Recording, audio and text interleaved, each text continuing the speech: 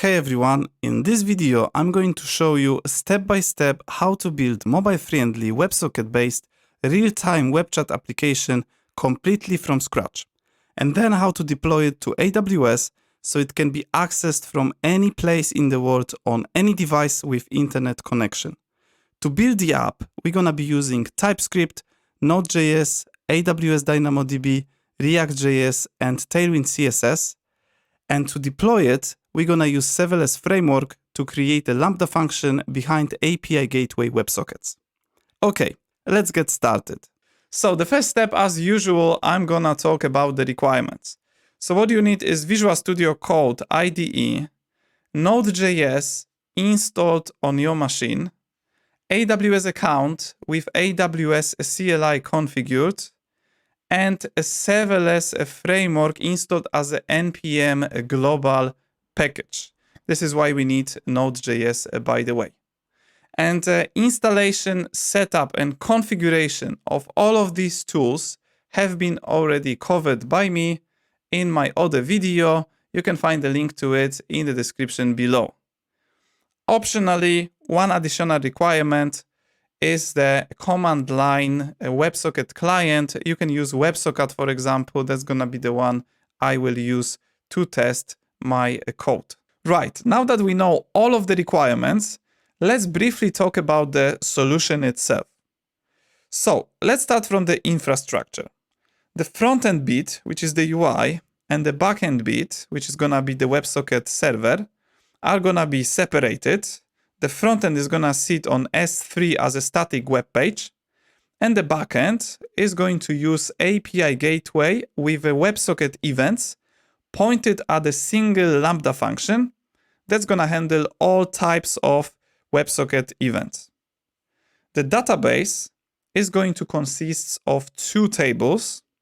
We're gonna have a clients table that's gonna keep a real-time information about actually connected users. And then the messages table that's going to keep all of the conversation history between any pair of users. Regarding the WebSocket event types, we're going to have 5 of them. First two are connect and disconnect, and these are required by API Gateway WebSockets.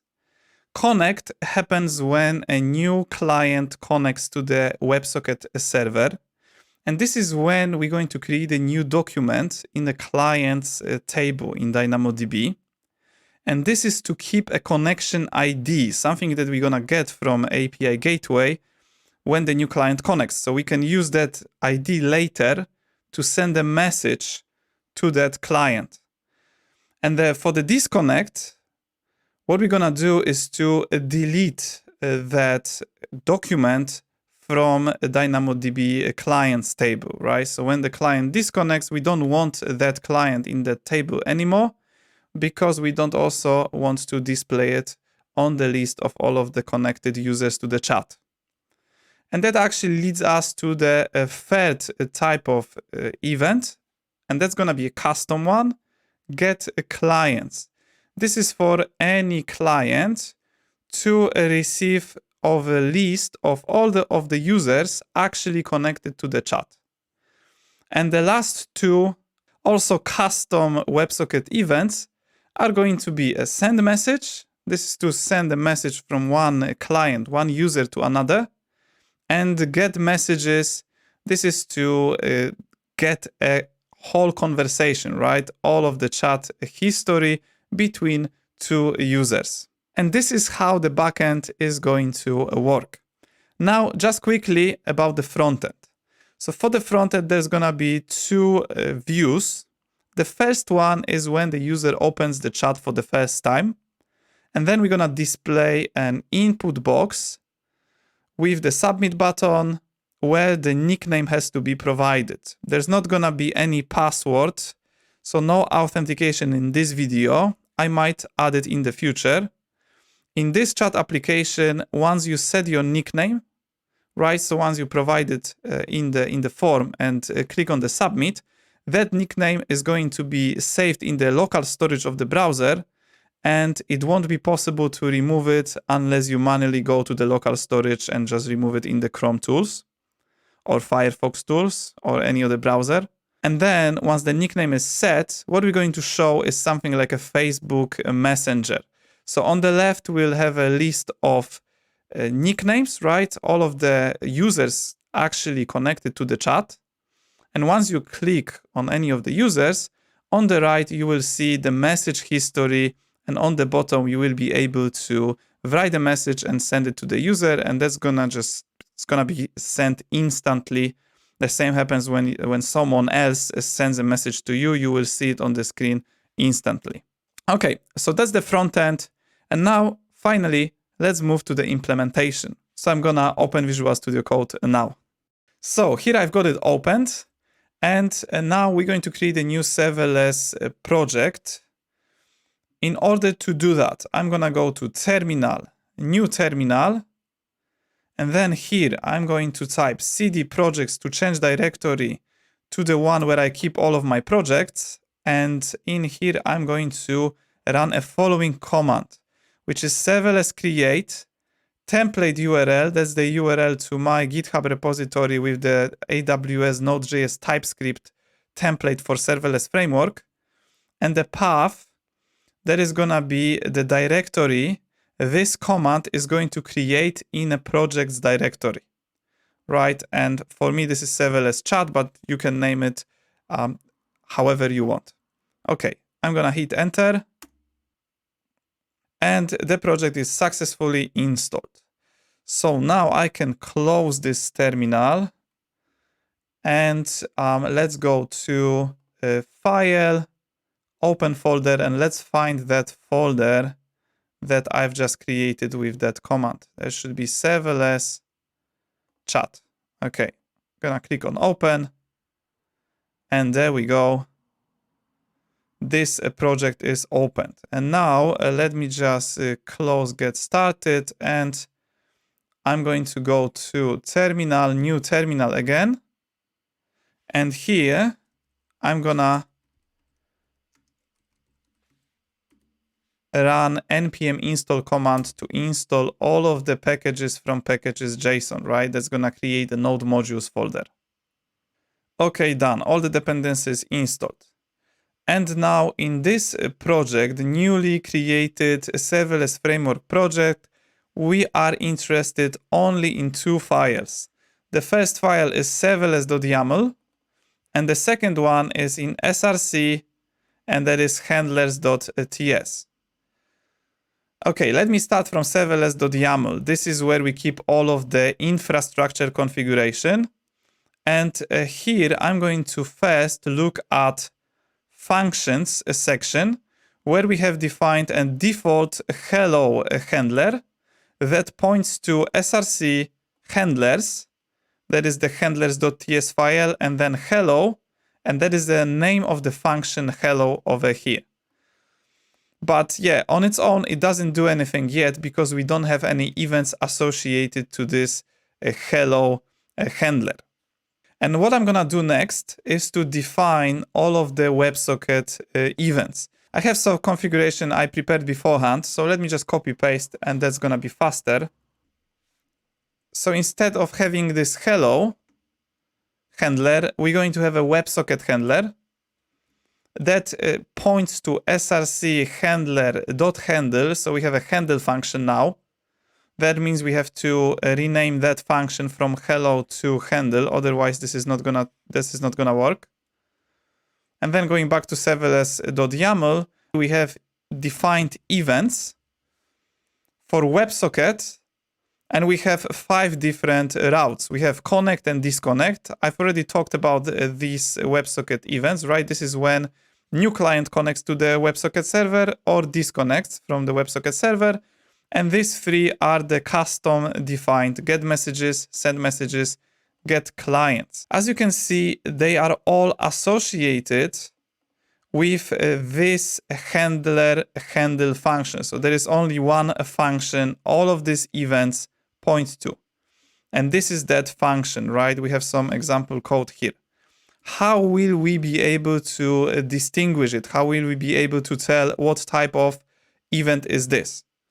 It's quite easy because we can read it from the event itself. If we go and check the event, on the event we have something like a request context property, and on that property we have another property that's called route key.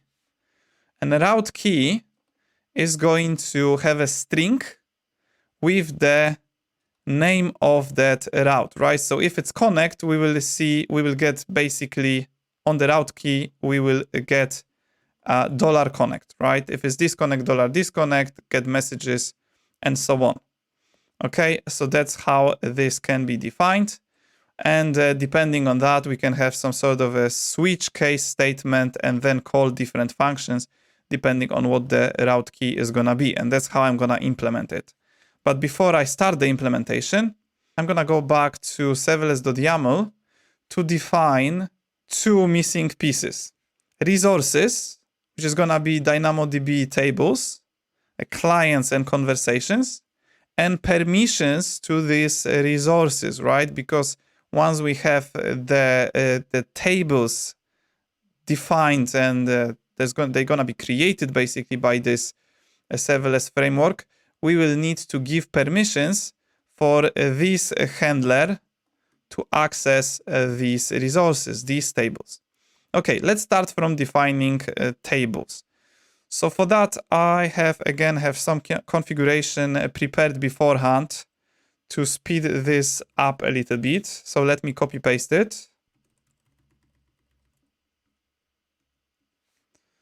Okay, yeah, that's quite a lot of configuration. And I'm just gonna briefly go through it. So for the resources, we have a clients table. The type of the table is DynamoDB table, and the following properties: table name, clients, provisioned throughput, read and write capacity units. This is how many operations can be done on that table in a second for read and write. I'm gonna go for 1 because this is just an example project. Then for the attribute definitions, we have a connection ID. This is where we're gonna keep the connection ID we're getting from a API gateway when a new client connects to the WebSocket server. This is gonna be required to then be able to send the messages, right? To send the WebSocket messages to that client, to that connection. And the second one is nickname. This is where we keep all of the nicknames from our users.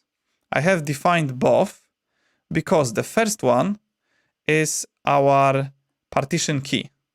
So that's gonna be a primary key of that table. And the second one is used in the secondary index. What's secondary index in DynamoDB table?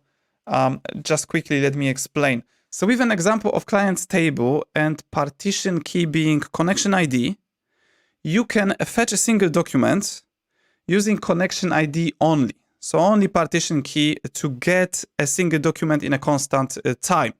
This is using a get operation on DynamoDB client. And that get operation cannot be done on a non-key attribute, like a nickname. If you want to do that using a nickname without having a global secondary index, you need to use a scan operation that gives you all of the documents, and then you have to compare every single one of them to find the one with the nickname you're looking for, which is not really efficient, especially when you have lots of documents in the table. And this is where secondary index, a global secondary index, comes with help. What it allows you to do is to use a different kind of operation on DynamoDB client. It's called query. And that is gonna be a constant time of getting a document or set of documents based on that field. So basically what we will be able to do is to get a document by a nickname instead immediately without having to do scan, like comparing every single one. It's just like a query on a relational database like Postgres or MySQL. Right, so I hope it explains it a bit. The secondary index needs some configuration. So let's go back to serverless.yml and let's go through it. And to define global secondary index, you need to add a global secondary indexes property under the properties for the clients table. And there we've got an index name. I called it nickname index, right? Because we want to be able to look for a document using nickname.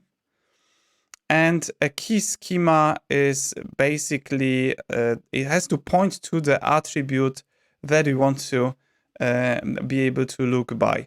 And that is a nickname. For the key type, we use a hash. So what happens here is a bit like we're treating a nickname in the context of global secondary index as a primary, as a partition key. So you can get it in a constant time, right? You can get a document by nickname.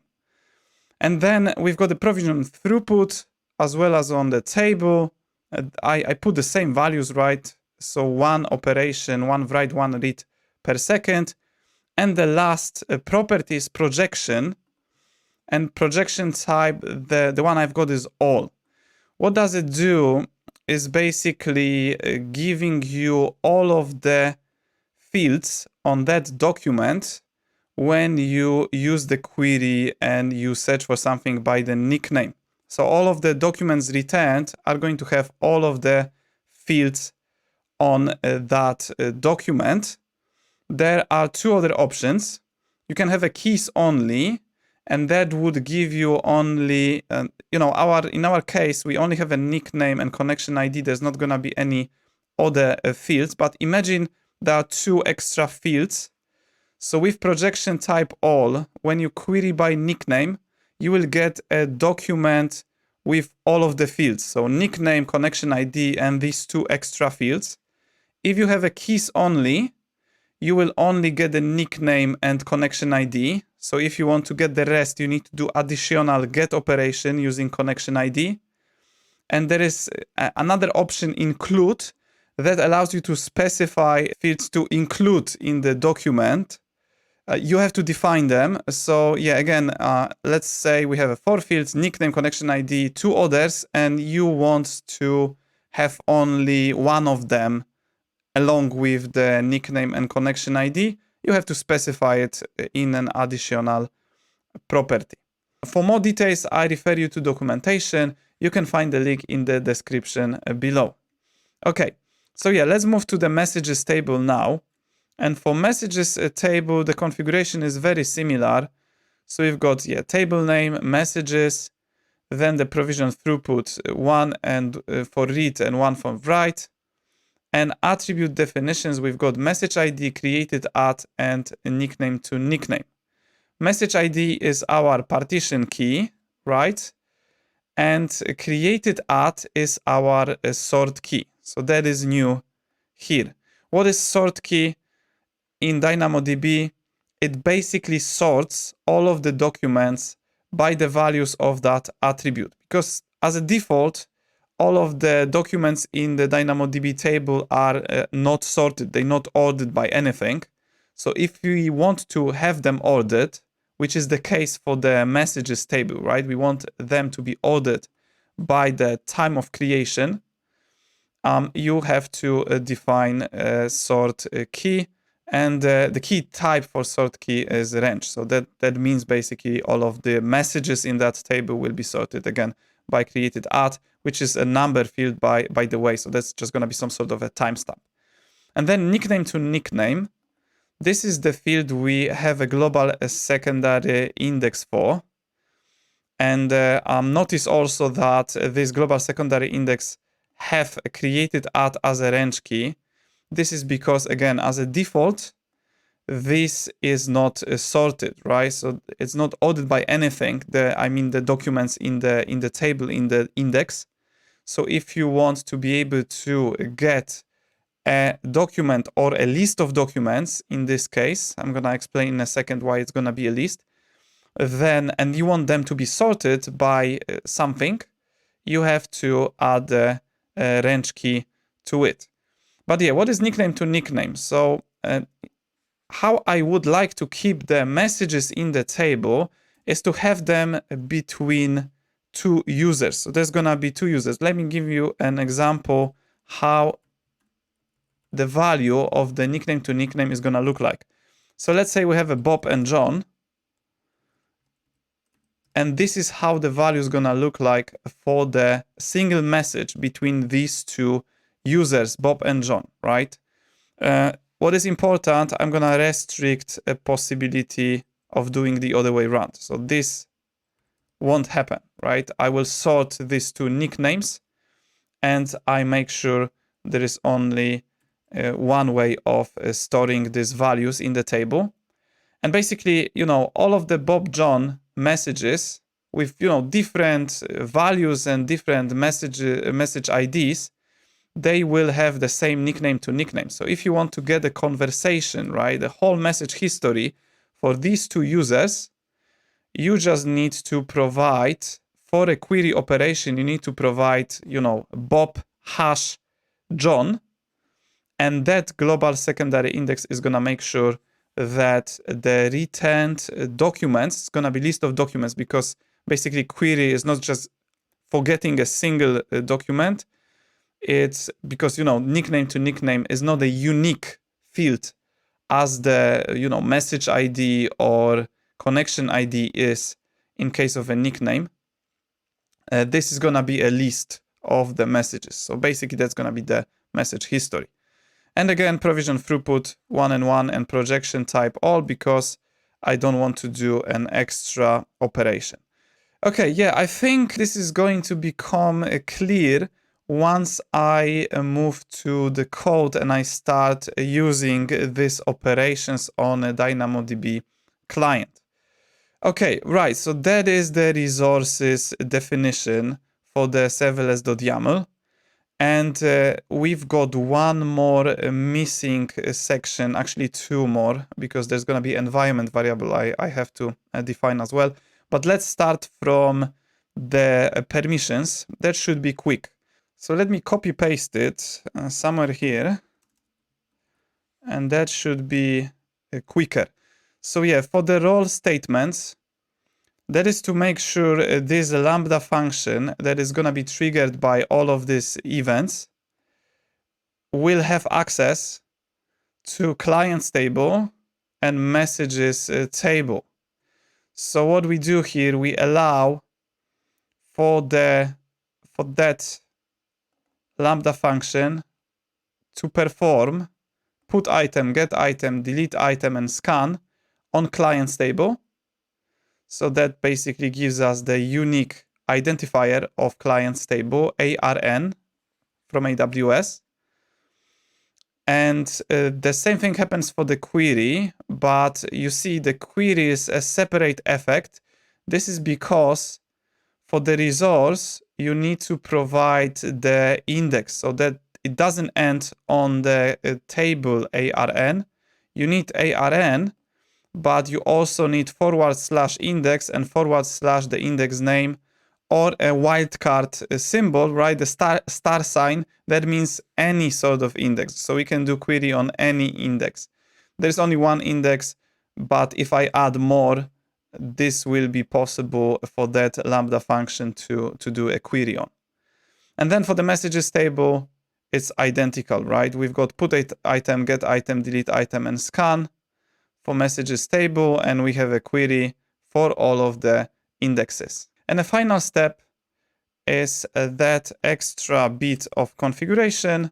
There is an environment variable which this Lambda function will have access to. The name of the variable is WSS API Gateway Endpoint, and it is needed to send WebSocket messages to clients, to connections. I'm going to tell you more details about it once I start the implementation of sending these WebSocket messages. So basically when I get to this in the code. Right, so that's it in terms of infrastructure configuration. I'm not really gonna go back to this file except for maybe extra bit of explanation on this environment variable. So let's move to the handlers.ts now.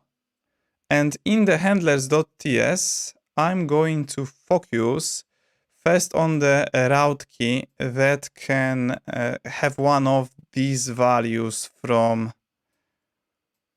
the serverless.yml from events. So this can be connect, disconnect, get messages, send messages, or get clients. I mentioned it before.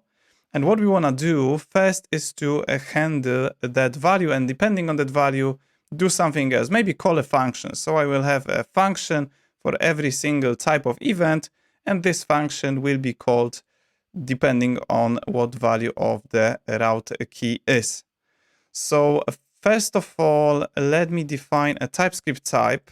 So we have this nicely typed, not like this. That's just gonna be a TypeScript type. I'm gonna call it action, and this action can be one of these values again. So we will have a connect or disconnect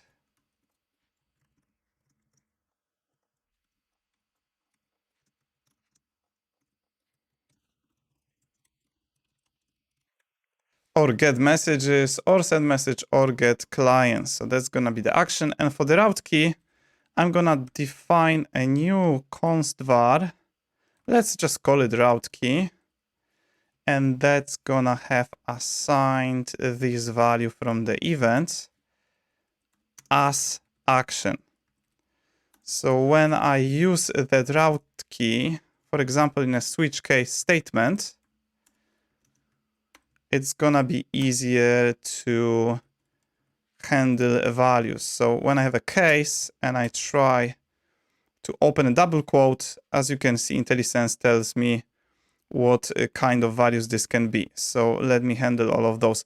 Yeah, actually first we want to focus on connect, disconnect, and get clients. So I'm gonna implement these event types first and handling these events. So let's do connect. And then for the connect, let's create a function. Let's call it maybe handleConnect. And that handleConnect is gonna take something like, yeah, let me just think about it in a second. So what we know for sure is that we want to return API Gateway Proxy result. Just like that. So I can return it straight away. So that's what we're gonna have, handleConnect, just like that. Okay. Yeah, for now, this one, let's make a default one. But let's not return 200, because if this is a different action, that means we have something wrong with the infrastructure, because it should never happen. We should never have a value different than one of these, according to the infra configuration. However, if for some reason it happens, let's just return a 403, or even maybe, oh yeah, it can be 403 without any body, because it doesn't really make sense, I think. So we'll just, you know what? 500 seems to be more elegant. Nice. Okay, so handleConnect. And now let's think about what this connect is going to need. So we know we don't need to pass a route key, because yeah, that's just to choose the right function. But then what the connect handler, what it should do. Again, as I explained in the solution, we want to create a new document, new record in the clients table, right? This is gonna be the table with the real-time data on actually connected clients. And this is where that new client has to be created. So what we're gonna need to do is to get a connection ID. And that is something I can also get from here. That's event request context. There should be something like a connection ID, which might be null according to this type. Oh, it can be undefined actually, according to the type specification of AWS Lambda package, but I know this is going to be a string. So I'm going to change it to string, and that's going to be the first argument required by handleConnect. Okay. Then the second argument is how we're going to capture a nickname. And with WebSockets, we could use headers, but I know it's a bit problematic to pass headers, custom headers, with built-in browser WebSocket client. I'm not actually sure if this is even possible. So instead of that, I'm going to use query parameters, so query string. Basically, when someone connects to, like when the client connects to our WebSocket server, that client upon connection is supposed to pass a query parameter. So, you know, in the end, this WebSocket URL is going to look something like that. So you have something like AWS.com or something like this. And what we're going to require is a query parameter called nickname. Something like that. And if it doesn't exist, we won't connect that client because the nickname is non-existent and we shouldn't allow for that, right? We need to have a nickname. So let me just capture that. So for that, I think the easiest way is just going to be passing that query parameters that we have, query string parameters that we have on the event. And the type of it is API Gateway Proxy Event Query String Parameters. So that's going to be the second. Not like that. Something like that. So query params, API, let me just, gateway event.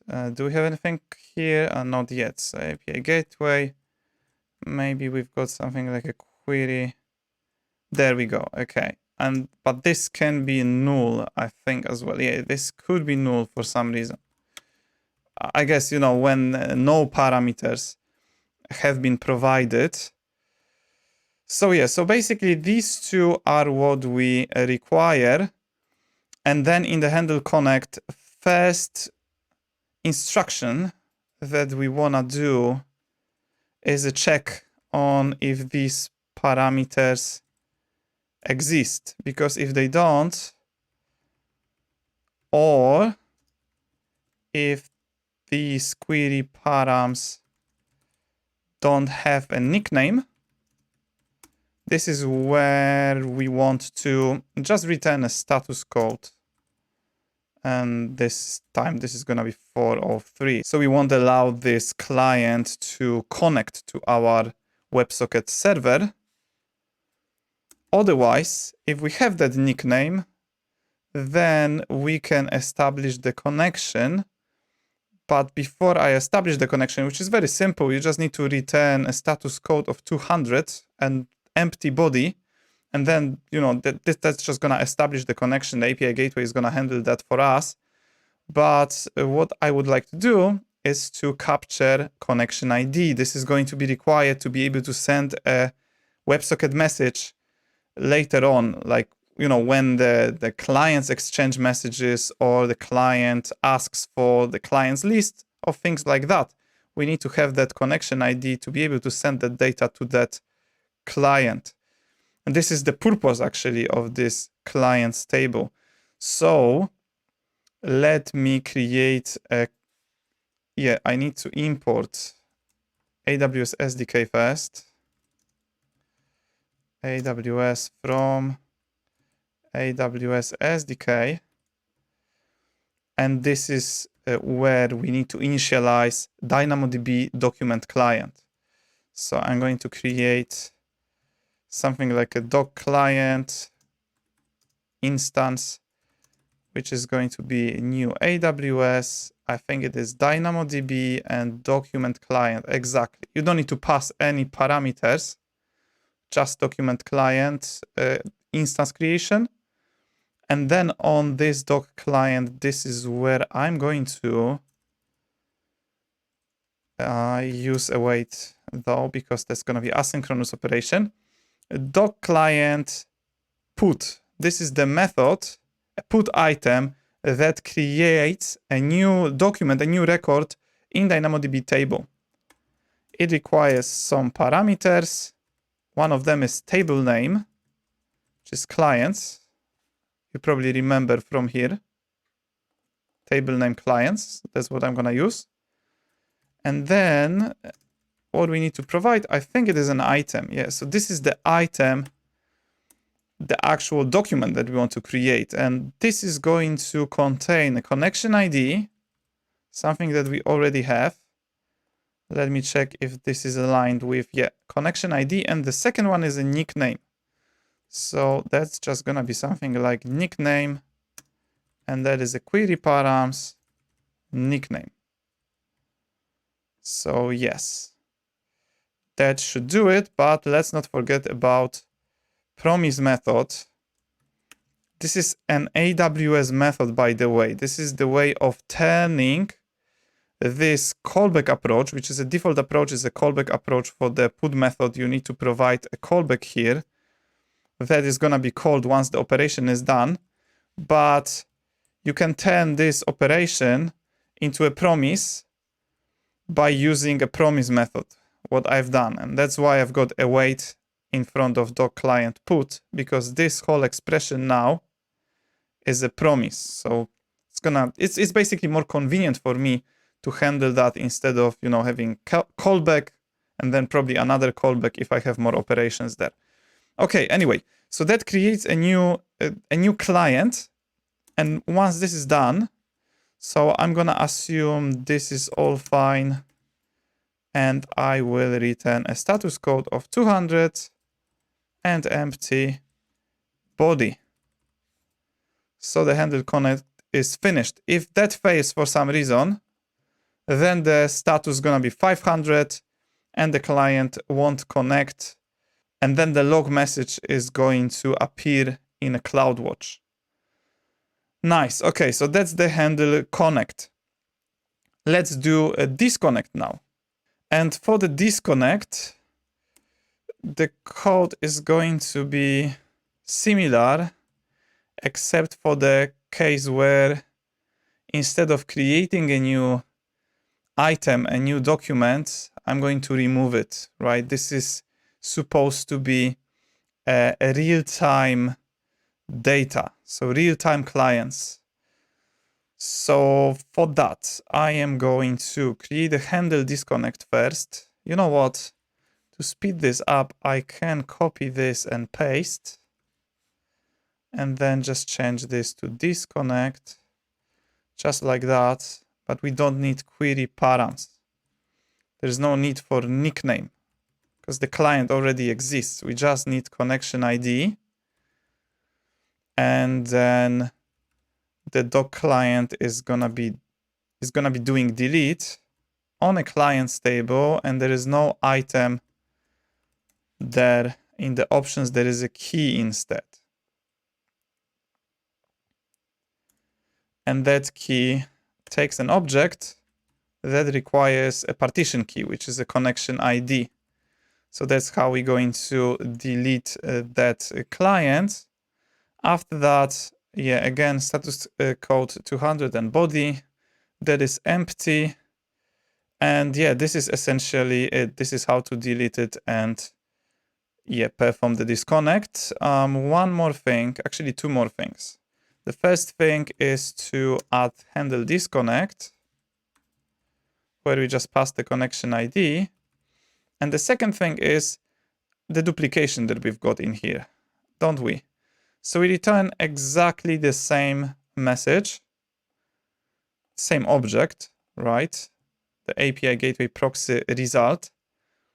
And is there any other duplication? Yeah, there is other duplication, which is a table name. I don't want to repeat myself so many times, especially, you know, if in the future there is a change to the table name, it is gonna be a bit painful. So I'm going to define something like clients table name.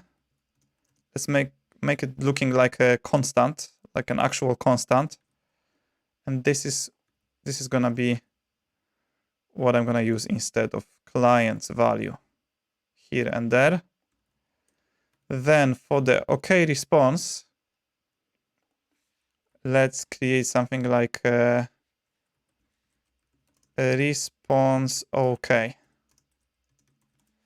And this is where we're gonna have 200 and body. So just a smaller factoring. And then this is gonna be a response OK. And this is also response OK. Nice.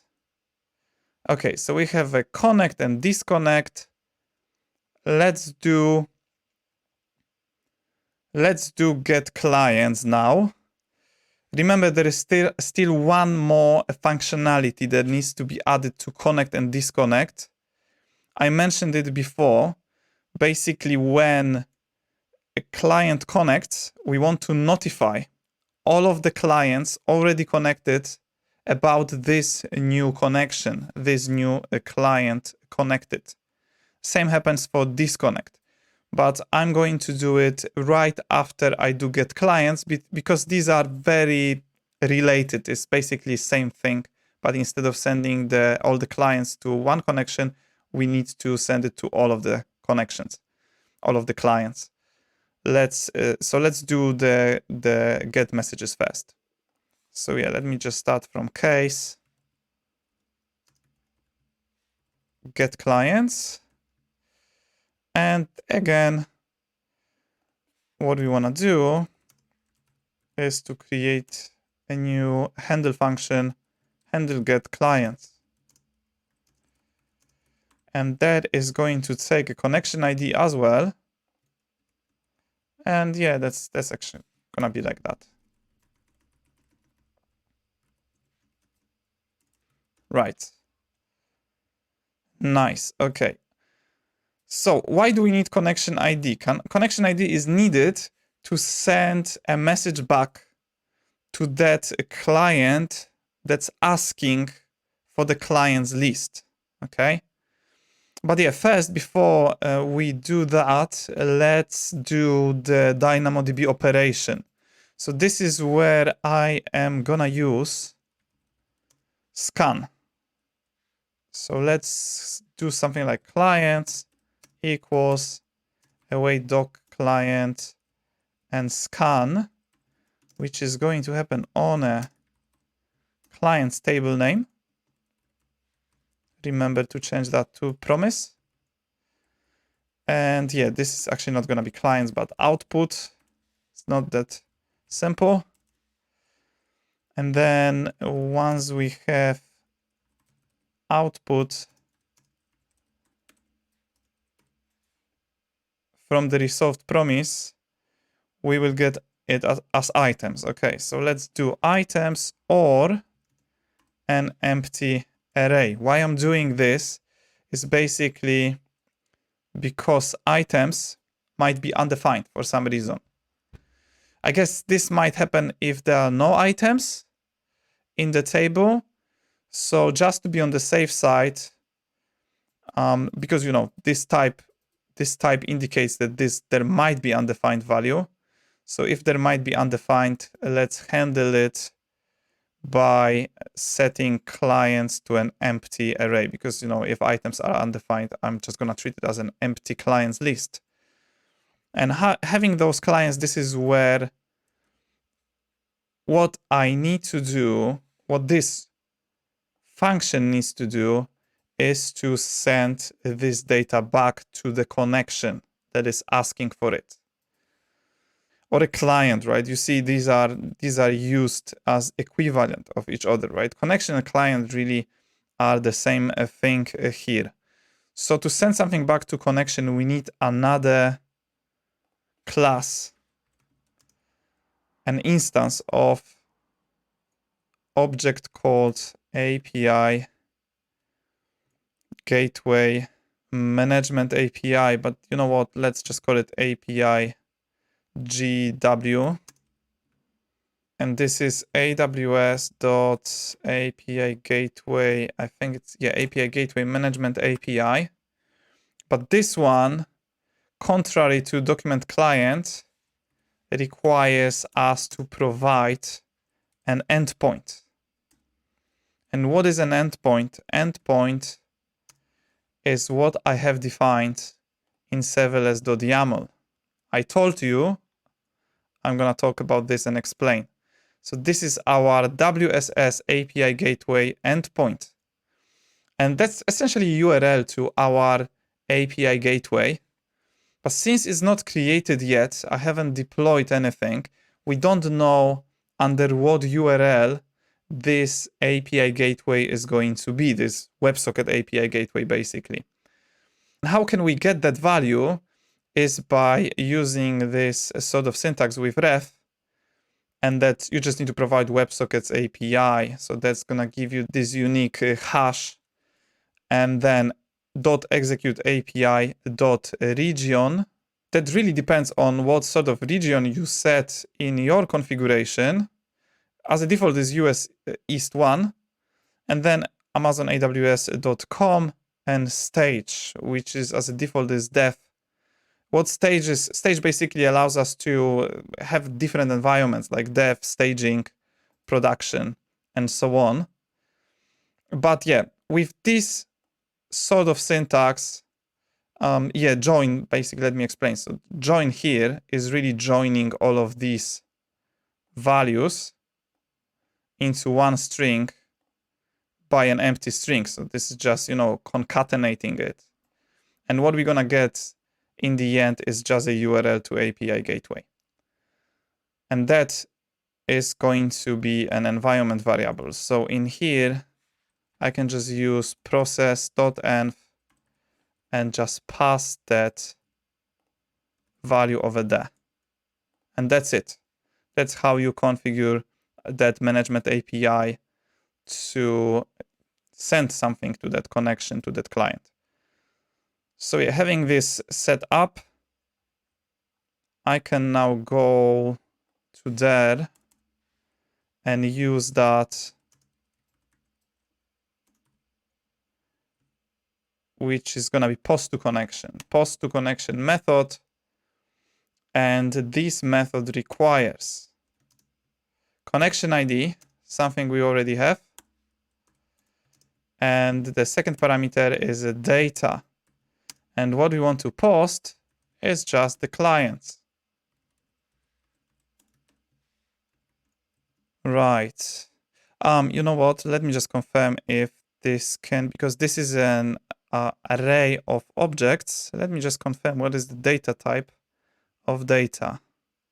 Data. Buffer, uint, or write. Blob or string. So yeah, it cannot be like that. We need to stringify it. Stringify clients. Because yeah, it's better if it's string. We can then parse it on the front end and handle it as object. Nice. Right. Let's return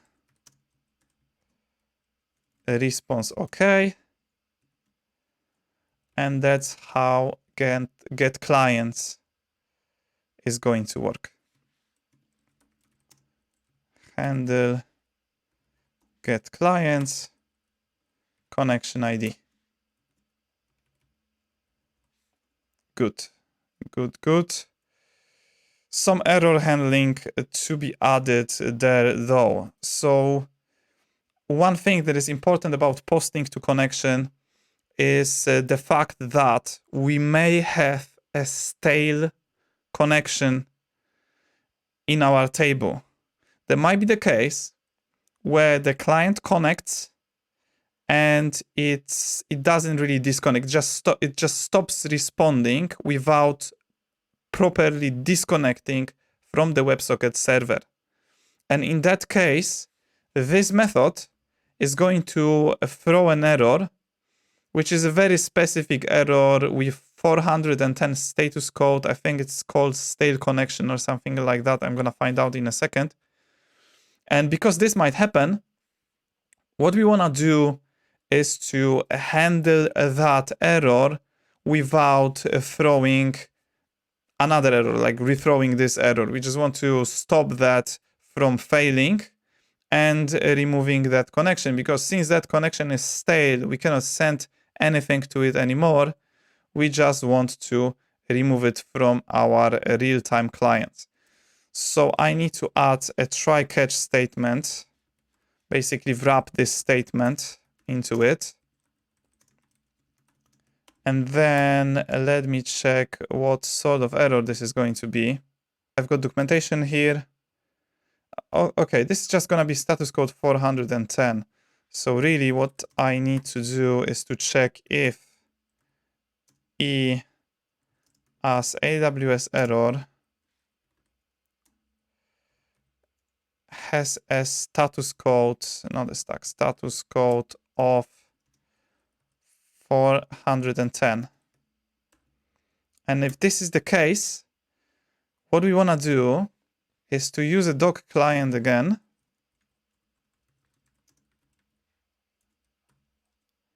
And delete. Basically, let me just copy this code. We're going to have some sort of duplication again. So maybe a little refactoring would be nice. Okay, so that's what it does. It just deletes it. And otherwise, yeah, that's just gonna return. Do we want to return? We don't really want to return. We just want to check if this is not L. Yeah, let's just turn it around. So if this is not 410, let's just throw an error. Otherwise, let's just delete it. That connection ID that we posting it to. Nice, okay. Yeah, so that's just gonna proceed to return response okay. You know, this might not be the case for handling getClients, I'm just thinking. And this is because when this is very like unlikely to happen. If we have a client that is asking for all of the clients, it's very unlikely that it disconnects by the time this message is handled. I'm just thinking. But you know what? I'm gonna proceed with that because we're gonna need that code to handle posting to all connections, notifying all of the clients, which is going to be the next step. So let's keep it here. This probably is not going to happen for this particular case. But since from the beginning I was thinking about having a separate function to post something to connection, I'm going to keep it like that because that's just going to be a single way of handling posting to connection in a few seconds. Let me just build a notify functionality first. So again, yeah, for handle connect and disconnect, what we want to do is to sort of send, like, do a scan to get all of the clients and then to post to all of the existing clients this clients list. That's what we want to do when connect or disconnect happens. Let me create a function for that because that's definitely going to be used in these two places. So let's create something like a notifyClients function. And for this one, we don't really want to take any parameters, I think. Or maybe we actually want. Yeah, we want to do that. I will explain you in a second. We need the actual connection ID of the client. Maybe let's call it excluded. Excluded. A connection ID to exclude, let's call it. Yeah, naming things is always difficult. Exclude connection ID to exclude. That will be the name. Right, and as you may probably already know based on that name, when we're notifying the clients, when client connects, at this point of time where we want to notify all of the clients about the new client, which is right before this actual client connects, it won't connect until we return OK response. So technically, this client is still not there, it's still not connected. But we still want to notify all of the other clients already connected. So that's why I added a connection ID to exclude, because I don't want to send a message to a connection with this connection ID. It doesn't exist yet, technically, at that point. It's gonna exist after the response OK return. That's handled by API gateway, by the way. Also for the disconnect, if you think about it, you're removing that connection, you're removing that client. So when you're notifying all of the rest of the clients, you don't want to notify this client with that connection ID. So again, the subject here, the client who initiated this operation is not supposed to receive that message about the change. So that's the point of it, okay? So notify clients needs a connection ID to exclude. And that's going to be the actual connection ID of the client that initiated this action, this event. So yeah, I mean, you know, we can take null if we want to really notify everyone, but that's not going to be the case for handleConnect and disconnect. Nice. So notify clients, this is where we will have a common code with getClients. Because first of all, what we need is to get all of the clients. And this is what that code does. So instead of doing a copy paste here, what I'm going to do is to create another function. Let's call it get all clients.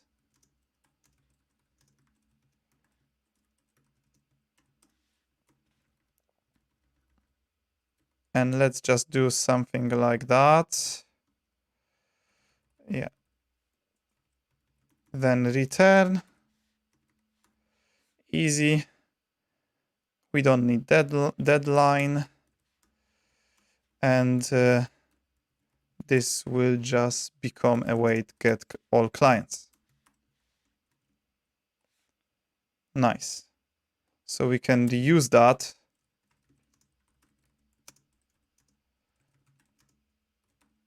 In here. Get all clients. Good. Okay. Now the difference is, for handle get clients, there is only one connection we're posting the message to. For handle get clients is that connection that is asking for it. For notify clients is all of the connections, all of the clients, except for the client with connection ID to exclude. So what we want to do is to iterate over all of the clients except the one that should be excluded. So connection ID to exclude should, sorry, that is wrong. That's not how you do filter. That's how you do filter. So that is a client dot, we don't know what the type of client is. That's because we don't really have a type for client defined. Let's define it. Let's define it. So we got action, and now I'm gonna add client. And we know the client has a connection ID, which is string, and nickname, which is also string, as you remember from here.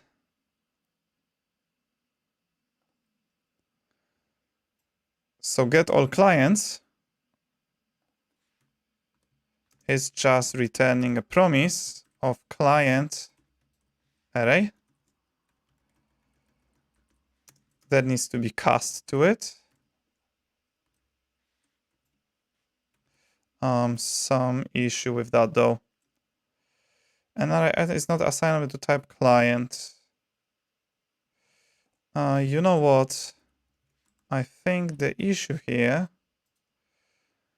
is with the... Oh, we're not able to pass any template argument to the scan. So it looks like I need to handle it differently. So the easiest way is just gonna be something like that. Yeah, TypeScript. So let's go back there, and now we have a nice IntelliSense. So if the client connection ID is different than connection ID to exclude, this is where we want to do a map. And that map is gonna happen on the client. Right, let me explain what this code does.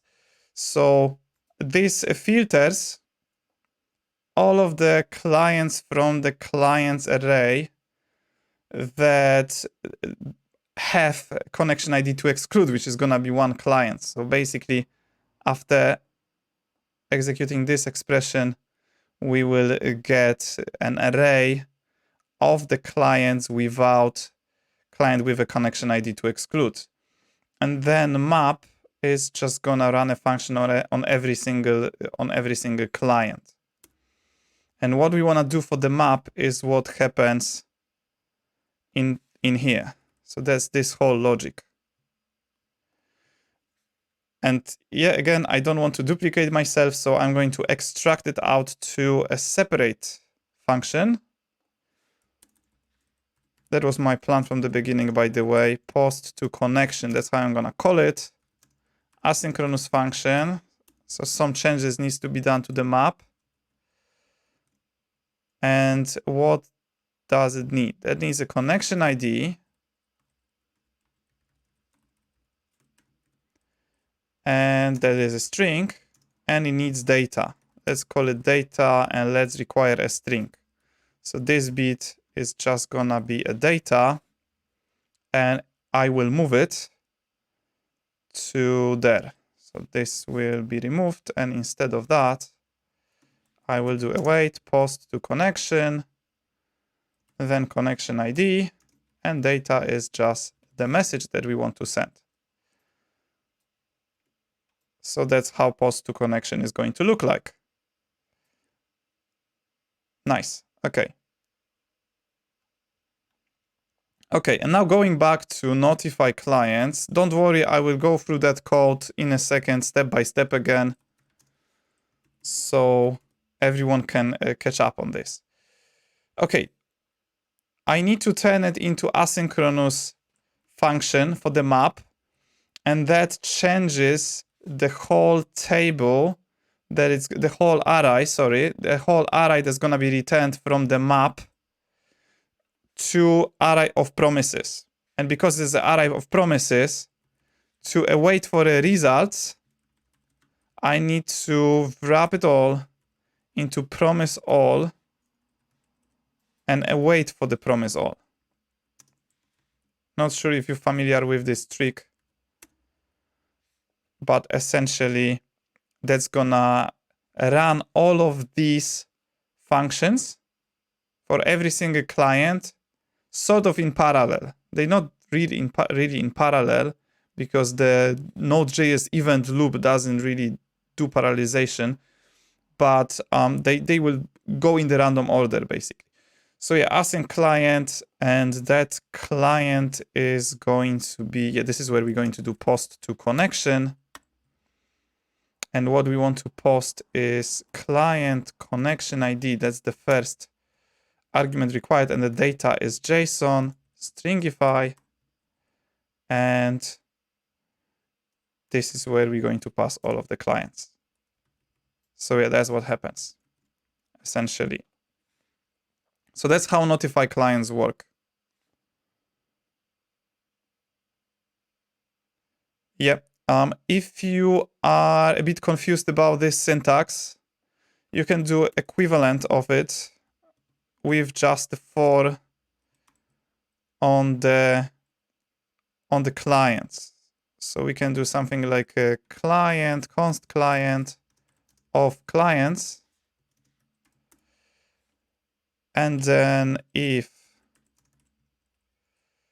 client connection ID equals connection ID to exclude, you don't want to continue with the code, just you want to go to the next iteration.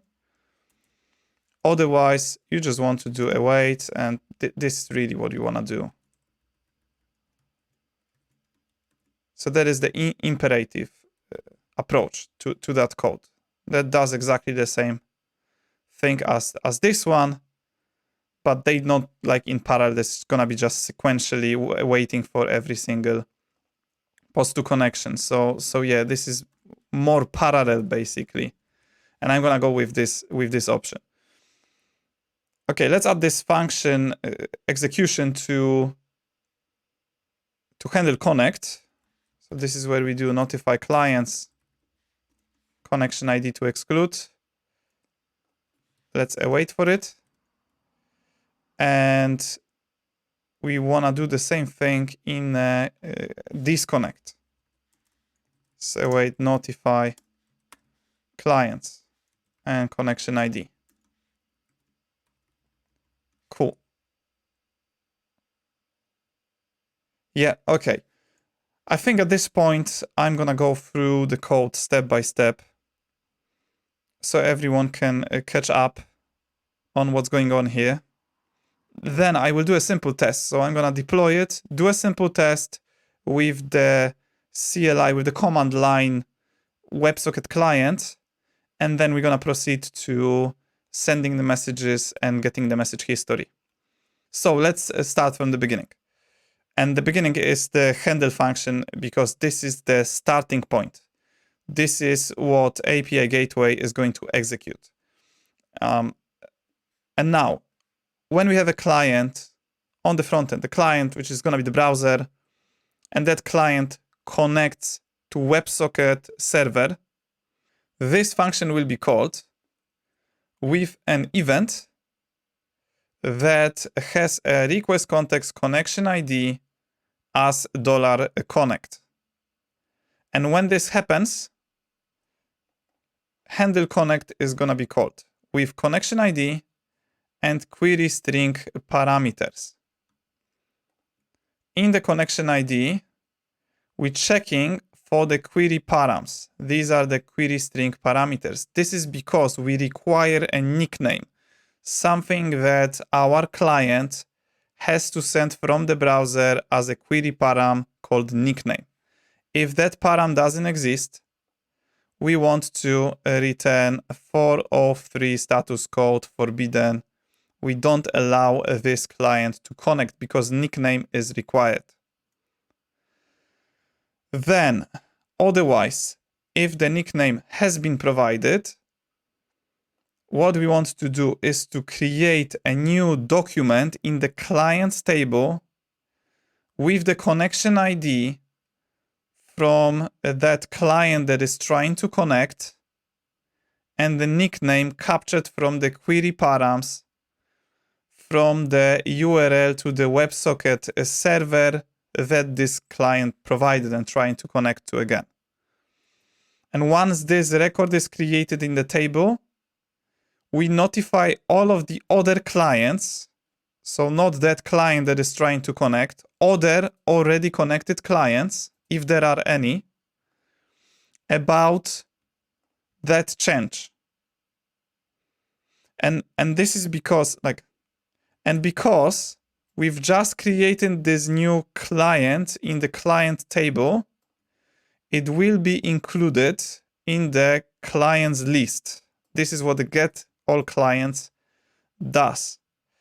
It scans entire clients table and retrieve all of the records from there, then return as a client. And that's what we assign to the clients variable in notify clients. And then we iterate over this clients list, excluding connection ID to exclude. So in the context of client that is trying to connect, that client that is trying to connect is going to be excluded from the list of receivers, right, of that message that we want to send. And the message that we want to send, it happens here in post to connection, is this client's list. And how the post to connection works, if we look at this again, we use the API gateway instance. This is the API gateway management API. We use post to connection method to the connection ID. So, this is going to happen on all of the clients, so all the connections, and we send the data. This is more generic here, so we can use it in many different contexts. And the data we send in a context of notifying clients is the clients list. Then this try catch statement here is to handle stale clients. So these are the clients that didn't disconnect in a correct way. So they're sort of like still pending there. They're still in the table, but they're not really physically connected anymore. And this is when API gateway management API post to connection method throws an error with the status code of 410. This is a stale connection. I think it's gone. Actually, the status code is gone. And if that happens, notice that we check if this doesn't happen. If this doesn't happen, this is a different error and we want to throw it. If this happens, we just want to make sure our data is real-time data, the data in the clients table, and we delete that from the table. So that this is what it does. This is what post to connection does. So yes, so going back to the beginning, disconnect. When disconnect happens, handleDisconnect is called with connection ID. And this is where we delete that client from the clients table to be in line, right? Client is just disconnecting. We don't want that client to be in the clients table anymore. And we also notify clients about this change. So now the list is going to be without that client that is disconnecting. And finally, the last event type, getClients. This is just to handle a single client asking for the client's list. And the handleGetClients function is executed, which is basically what it does. It gets all of the clients again. This is going to be the client's list, and that just posts to that connection that is asking for that piece of data. It sends the message, the data, this client's list, and just return response. Okay, this is a default success message for the WebSocket server with API gateway. So yeah, so this is how that code works. Additionally, we have a default action, which is status code 500, but this should never happen. Okay, let's test this code before I move to sending the messages. And now to deploy this code, we want to go to terminal, new terminal, and type in serverless deploy. And let's see what happens if we have any issues. There is an error. It complains about cannot locate handler src handler not found. Right. So this error is telling me that I have a mistake in here, and I do have, because the file name is not handler, it's handlers. So let's try again. Now it seems to be correct. So yeah, I guess it's gonna take a few minutes. Okay, deployed. Here is the endpoint that we are interested in. And that's the one I want to test with WebSocket, with the CLI WebSocket client. So let me just connect. -v helps me with getting it's a verbose mode, so I'm gonna get more information. Yeah, let's try without nickname first. It should fail, the connection should fail basically. And also let's make it slightly bigger. So yeah, let's see what happens. That's what we got, right? We've got unexpected status code 403 forbidden, which is correct because I didn't provide a nickname. Let's make it right now. So nickname equals Thomas. And let's see. There we go. We are connected. But there is only one client at the moment. As we can see, we didn't receive anything. And that's also correct because the client that is connecting is excluded from receiving a client's list, right? You remember the excluded connection ID to exclude. And this is why we have getClients, by the way. So what I could do is to send a message, WebSocket message to our WebSocket server to get the clients. I think the action is the field that that tells the WebSocket server what the action is this. Obviously, it doesn't apply to connect and disconnect. It's just for the custom types of events. Let's see what happens. There we go. So what we received back is that document, that record from DynamoDB table. Nickname Thomas, connection ID is just this hash over here, or base 64. Okay, nice. Let's test it with another client. So what happens if I add another terminal and let's maybe do something like that. So yeah, so we can see both of them. Nice. And let's try to connect again with a different nickname. Okay, so that new client connected, nickname Joe, and we can see over here, we got a new message. We've got, this is essentially a new clients list. Nickname Joe, connection ID, and nickname Thomas. What happens if Joe disconnects? Again, we received these messages. Nice. Okay, so that seems to be working well. I see one edge case for that. We don't really have anything implemented to prevent someone impersonating other person.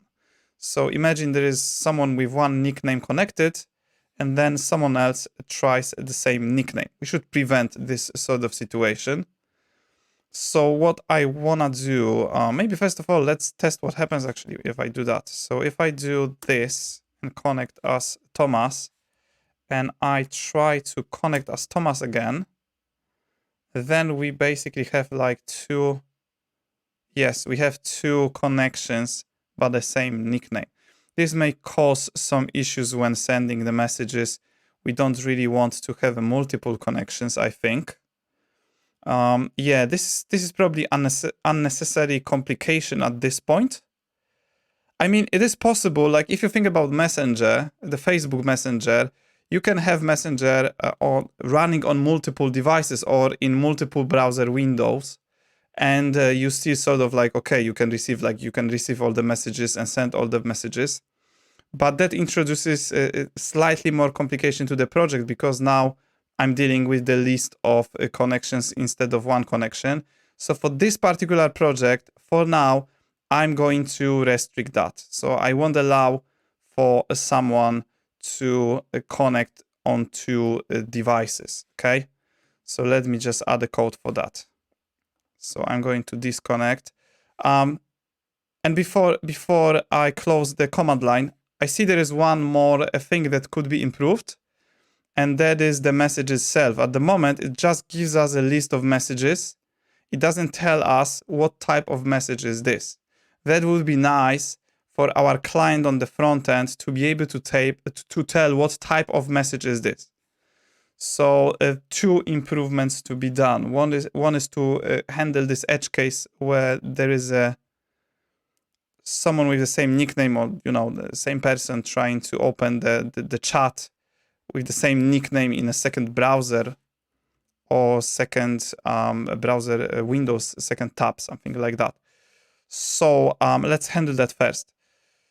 This is gonna happen in here. So what I wanna do is to check if there is a connection with the same nickname as the one provided in query params.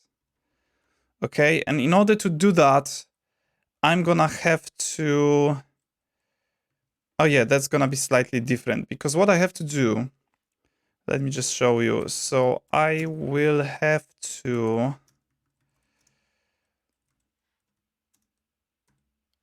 query clients table by nickname. So this is where I need to use a secondary index defined in the resources, as you remember.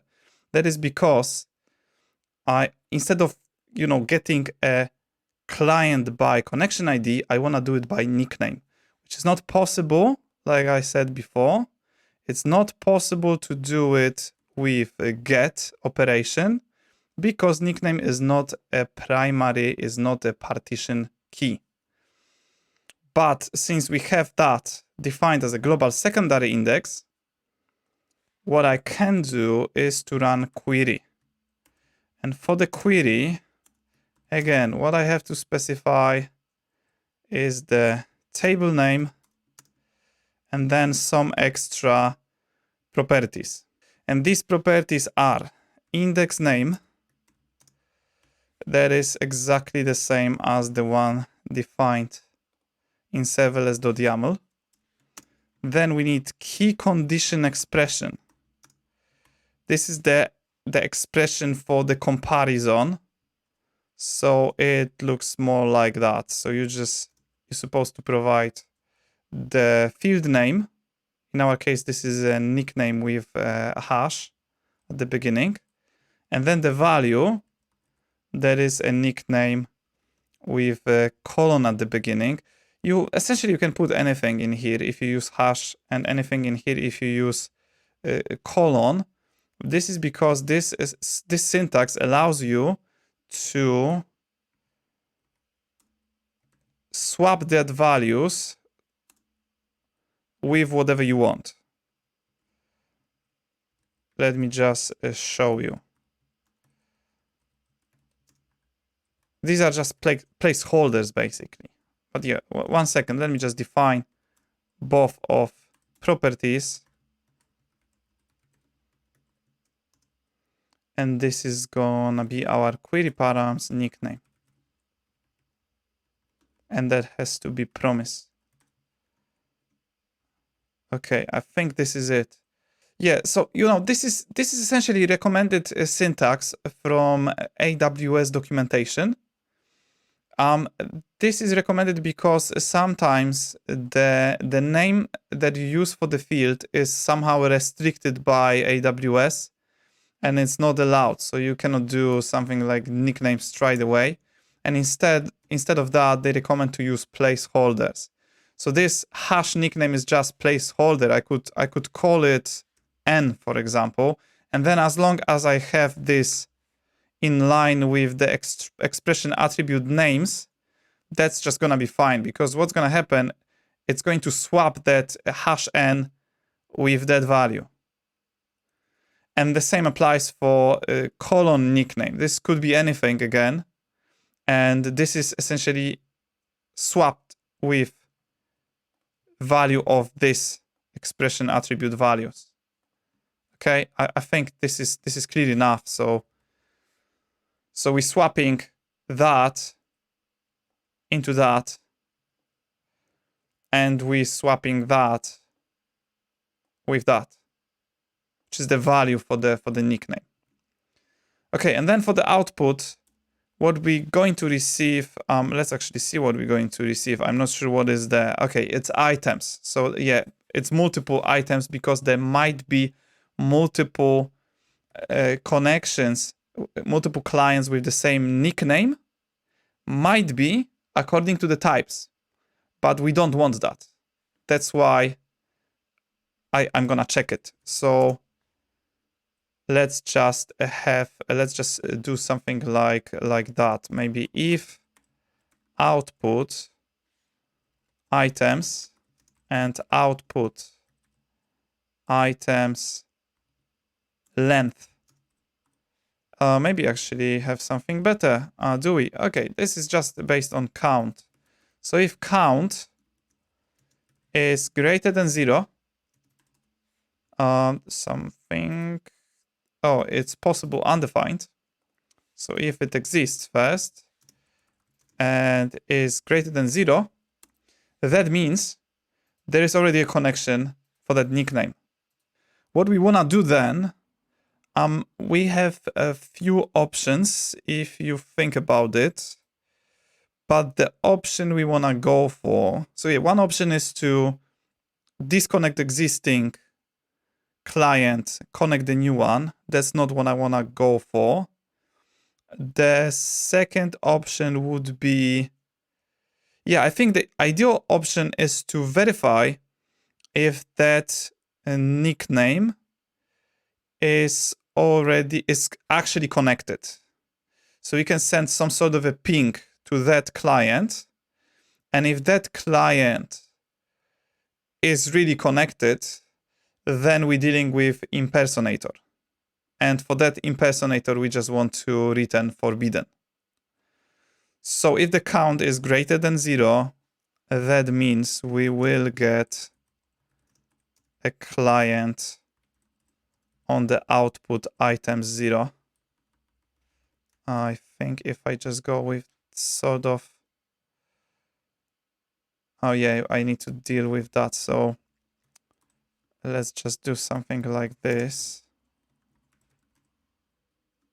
Okay, because I'm sure there is a client there based on that condition. And that client, for that client, we want to post to that connection. So post to connection, client, connection ID, and we want to send a message. Let's send something like type ping.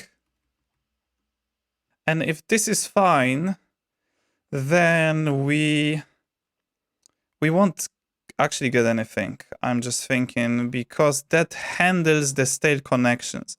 Yeah, let me tell you. So the point of this, what I was thinking about, is that if the post to connection succeeds, that means we do have a connection already. We do have a client with that nickname already connected. And we don't want to allow for this new connection to be established, return forbidden. If that post to connection fails with a connection gone 410, this is where what I would like to do is to go ahead and create that client. So just allow for someone to connect with the new connection, because that might be the same person, just new a connection, and the last connection is the last, sorry, that's new client, right? With the new connection, but the last connection is stale. Yeah, that was correct. So you know what? I will go to post to connection, and let's just add an extra bit here. Let's make it return a boolean. A promise that resolves to boolean. So if that is fine, if that was okay, we just return true. But if we had an error, the stale connection error, this is when I return false. So with that, I can have another condition over there. And what I could do essentially is to check if this is not right, then I return 403. And again, because 403 is already there, I think I have too many brackets or not enough brackets. Yes, it was not enough brackets. Yeah, this is this duplication. So let's just do the same thing I did with the response. Okay, let's call it response forbidden. Response forbidden. That's what we return. And that's what we return if this is the case. So yeah, let me explain it to you again. Because there are two cases, I see two cases I'm trying to prevent from happening. I think this would be more visible on the front end. So I might show you this again once we have the front end bit finished on that. But yeah, imagine one case where we have a client connecting to the chat. Let's say it's Tom. That's the nickname. Client connected to the chat. And then for some reason, that client lost internet connection or something like that and didn't disconnect properly. So that connection is still, that client is still in our database, in our table. And now he tries to connect again. He just opens the chat, tries to connect again as Tom. Because the client's already there, what we want to do is to make sure that this person is not impersonator. So it's not someone who tries to connect to an existing nickname that is already connected. I mean, we cannot really prevent impersonators with this design. There's not going to be any passwords, but still I want to restrict the in the real time, there should be only one person with a given nickname at a time. So if that happens, if there is impersonator and someone is already connected and that connection is active, then that ping is going to this should be other way around. So good that I explained it. So if that is successful, we can ping that connection and that connection is active. We don't want to proceed for the other client to connect.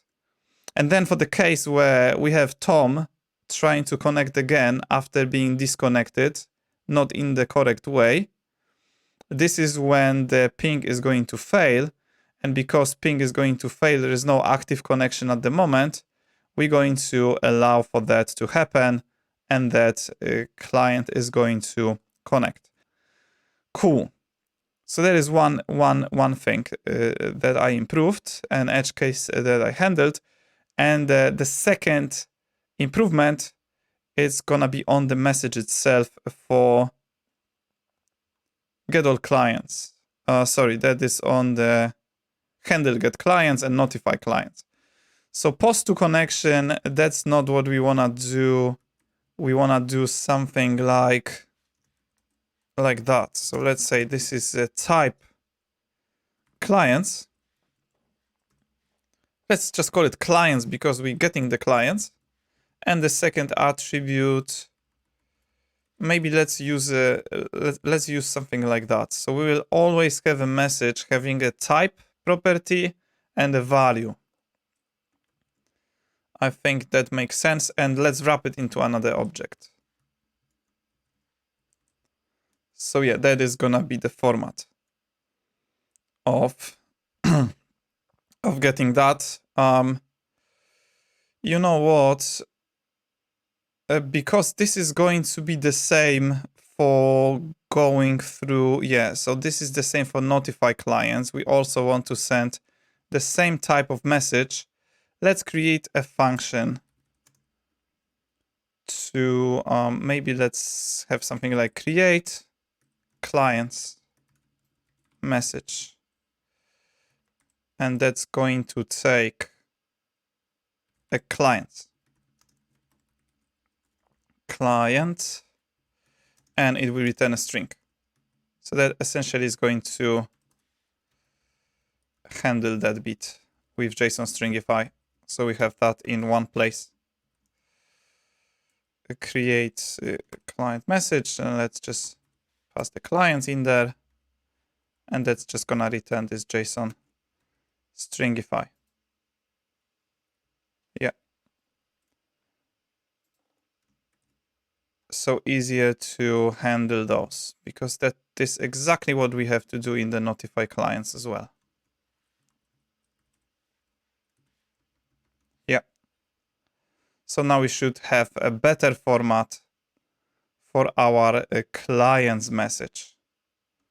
So the front end should be able to recognize it based on the type of the event, like the case with the ping. Great. Let me deploy it again. So I'm gonna go to terminal. I actually have two terminals opened here. So let's do, you know what? Let's use the new terminal to deploy it, and then we use the previous terminals to test that new code. Okay, deployed. Let's go back to these terminals and let's just try again. So first of all, I'm going to connect as Thomas, connected to WebSockets. Then let me just verify if getClients, if this is in the right format. Nice. So now we get type clients, value clients, and all of the clients there. And let's see what happens if I connect as myself again. Good. So we see ping. And we've got 403.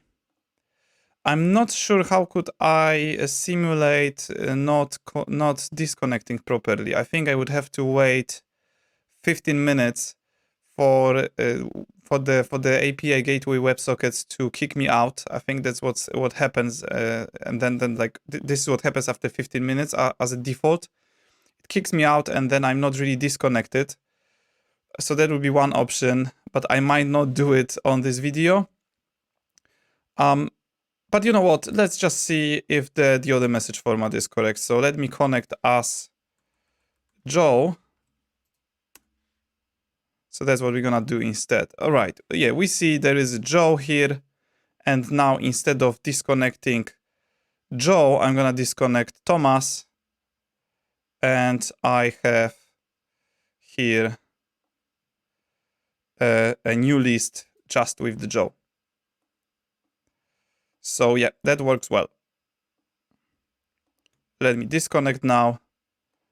And I'm gonna close these terminals.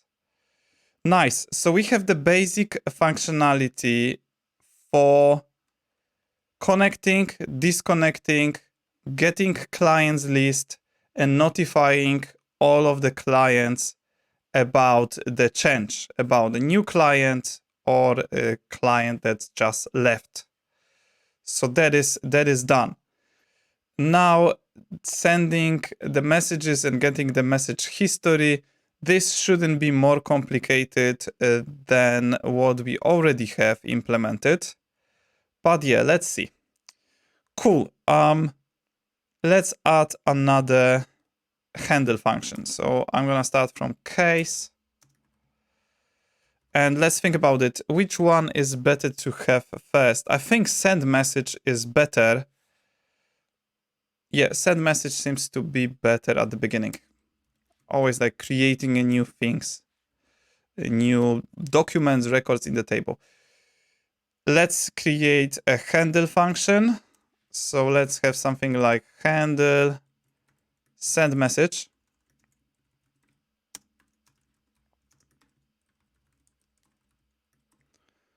And yeah, let's think about the format of this. So what we know is that we want to return promise API gateway proxy result. But now let's think about the input data of a handle send message. Yeah, this is probably where we need to capture the body the event itself. This is where we want not just the action, as I demonstrated with getting the clients. We also need some extra fields defined by our client that's going to be on the front-end side. Fields like target client or message itself, right? The fields that we can get from event body, again, so this property on the event, that is a string or null, but we can use JSON and require a JSON format from the front end, from our front end client, and then parse it here on the backend side. And that's what I'm gonna do. So you know what? Let me first define a type for it. So let's use something like for the name. Let's use something like sendMessageBody.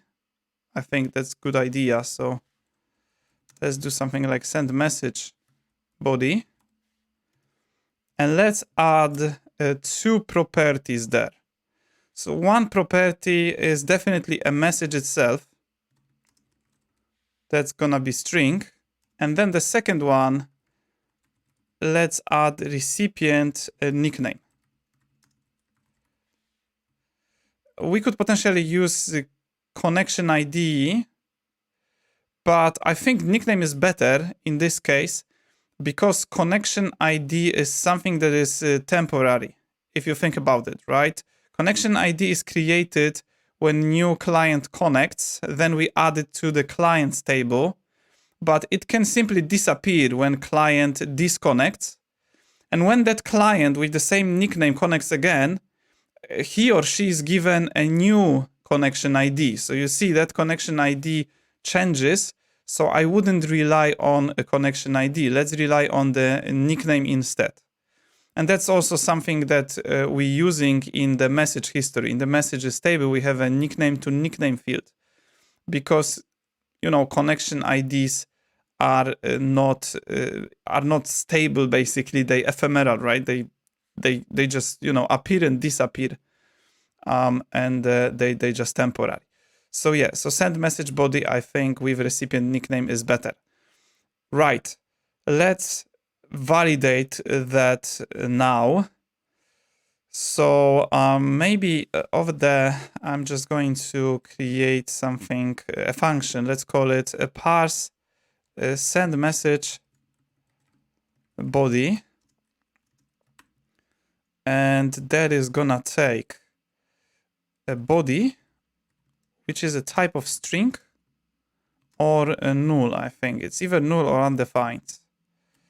And that will return sendMessageBody. So that's what we expect to get from it. So for sure we're gonna get from it, or an error. That's the idea. And for that, this is basically going to be called from there, from handle function, if the route key is sendMessage. And let's just do something like body, const body equals parse sendMessageBody. Just want to show you how this will be called. And we pass event body. So that's the idea. So any message body in a WebSocket message is gonna be on the event body. So that's how we get that from the front end. Nice. And let's implement the logic for parsing sendMessageBody. Yeah, this is gonna be straightforward, because what we can require from the front end is a JSON format. So that's what I'm gonna require, a JSON format. And let's just do something like a sendMessageBody. Let's define a const var sendMessageBody, and let's use JSON parse on the body or an empty object. That is the first step. Let's change the type of it to sendMessageBody, unless I can. And no, I can't really use the generic parameter for parse. So yeah, that's how I have to do that. And we can just return sendMessageBody, but that's not everything. I'm gonna add some validation because there is no validation on the TypeScript side of things. And as return type does not include undefined for some reason. But yeah, let's handle it with the if statement first. So if there is no send message body, or there is no, oh, hang on, that's gonna be, we want to check if it's string, right? So if string, what was the method? And there is no method. I think I have to do type of. So if type of send message body message is string, is not string, basically, is not string. And the same applies for the other property, send message body recipient nickname. So if any of these is not as it's supposed to be, yeah, that should be different than string. Yeah, now it's better. And if any of those is wrong, is incorrect, this is where we want to throw some sort of an error. And maybe let's create our own error for that. So let's do something like, yeah, class handler error. Maybe handler error is the best. Yeah, I need a specific type of error because I would like to give the feedback to the client, to the front end, if there is something wrong with the message itself. So that's why I'm gonna use a specific type of error, and I'm going to pass the message, maybe incorrect send message body type, maybe something like that, just to make it simple. And if this error is thrown, what we want to do, because that's called here, I'm going to wrap this whole thing in try catch statement. So we'll have like a one common error handling for this type of, these are really like a bad request errors if you think about it, but you want to send back the feedback to the front end. So yeah, that's the unreachable code detected. Is it true? Okay. Oh, that is because the default. Oh no, that should be fine. Anyway, let's just, let's see, maybe I just messed something up.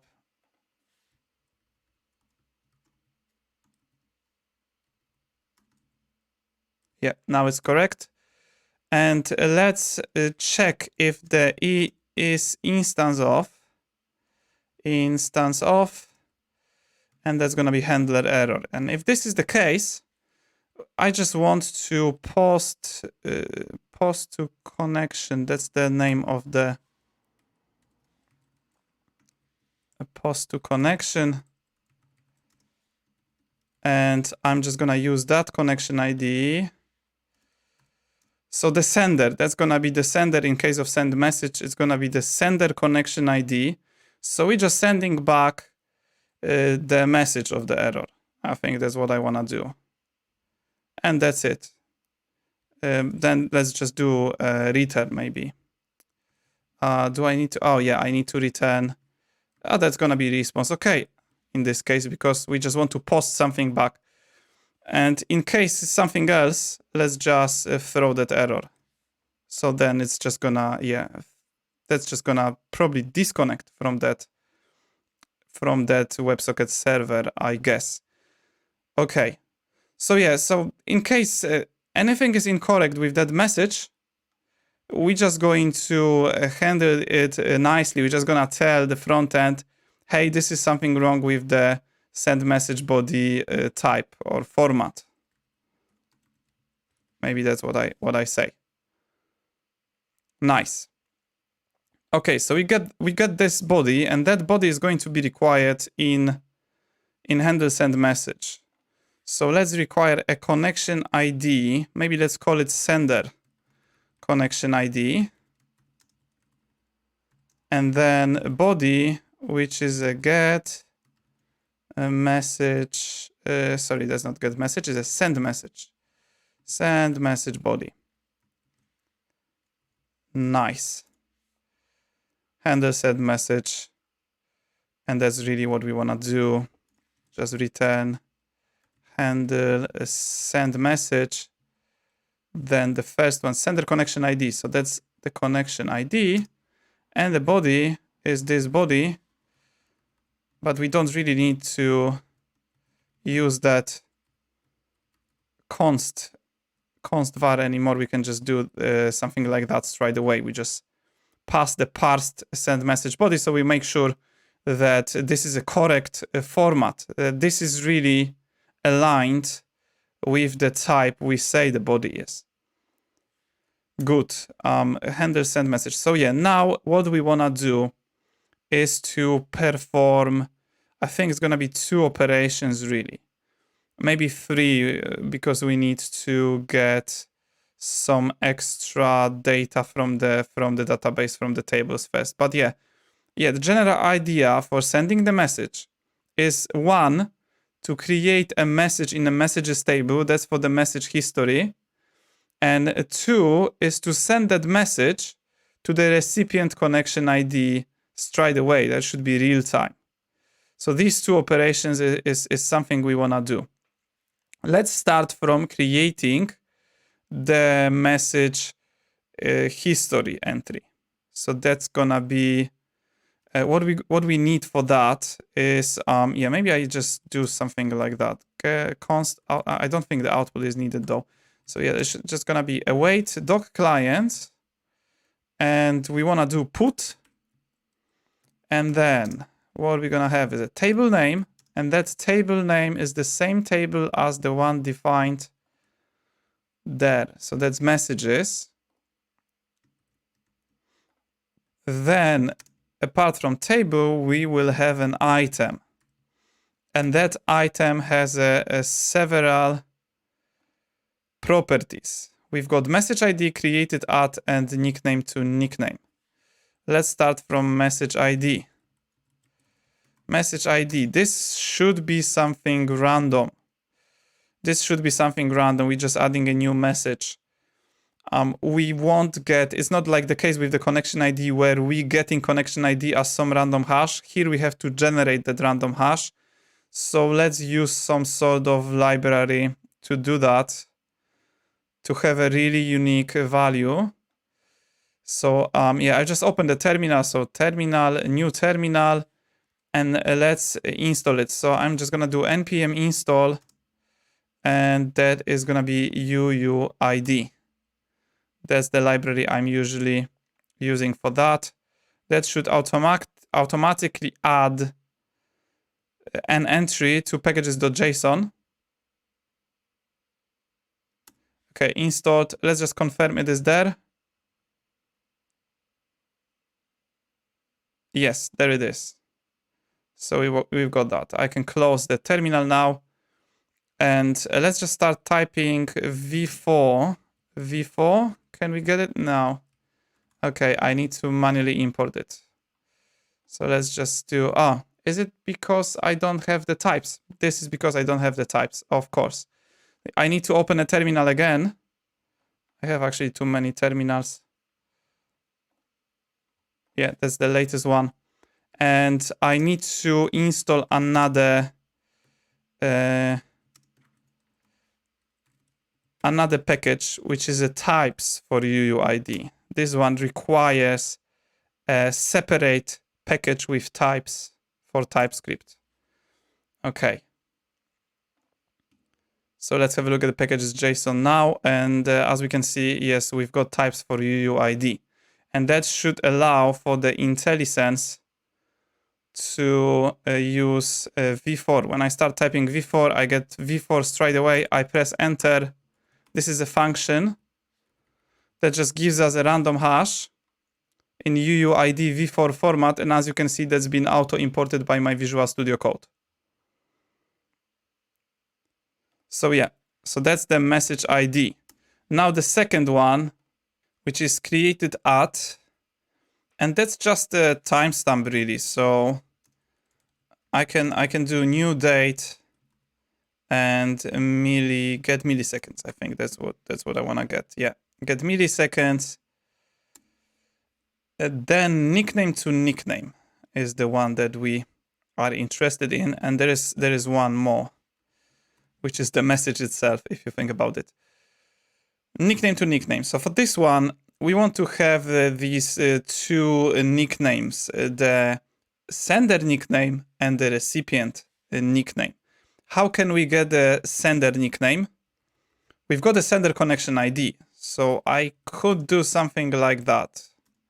Const output equals await.client get. That's how we can get it. And for that, we need to pass a table name that is a client table name. And then the key based on connection ID, we just need to pass sender connection ID. And at the end, I always need to turn this into promise if I want to use async await syntax. Cool. So that's how I'm gonna get output. And then on the output, from the output, I can, maybe let's call it sender client. Sender client equals output dot item. And this is going to be our client, which I think I have a type defined already. So I can just do something like that as client. So that's the sender client. And on the sender client, we can essentially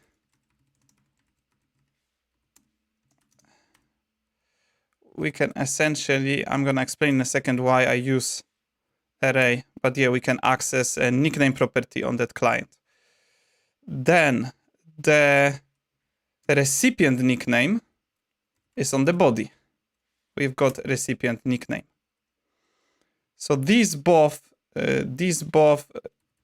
I've put them into an array, and then I'm going to sort them and join by hash, because that's the format we expect in nickname to nickname, as I explained before. Why I'm doing this like that is to make sure we never have B and A. So we don't have these two set of messages in message history where we have messages between A and B and B and A.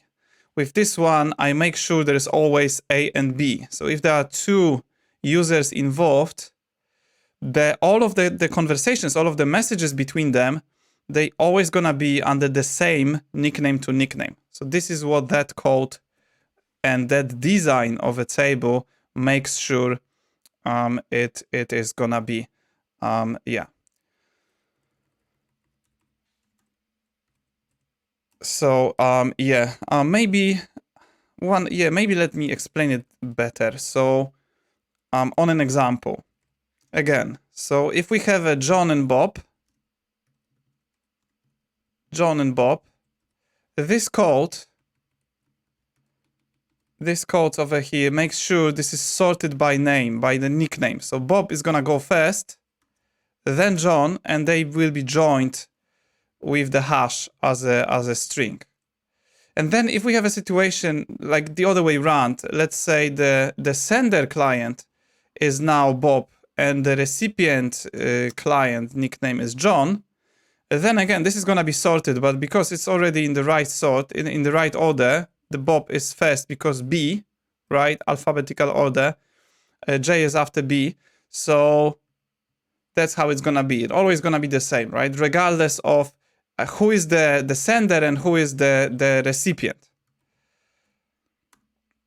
Of course, we also want to retain that information, who was the sender. I'm gonna add it. It is important so we can properly show it on the front end. So don't worry about this if you just thought about it. So yeah, after nickname to nickname, let's add the message itself. So that's on the body, and then finally that is gonna be our recipient But I think it's better if we do it all the way around. So we will keep a sender. We add sender to messages instead. And nickname. I think it could also be recipient if we really wanted to. But I'm just gonna go with sender because it feels slightly better for me to use the sender. So now we have all of the information retained in the messages in a single message document, which is a message ID, createdAt, nickname to nickname. So these are these two nicknames the conversation is happening between, and the message itself and the sender. So we know who sent that message. Without that, we wouldn't be able to tell who sends a message to who. So it would be a bit difficult to display that on the front end. It wouldn't be possible. Right. So that's the first step to create a document in messages table. Now the second step is to send that message to that recipient client if that client is connected. So because we've got recipient nickname only, we need to get a client ID for that. We need to check if it even exists. So this one is a query operation on a doc client. So what we can do, by the way, what we can do, it is actually important because I don't need to write it again. I've got that code already in the handleConnect. If you remember, that is to make sure we don't have a duplication with nicknames. So yeah, this is where this logic could be different if you wanted to allow for a user with the same nickname to use multiple browsers or multiple devices, because then that would give you like you would have to remove that code basically, and then from the handleConnect, and that would give you a list, an array of clients. And then, you know, basically you need to send a message to all of these clients. What I'm gonna do is to just keep it like this, but for the sake of not having a duplication in my code, I'm going to extract it to separate function that I'm gonna call. I think what we really need from it is the connection ID, isn't it? In both cases. It is in both cases. To send a message, you just need a connection ID. So I will go there and I'm gonna create a function. I'm gonna call it getConnectionID by nickname. That's gonna be async. And that's gonna just require a nickname, and it will give us a string or undefined if that connection ID doesn't exist, because, for example, that client disconnected from the chat. And then let's just copy this code up to there, and let's paste it here. Yeah, we're gonna use just a nickname over there. We don't have a query params. And then what we wanna do is if the output count, or maybe other way around. So if this is, you know what? Okay, that's fine. So if this is the case, we just wanna return client.connection ID. That's what we require. Otherwise, we just return undefined. And that's really the point of this function, is it? Some complaints. Okay, yeah, of course, it has to be promise of string or undefined because it's an asynchronous function. So that should handle it. Now I can go back there to handleConnect, and let's just remove all of these and replace it with really what we really care about is the connection ID. So you know what? This is not needed. This is not needed either. We just want to swap this bit of code with await get connection ID by nickname. And we want to pass the query params nickname. Is it right? Oh, that might be undefined. Okay, I see. Post to connection requires a string, not string or undefined. This is actually important. This is why I like using TypeScript. Let's first define something like that. Another const var. I called it existing connection ID because that's the one that is potentially existing already for that nickname. And if it does exist, and existing connection ID is you know what, let me just fix something here.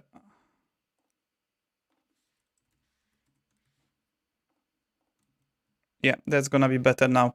So if existing connection ID does exist, we got some string value from it, then we wanna do a post to connection, to that connection a ping. And then if that was successful, we want to return with forbidden, because, you know, if that was successful, that means there is already a client with that nickname connected to the chat. Otherwise, that's just going to proceed, right? Remember, post to connection returns true. Right. Okay. Let's go back to our handleSendMessage, because this is really where we need to get that connection ID. So that is a recipient connection ID equals await get connection ID by nickname, and that's body recipient nickname. That's how we're gonna get it now. And if that recipient connection ID exists, if it does exist, that means we want to post to that message. So that is what we want to do. Post to connection, where the connection ID is recipient connection ID, and the data is going to be some sort of message that I have to stringify.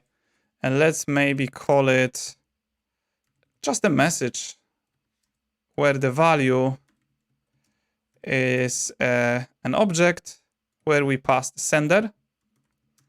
And that sender, let's make that, oh yeah, let's just do sender client nickname. Let's use nicknames for that. And then the second one is just going to be the message itself. So that is body message. So that's how that message is going to be sent. And then finally, we have to return response OK. So this is all good for the API Gateway Proxy result. Yeah, let's quickly go through this again so I can explain step by step. So handleSendMessage, it all starts from the parse send message body. We make sure that the body parsed with the JSON parse is of send message body format. That means it contains message that is a string, and the recipient nickname property also a string. Otherwise, if any of these conditions are not met, then we throw an error. But this is not really an error that just, you know, disconnects that client. We just send information back, a feedback to this client with the message itself. So we're just saying like, yeah, something is wrong. Then for the handleSendMessage function, as we made sure the body is gonna be in correct format, what happens in there? Basically, we get the sender client from the client's table. So we have a connection ID. I mean, connection ID is something we have anyway, but we also get the nickname of that client, sender client. The recipient nickname is something we already have on the body.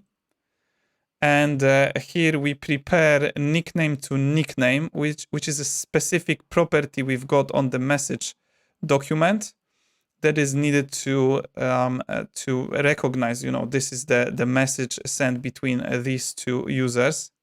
By the way, I can do something like that. And then we actually creating a new message in messages table with random hash as a message ID, createdAt as an actual time in milliseconds. That's just a timestamp as a number. Then nickname to nickname that's been prepared. The message from the body, okay, from this body, from sendMessage body, that's what's coming from the front end. And then a sender, which is the sender client nickname. Right after that, we're getting recipient connection ID. Since that was an information that was missing, we only have a recipient nickname. So this gives us a recipient connection ID, but only if that client with that nickname is still connected to the chat. If he or she is still connected to the chat, what we do is to send a message to that connection with the value of a sender and a body message, the message from the body. So this essentially sending it in the real time to that recipient. And that's really it for sending the message. Let's do getMessages. That's the last custom event type that needs to be handled. And for that type of event, the steps are gonna be a bit similar, especially on the parsing side of things, the validation of the event body.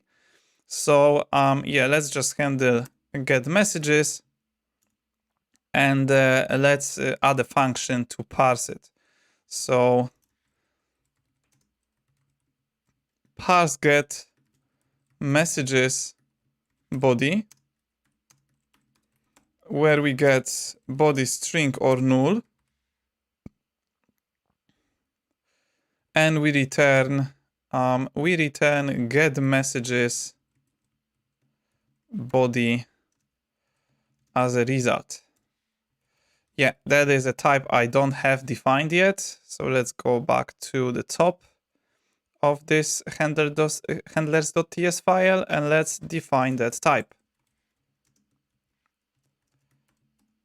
What it's gonna have. So get messages body, what we need is we need a target nickname,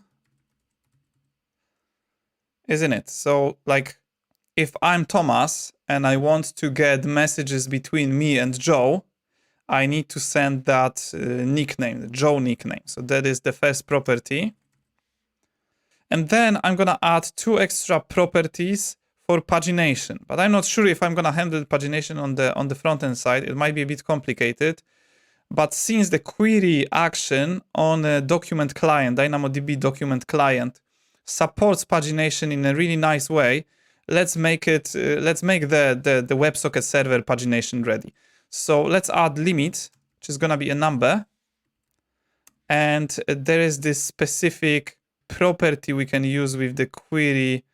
Yeah, maybe let's call it start key, and that is gonna have a type of key. But that is from DynamoDB. I think it's this type of key or undefined. In case for the very first one, right? The one that, when you just do it from the end of the table. In our case, especially, it's from the beginning or the end, but we're gonna go from the end. So yeah, so these extra 2. Let's validate it. So that is very similar to the previous one. Let's do get messages body now. And that equals JSON parse, again, body or an empty JSON object. And that will be get messages body. If it doesn't exist, or we're gonna be dealing with string for the nickname itself, for the target nickname. So let's do type of body. Is it right? We should, okay, we've got a target nickname, do we? That's getMessages body, so that's what I did wrong. Target nickname is different than string, or this one might be undefined. Start key, so we only have a limit. So yeah, for the limit, we need to check if something is number. So that's gonna be type of getMessages body that is on the limit is different than number. Yeah, let's just fix the formatting. And yeah, if this happens, we just wanna throw a handler error. Incorrect getMessages format. That's gonna be the error. Cool. Is there anything I missed? Because that seems to be, oh yeah, of course it is. I need to return that in case it's successful. Good. Yeah, let's create the handleGetMessages now. Going to the bottom, handleGetMessages. That's async function.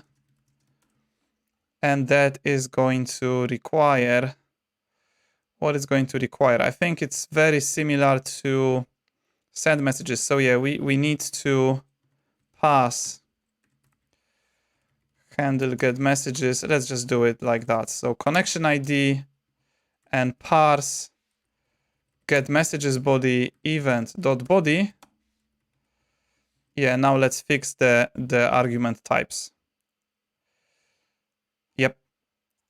So we will have a connection ID as a string, and then body, which is getMessages body. And that returns promise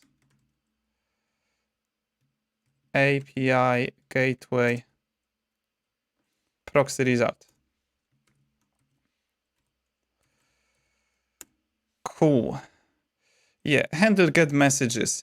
So for this one, we need to do, yeah, let's start from the query. So this is really about getting a list of messages based on a nickname to nickname. So for this one, we need a table name first, and that table name has been already used by me. So this is a great candidate to extract it. So that will be messages table name. Not like that, like that. And then let's go back to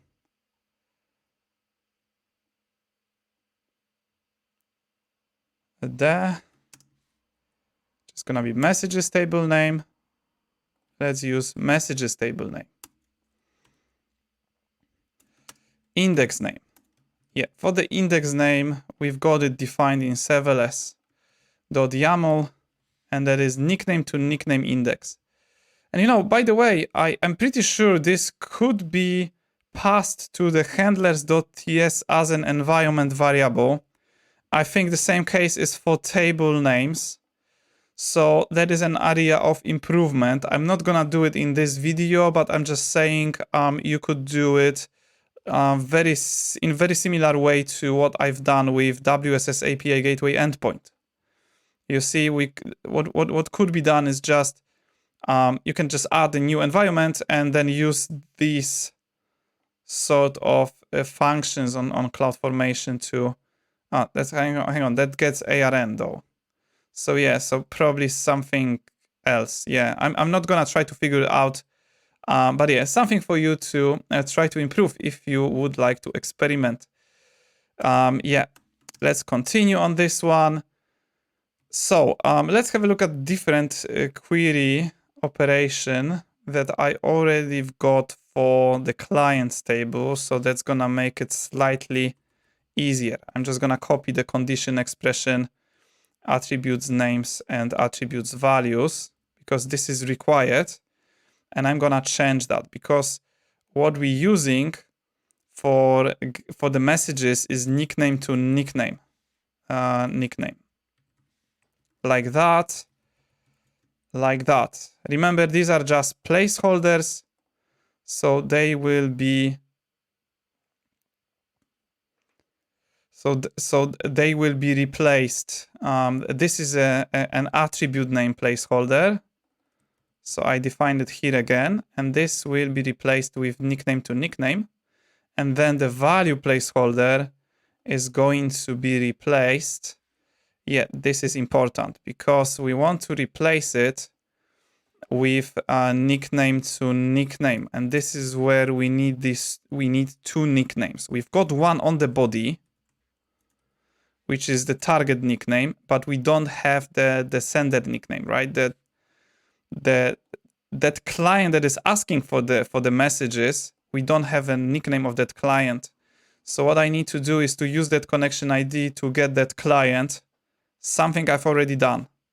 If you remember, it's in there, in the send message, isn't it? It's exactly that. So yeah, another candidate for extraction. Get client. That's gonna be the function I'm gonna use. And we just do it by connection ID. So that's get client connection ID. And I'm just gonna copy this code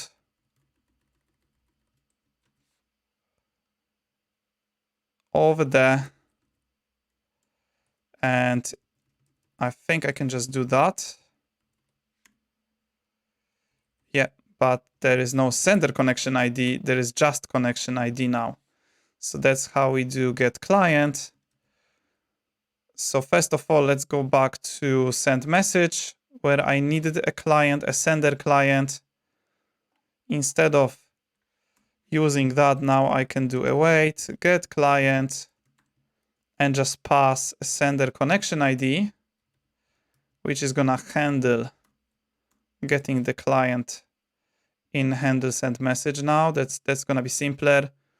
And I need to do exactly same thing in here. So that's await, get client, connection ID.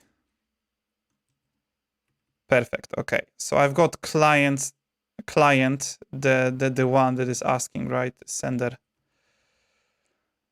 And the second client I will have on the body. So what I can do is to prepare nickname to nickname. Again, that's gonna be duplication. So I'm gonna go back there. This can be extracted to a separate function as well. I don't need to repeat this bit of code. So get a nickname to nickname. That's what we need. And that is going to take an array of nicknames. That is a string array, and it's gonna return string, which is essentially doing that. Just sorting them and joining them.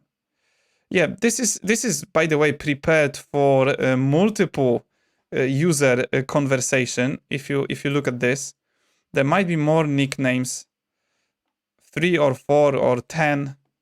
I'm basically not gonna implement that yet, but it is again ready for that using the array approach in get nickname to nickname. Let's change that code, this code. So that is gonna be get nickname to nickname now, just like that. It's gonna do exactly the same thing it did before with that different code, but now this is extracted to this one place where I can maybe just call it straight away there and just pass these two nicknames. So that's going to be client nickname. And the second nickname is the one that we've got on the body, which is a target nickname. The order here, it doesn't really matter because they're going to be sorted, right? Yeah, and then these two additional properties that I have on the body. So that is a limit. And the limit is already on the body. So that's what we want to pass. The number of documents we're going to get. And the second one is exclusive start key. And this is what we get on start key, right? Finally, scan index forward to false. So it's going to start from the end of the index, so from the latest message, and it's going to go back in time. So that is going to be the order. Cool. So output is going to give us messages on the 1 second. Yes, I have forgotten about await and promise. So on the output, then we're gonna get items, but only if they exist. So if items are there, and if the count is greater than 0, which might not be the case. Okay, let's do item length. And length is greater than 0, then we just gonna assign items to the messages.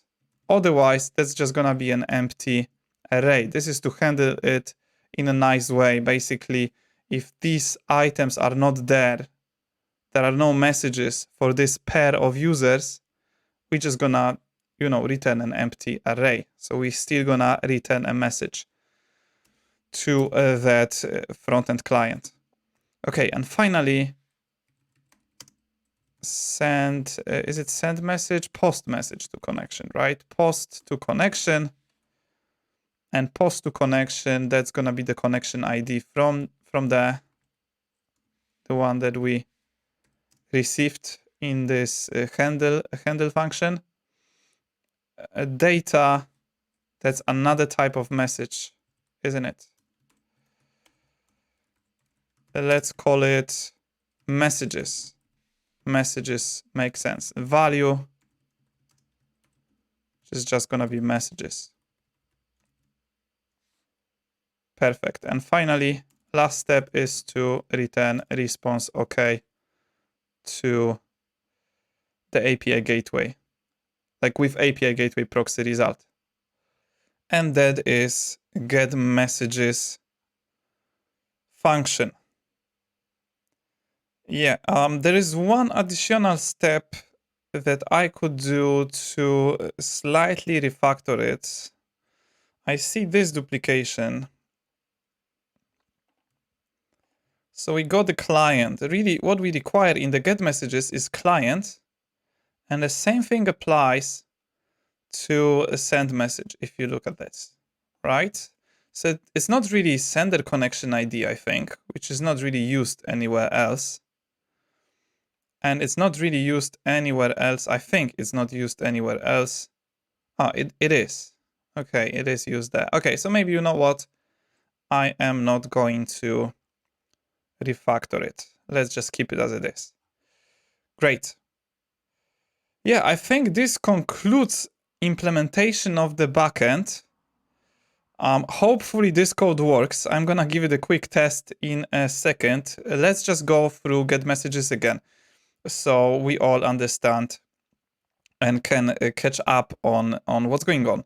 So getMessages, if this is the route key, then what happens first is the messages, the body of that message, of that event is parsed to make sure we've got a target nickname that is a string and limit that is a number. If one of these don't exist, If one of these doesn't exist, or there is something completely messed up with that message, we throw an error that is sent back to that client, the client that produced and sent that message to the WebSocket server. If everything is good, that function handleGetMessages is going to be called. And in that function, what really happens is the query action is executed on the DynamoDB table of messages on a nickname to nickname index. And what we're looking for is just all the messages of just one pair of users. So what we need is two nicknames. And that's what we get here, right? We've got get nickname to nickname with a client nickname. This is the actual client, right? This is the client that's asking for that list of messages. And then the target nickname is something that that client was supposed to send in a message body. That at this point is already validated, so it does exist. And then, like we expect from this query action to give us a list of messages between these two users. Of course, it does require some additional parameters. We've got the limit, so that is how many messages are going to be returned. And there is an exclusive start key. This is really a pagination functionality. So that opens it up for the front end to use pagination if we want to just, for example, at the very beginning, just show 10 or 50 last messages between these two users for one particular user, and then, fetch more as the user scrolls up. This is how it basically looks like in the Facebook Messenger, right? Yeah, scan index forward, make sure it starts from the latest message. Good. Here, some additional checks on the items themselves. Basically, if they don't exist or there is no like the empty array, we're just gonna set the messages to empty array, and that's how we're going to send it back to that connection, to the client who was asking for that list of messages, right? So yeah, regardless whether it's empty or not, these messages are gonna be returned back to that client. And yeah, this is really it. This is really what that function does. This is where it ends. Yep, there is no more functions to implement, so let's give it a quick test. Before I test it, obviously, I have to deploy the code. So I'm gonna go back to terminal, and let's just use a serverless deploy command to deploy the code to AWS. Okay, deployed. So yeah, let's test it with WebSocket now. So I'm gonna go to these two command line windows. And first of all, I'm gonna connect with the nickname Thomas. So as you can see, this is like I tested it before for connecting, disconnecting, and getting the clients. I'm just using this URL from here. And then for the nickname, here I'm gonna use Thomas, which is actually Tomasz. And there I'm gonna use Joe. So yeah, so that works as it's supposed to. Joe connected, and Thomas got information about Joe connecting to the chat.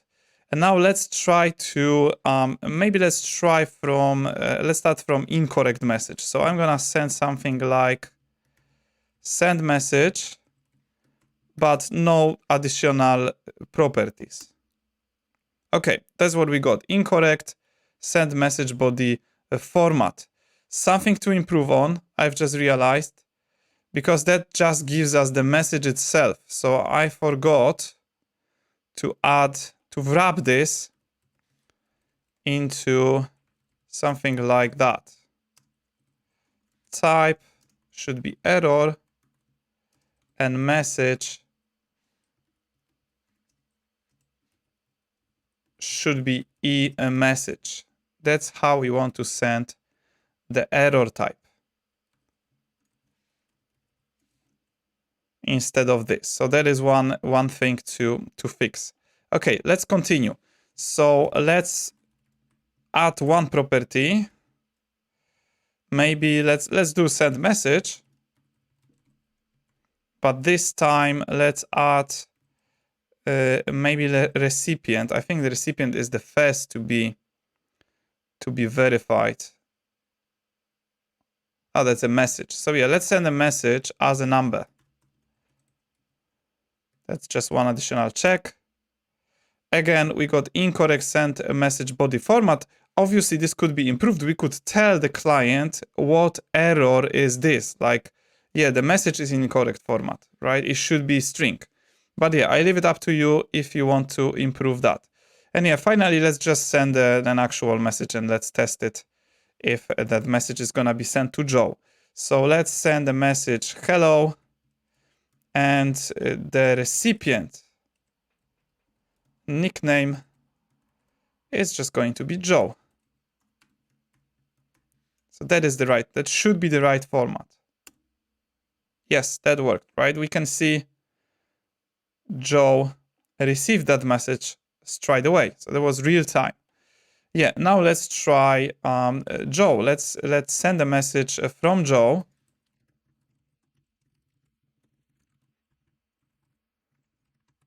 And that's going to be Thomas, right? So we're sending the message from Joe back to Thomas now. And there we go. That works. Okay, one more try. Let's try to send a message. Maybe the same message, or maybe I slightly modify it. Yeah, it's a bit tricky to modify it here with WebSocket, so I'm just going to modify it here and just copy paste it. So now what I'm gonna do is to disconnect Joe, but still send a message from Thomas to Joe. Cool, okay, looks like everything went well. And now I'm gonna connect Joe back. And I'm gonna use a different action, which is getMessages. And that action requires, if you remember, that requires target nickname. This is a required field, and that's gonna be Thomas. We want to have all the messages between these two guys, and a limit. And let's just say 50, doesn't really matter. Yeah, we don't need to send the start key. And then when I press enter, I should get, yeah, I get a list of all of the messages between Thomas and Joe, right? We've got sender Joe, that's the latest one, right? createdAt. Looks like there is something wrong with the time though, because as we can see, the high there is the first one, and this is not really a timestamp. Let me have a look at this. So when we send the message, because that's on sending the message, I think this is, yeah, that shouldn't be milliseconds. So this is the mistake I have done. This should be get time. I think get time gives you the time value in milliseconds. So this is a Unix timestamp. Okay. All right. Okay. So yeah, this is definitely gonna fix it. Let me just quickly deploy it, and I can confirm it. So yeah, we cannot really do anything with these messages. They're already there. I'm gonna remove them later, but for now, what I'm gonna do is to go to this terminal window and just run serverless deploy again. It, by the way, shouldn't really disconnect these two clients. They should stay connected. But yeah, I will see once the code is deployed. So let's just apply this fix quickly. The code deployed. Let's have a look. Yeah, right. That seems to be working. They still connected, these two clients. And let's send another message maybe how are you? And let's send it to Joe.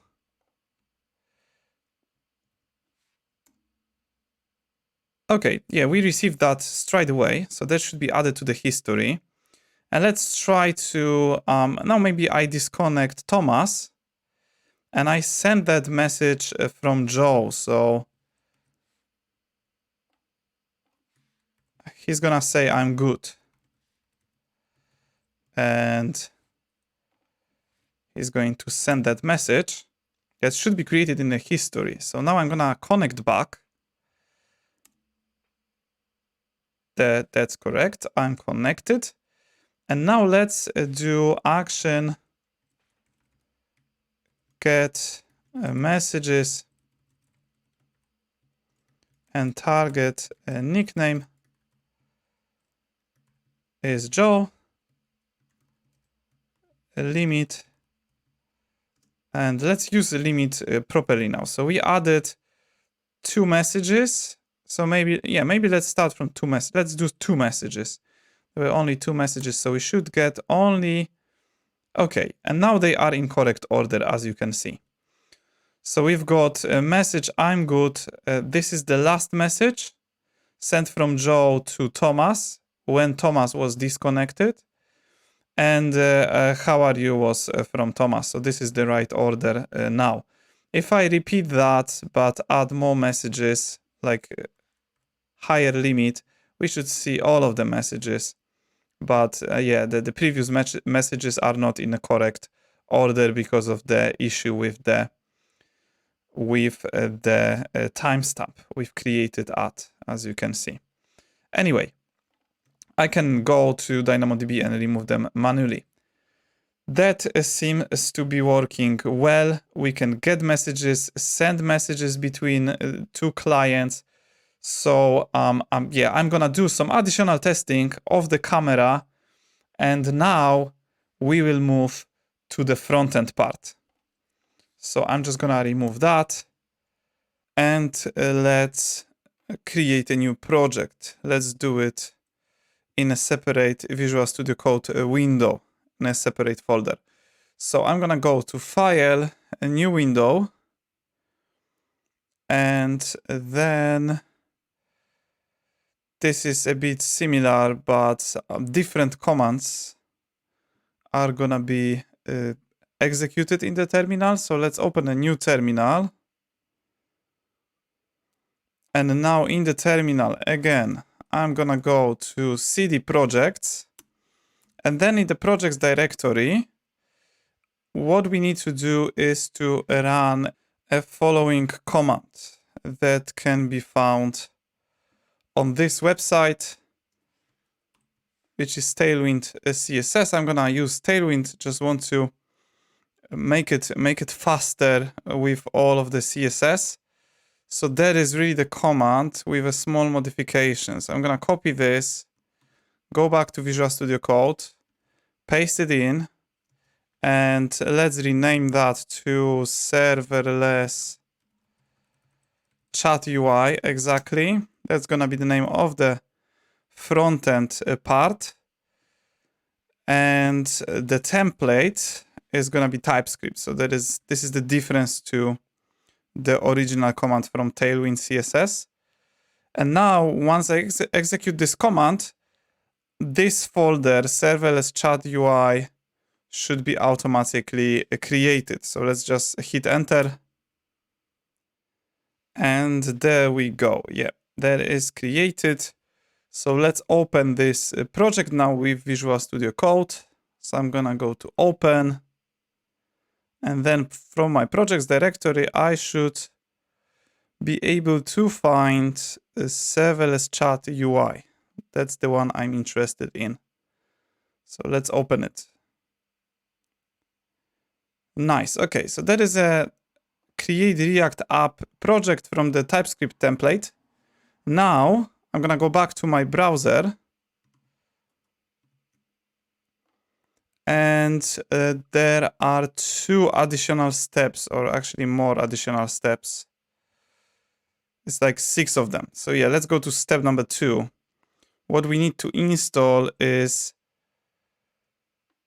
Tailwind CSS. So that needs opening another terminal because that's a new project opened. Now I'm just pasting, yeah, maybe not this one yet. So let's install Tailwind CSS, post CSS, and auto prefixer or prefixer. Oh, okay, that was quick. Then we're gonna initialize Tailwind CSS. And what is the next? Right, we need to add the paths to all of your template files in your Tailwind config.js file. Okay, so that's been created automatically, I see. And what we want to do is to modify the content section. So let's just do it with that code. Nice. Yeah, and finally, that's not really finally, it's still 3 more steps to go. So we need to modify src index CSS and add these 3 lines there. So that's the index CSS. Let's add them at the top of the file. And now I can start the build process and I can start using Tailwind. Nice. Okay.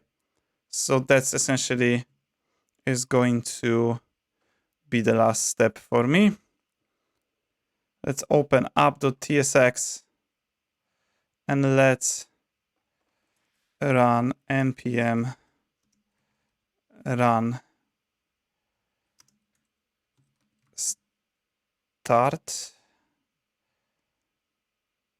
And after a few seconds, I should see. Okay, that took a while, and now we can see the default component from Create React app.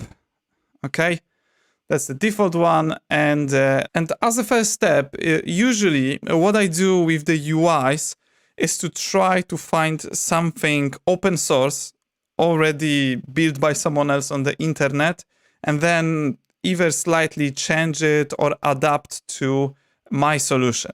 So what I'm gonna do is to open up a new tab in my browser, and I'm just gonna Google for maybe Tailwind CSS web chat. And let's see what we get in the results. Maybe let's click on the first one. And let's have a look at this Tailwind component. I think this one is good enough for our chat. I mean, yeah, there is a sidebar missing with the list of the clients, but I can add it myself. So I'm gonna do some Tailwind CSS coding. And yeah, I think the rest can be reactified. I'm pretty sure this is just HTML with Tailwind CSS classes. Yep, that's correct. So I'm gonna have to adapt it into a React application. Yeah, and let me just do it. So I'm just gonna copy all of these. This whole div. And then in my Visual Studio Code in the app components, I'm going to remove the existing code and just paste everything from that Tailwind components. Obviously, this is going to fail because I need to sort of reactify this code. So change classes to class name and so on, like things like that. I'm going to show you in a second. But let's go back to there and let's fix the styles. I mean, let's copy the styles as well. So these styles, what we want to do is to maybe let's add them to index.css.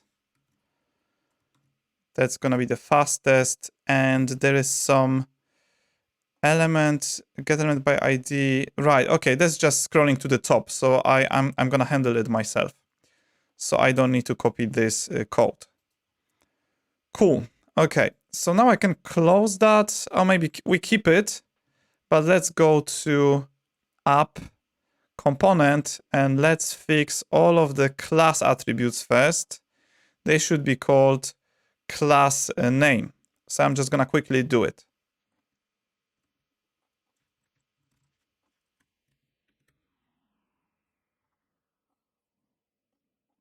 Okay, all of them have class name, it looks like. Now it looks like, yeah, EMG seems to be not closed. So that's another thing that is required by React. So I need to go and check all of the EMG. Let me think if I can do it quickly. Probably not. Okay, let's just do it manually then.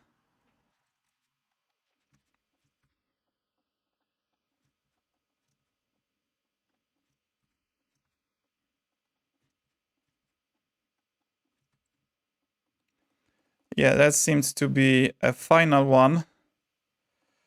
So yeah, let's see what else is wrong. So what we've got is this your user profile. Okay, let's just remove that. This is probably gonna be completely different message. And there is something wrong in here. That's the input that is not closed. Okay, let's just close it like that. Nice. So yeah, after saving it, as you can see, my automatic formatting that I've got on Visual Studio Code that just, formatted the code. So now it all seems to be good. Let's have a look how it looks like in the browser. Nice.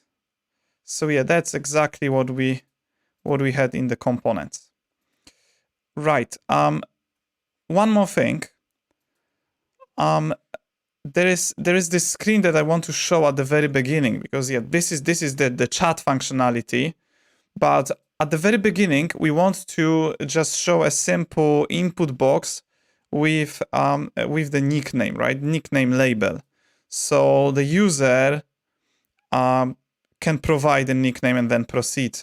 Something like a login screen, but just with the nickname.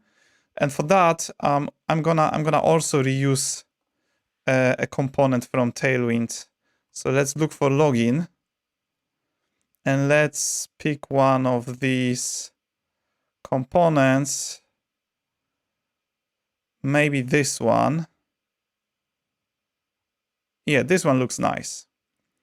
So let's just copy all of the code from here.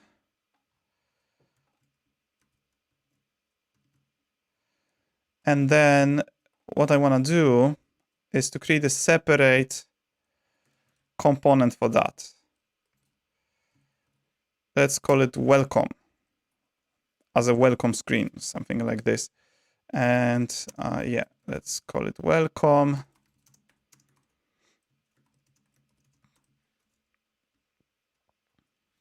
And that's just gonna return that. Yeah, now we have to, fix that code.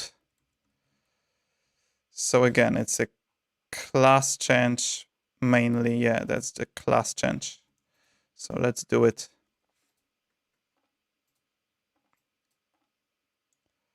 Good. And inputs as well.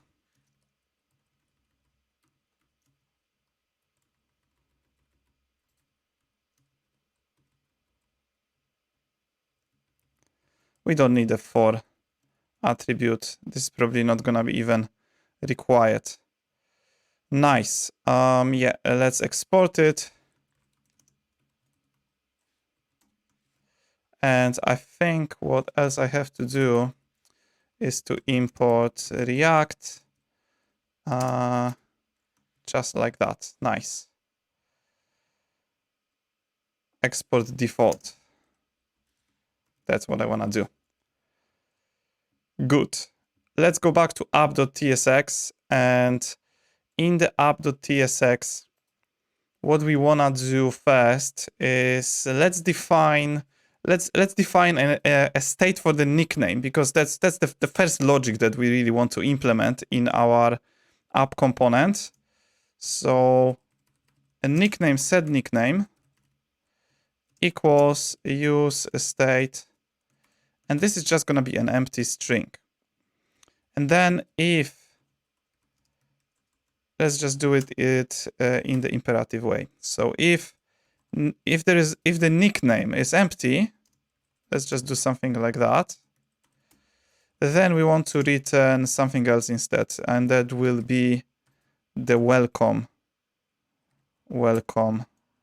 component. That's it. So that's what we're gonna display. And let me show you in the browser now how this looks like. So that's what we got, right? Join our community, but that's not how we want this component to, the content of the component to look like. That should be way simpler. So really, let's just replace join our community maybe with join the chat. That's fine. Join the chat, and yeah, let me make it bigger. Join the chat, and then we won't have password. There will be just a single input and just a button. So we don't need anything below the button. This is what we need. And then the button should be not sign in, but join. Let's do join. Placeholder is nickname. And yeah, basically I will have to set that state in here, but yeah, in a second. Let's just have a look how this. Nice. You know what? Maybe even better. Let's do something like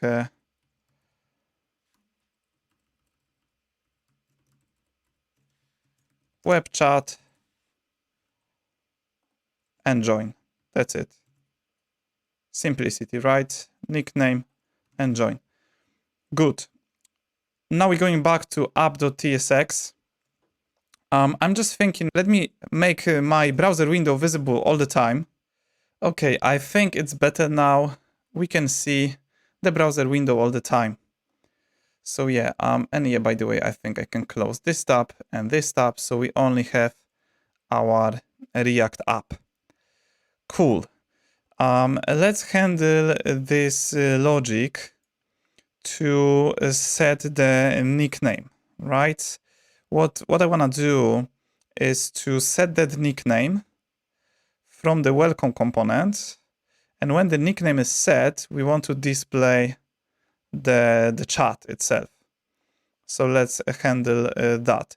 Yeah, what we're gonna need to do is to pass a set nickname function to welcome, but we don't want to pass nickname. We want to have a local state at the welcome, in the welcome component. So let's just do that. Let's create something like a nickname value here and set nickname value as a state, obviously. So that's gonna be our local state. This is needed to first be able to provide the nickname and then confirm it, submit it with the join button. Otherwise, if I just passed set nickname and nickname to welcome component, as soon as we typed something in the nickname input, you know, just one letter there, that would show us this screen, and that's not something we want to do. We want to have like a submit action. So only so this state is gonna be local, but set nickname is gonna be something that we pass to the welcome, and that will be called once the button is clicked. Let me just implement that. So yeah, so that's gonna be just a standard approach on an input field with a React component. So that's gonna take E on change, takes E and sets a nickname a value with target value, and then the value is a nickname value, right? It's just a standard use of state. And then on the button, what I want to add is on a click. And then on the on click, there's just going to be this function that calls set nickname. And that is going to be something that we require. Let's define some type. That's just going to be a standard setter. So takes a string and returns void. And that's exactly what we're going to do. We're going to call set nickname with our nickname value. Okay. Let's see if this is working. Oh yeah, okay. It has to be passed from there. So that should be set nickname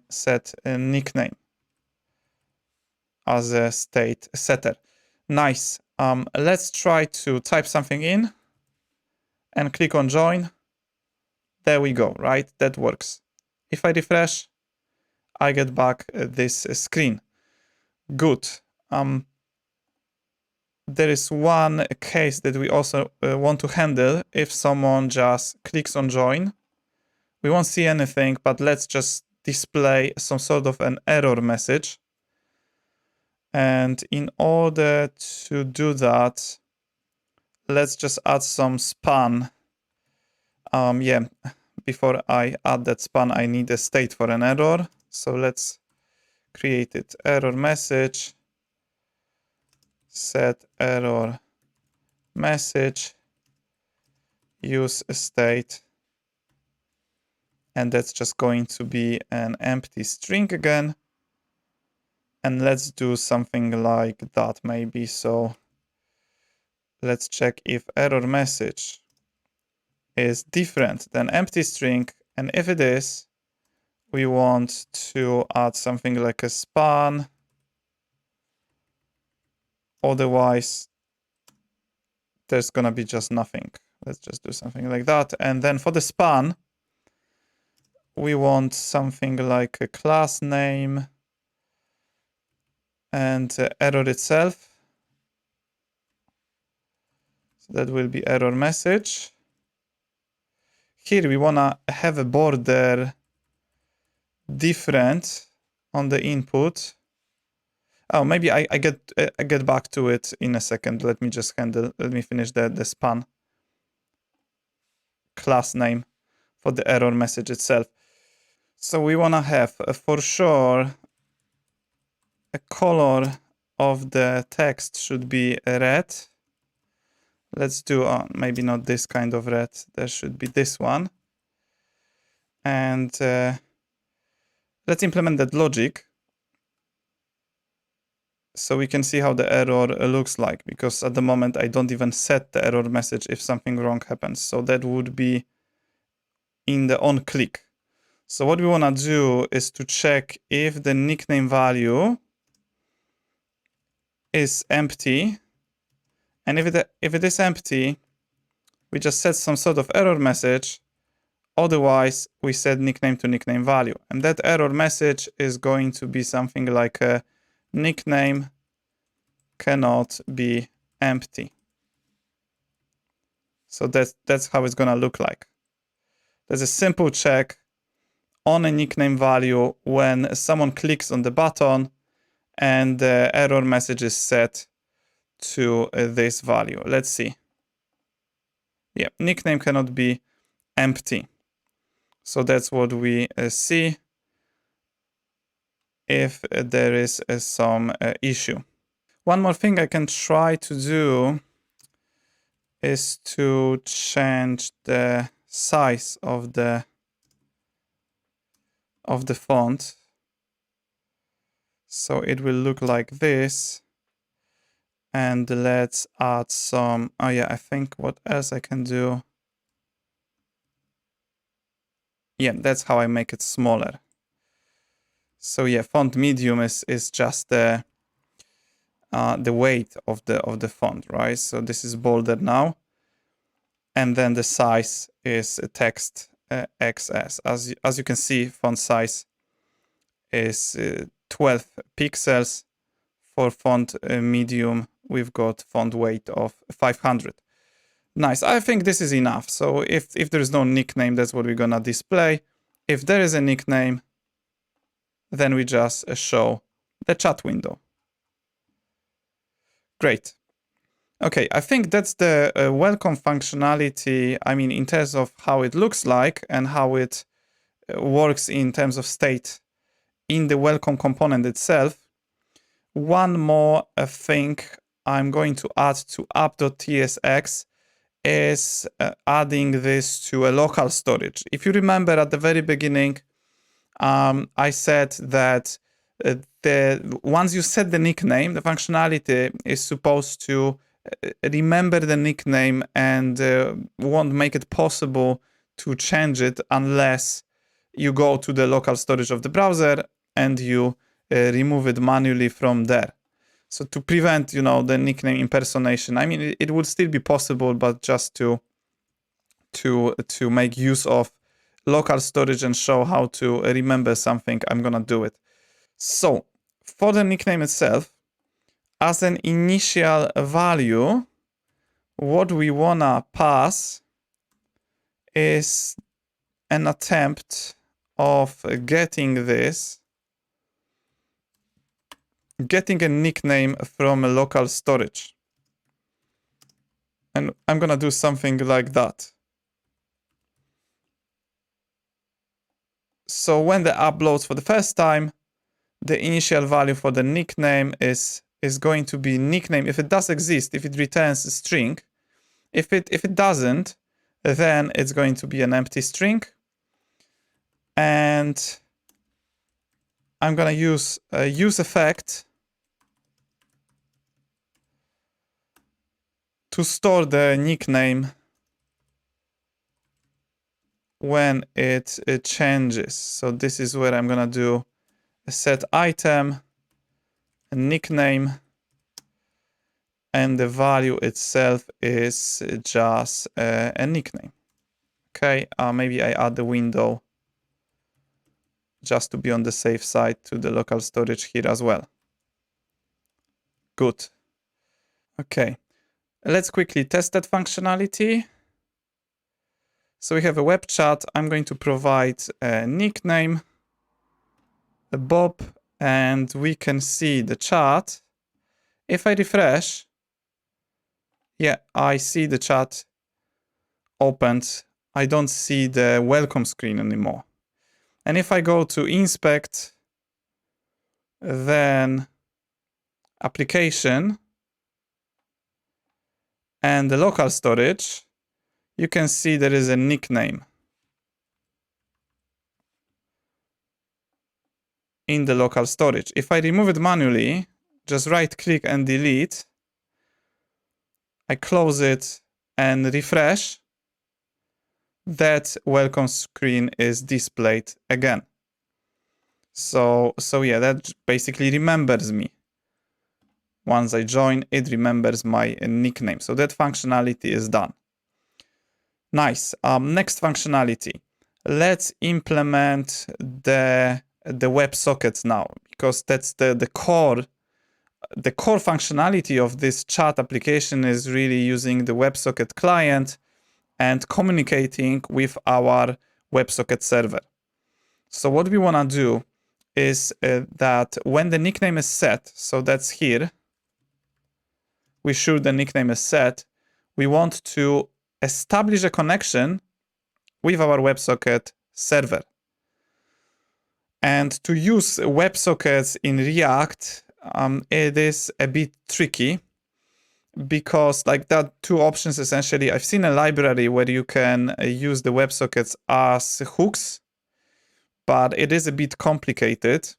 The other option is to use them as a mutable object in refs, in the React refs, and that's the way I'm gonna take. So that's what I'm going to do. And in order to do that, let's take the simplest approach for now. So I am going to try, I'm actually not sure if this will work straight away. It might not, because we've got this if statement for the nickname. And this might be an issue, because what I really wanted to do is to define the ref, for the, let's just do at this point maybe, before the if. I don't think it's possible to do use refs after using the if statement in React. So what really I want to do is this. So that will be, yeah, not like that. That would be WebSocket ref is use ref. And yeah, in there I really, at this point, I don't want to do. Yeah, this is where a small issue is. I will try to figure this out. So we will have a WebSocket object or undefined, I guess. That's what you want to do. Can we do that? Yes, we can do that. And this is our ref. And then if there is a nickname, I don't think it's possible to do conditional ref. I will double check in a second, but let's try to do that. And if there is a nickname, I'm gonna try to change that ref and assign WebSocket client. And that WebSocket client is going to take a URL with the nickname. I'm gonna find the URL in a second. So that will be nickname equals nickname. And if that is possible, which seems to be possible, yeah, there is some issue though. Let me just check. Maybe it just tries to connect and it cannot connect. Let me find the right URL to connect to WebSocket. Let's try to find the WebSocket. Okay, that's the URL. So I can kill this terminal and just use that URL for now like that. Right, okay, yeah, that seems to be working then. Okay, I thought it's not possible to modify the current on the WebSocket ref, but yeah, it looks like it's fine. We don't get any warnings. Yeah, the logo is defined but not used. That's fine.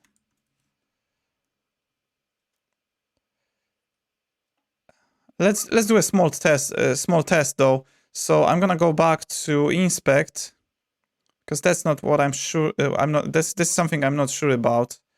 And let's go to application again. And let's remove the nickname. Then refresh. And we can see web chat form again. Let's see if we do have any errors. I'm gonna refresh that. Okay, the console has no errors. That's a good sign. Let's provide some sort of a nickname, maybe John. Join. Okay, we've got some issues with the attributes. These are just warnings, so I'm gonna ignore them for now. But yeah, this one is serious. WebSocket connection to WSS failed. Let's try to connect to it with WebSocket first. So I'm gonna create a new console window, and then I'm just gonna use WebSocket with that address. And if I try to connect, I received 403 forbidden. Let's change the nickname, maybe John 2, and that works. So yeah, we've got some issue with this particular way of connecting to WebSockets. I suspect this is probably multiple connections to to our WebSocket server, because we specifically restricted that. I'm pretty sure it is that, because whenever that component re-renders, I suspect this is basically creating a new instance of WebSocket. So let me disconnect from WebSocket. Maybe I kill this terminal window, and a simple experiment. So what I'm gonna do is to wrap this into a function that returns that instance. So let's do something like that. So that will just return it, and that function will be immediately executed. So that will be something like that, and I'm gonna just put a debugger expression over there. 1 second, I think I've got something wrong. Yeah, that is, this is probably missing, and we've got that thing missing. Okay. Yeah, okay. And I can see this debugger breakpoint, the debugger stopped on it. And now if I press on, yeah, let's continue. Oh yeah, that's the problem. So that's the problem. We've got multiple times. That's what I suspected. So yeah, we cannot go with this approach. I need to change that. Let me close this developer tools bar, and let's think about a different solution. Yeah, I'm thinking what I could do is to use some sort of lazy loading class for the WebSocket, some sort of the container that just keeps one instance and gives us this one instance only when a certain method on this is called. Let me show you. So I'm gonna create a new file. Let's call it WebSocket, maybe connector. And that's gonna be a class. WebSocket connector. And we will have only getConnection method on this class, where the URL is required as an input param. And here we're going to keep connection as a private member. And that connection is going to be our WebSocket instance. But it will be sort of optional. It will be undefined as a default.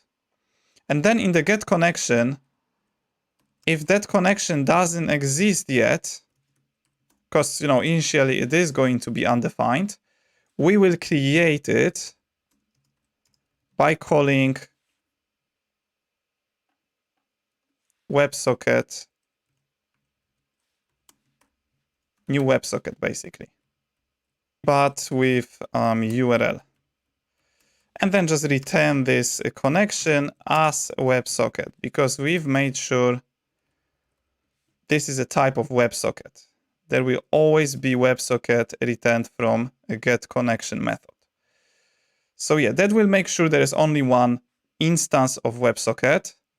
And now going back to app TSX, I will simply create that. I think I can just do something like this. So that will be const WebSocket connector equals new WebSocket connector. And then at the very beginning,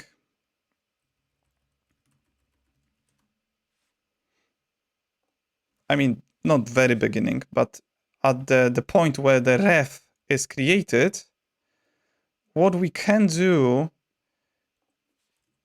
is just pass this WebSocket connector.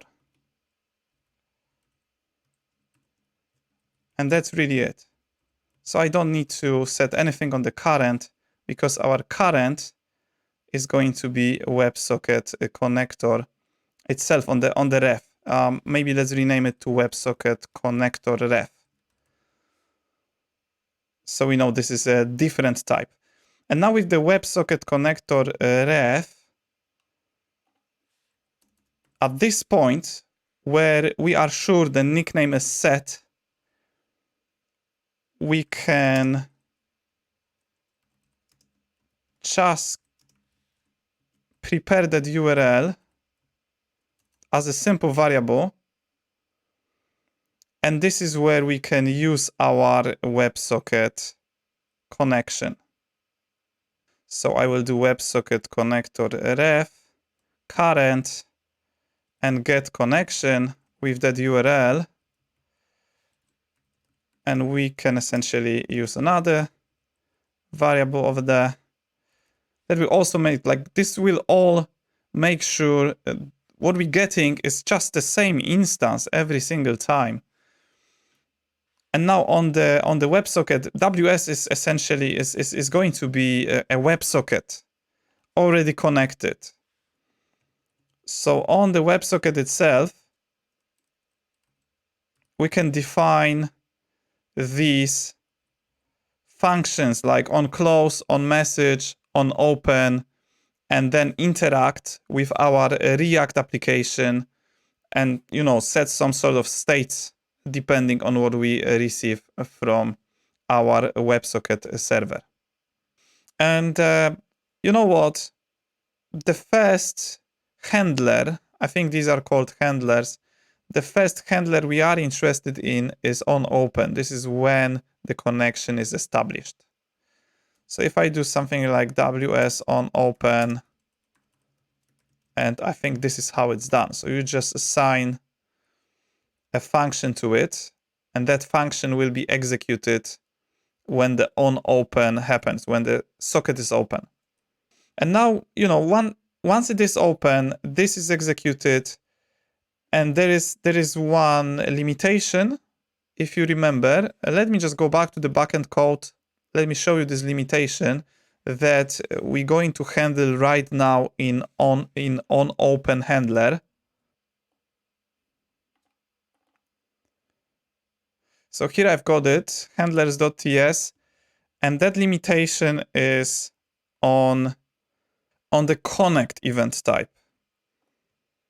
If you look at this one, we've got notify clients, but we only notify clients that are not this client that is actually connecting, because it didn't happen yet. That client that tries to connect by sending this connect event, right? This is when we create a new instance of WebSocket on the front end. This client won't be notified about all the other clients. So it needs to ask explicitly about the clients list. And that's the reason we have getClients event type. So now I'm gonna go back to on open and implement that logic to get the clients list. This is where we want to call it. So since we've got access to WS, what I can just use is a send method. And here I am supposed to send a string, but that's a stringified JSON. That's what we require. And on that object, we will have action. If you remember, get clients. And that's it. That's what we can send only. But then this WebSocket client is gonna send it, and the server is going to send back a message with all of the clients. So that's another handler that we have to specify, which is on message.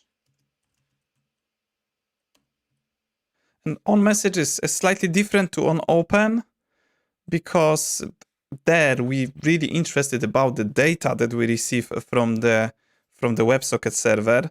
So I'm gonna take an argument E, which is an event, and then there is a property called data, where we will be able to find that a string sent from this is really gonna be just a JSON stringified sent from the backend. So there I can straight away do something like const message equals JSON parse and e-data. Okay, but yeah, now because we're using TypeScript here, this has to have a correct data type, which is any. That's the return type of parse if there is, if we don't change it to anything. So let's just change the type for now to how it really looks like. If you don't remember how it looks like, this is the backend. Handle getClients, posts to connection, createdClients message function is called with the clients, and this is how it looks like. So we have a type clients, and we have a value that is an object with the client's property, and the value of the property is just the it's just the array of a connection ID and a nickname. Is it? Yeah, that's clients. So let's go back to the front end, and let's maybe for now, because yeah, this is gonna handle all of them, all of the types of messages. So this will be type string for sure, but the rest is gonna, there's gonna be value as well, but the type of value is gonna depend on what type of message is this. So yeah, maybe for now, because we're just handling get clients, let's do clients, which is again a client that I'm just gonna copy from the backend.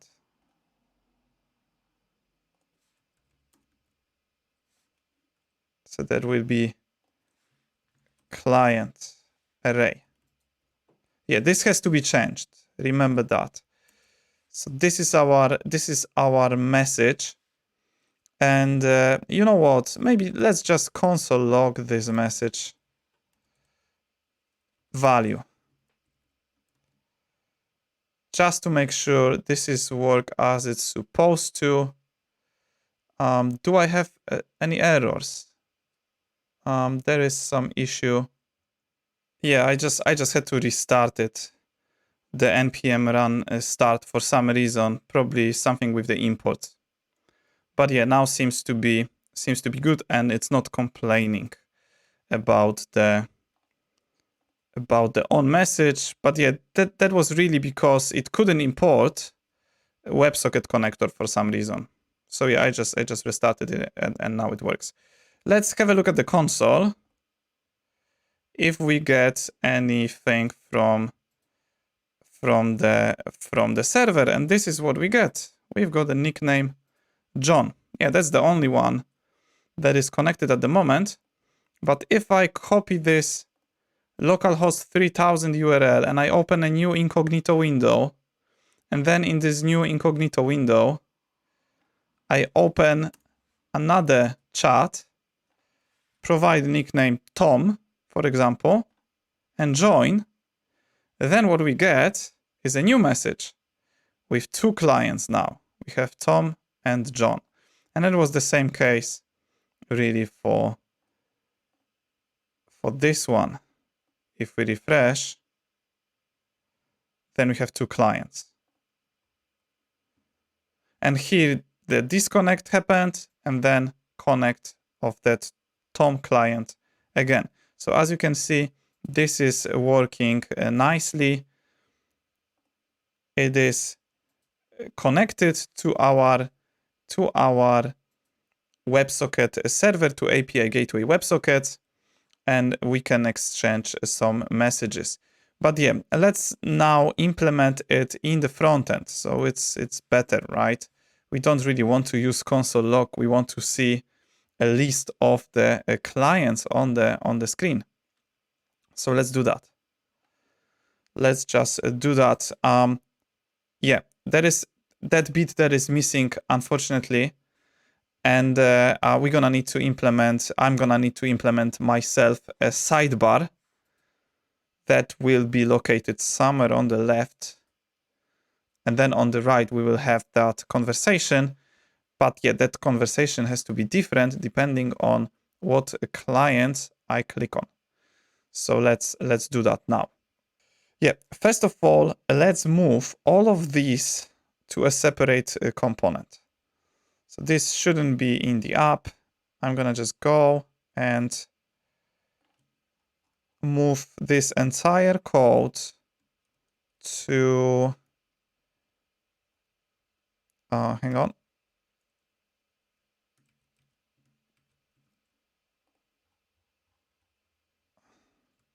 Move this entire code to a different component. Let's call it conversation. So that's gonna be the conversation.tsx.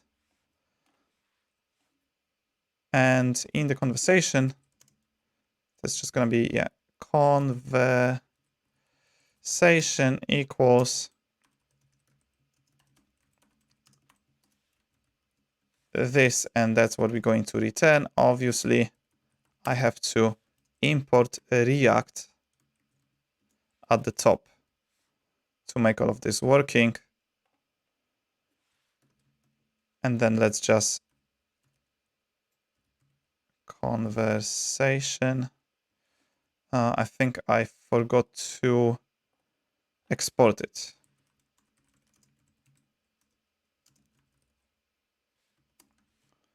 So now that it is exported, I can import and display it straight away. So yeah, this is a separate component now.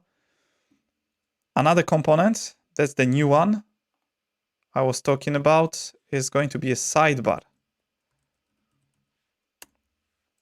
Let's just call it sidebar. And again, I just want to import React from React. And this is where I'm going to, maybe for now, let's just return a simple div sidebar. So this will be something else. Let's wrap it into a div as well. But essentially there are gonna be two components inside, so we'll have a sidebar as well. Good. Some issues, app cannot be used. Something is wrong. I think that is because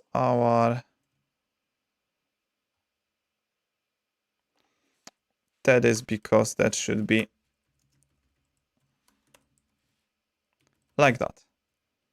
So what we want to do is to add a class name attribute to this div. And the value of class name is going to be flex. Then the sidebar, I'm going to wrap it into a div. And this is also going to be wrapped in div. I mean the conversation component. Yeah, this component, this div container will have a flex none attribute. What flex none is basically it doesn't grow or shrink, so we can set a static width to the sidebar, and that's really what we want to have. Two static values for the width. There's going to be one for the responsive for the mobile view and the other one for the desktop view. I'm going to show you in a second. And for the conversation, we can just use a flex auto. I'm not sure if this one is not default, but let's just be explicit with this case. Right. So yeah, for now, we still don't see anything, because what I have to do to see some space on the left is to add some width. So let's maybe add 32 and let's see what happens. Yeah, there we go. So we have some space. As you can see, this is a mobile view and this is too much space. I think for that particular view for this chat, I'm gonna be sort of aligned with how Facebook Messenger works, and what Facebook Messenger shows us when we have a smaller screen size is just the icons for our friends, and that's what I wanna replicate as well. So as for the default, I'm gonna use a lower value, maybe 8, or maybe slightly more, like 16 maybe is a good idea. Yeah, I think 16 seems to be a good idea. And then for the medium size of the screen, we're gonna do something like 40 maybe. Let me show you. So if I increase the... Oh, that's still not working. Or did I forget about something? Yeah, I did. There should be W and hyphen. And now if I resize that window, as you can see, that changes, right? So it's more space. Then let's have a look. Let's have a look at the sidebar itself. Yeah, one more thing. I just realized what we could do is to add some sort of border on the right. Can we? Oh yeah, okay, that's better. So now we see that's the space where the icons, where the images, these round sort of images are going to be. I'm thinking about one for myself. So this is gonna be that's gonna be the picture of the user, and here picture of the other users. Basically, I'm not gonna implement any mechanism to upload this these images. That would be too much work for now. So yeah, I don't want to make this video that long. So instead, I'm just gonna, I've got some images prepared, and I'm gonna use them instead. So we'll have at least this is gonna look nice at least. For now, I'm just gonna use a image of this guy. So yeah, let's just continue. So we've got border, and now let's go to sidebar. And what we wanna display really, that's gonna be the same sort of image. So let's go to conversation. Let's find that image, which is this one.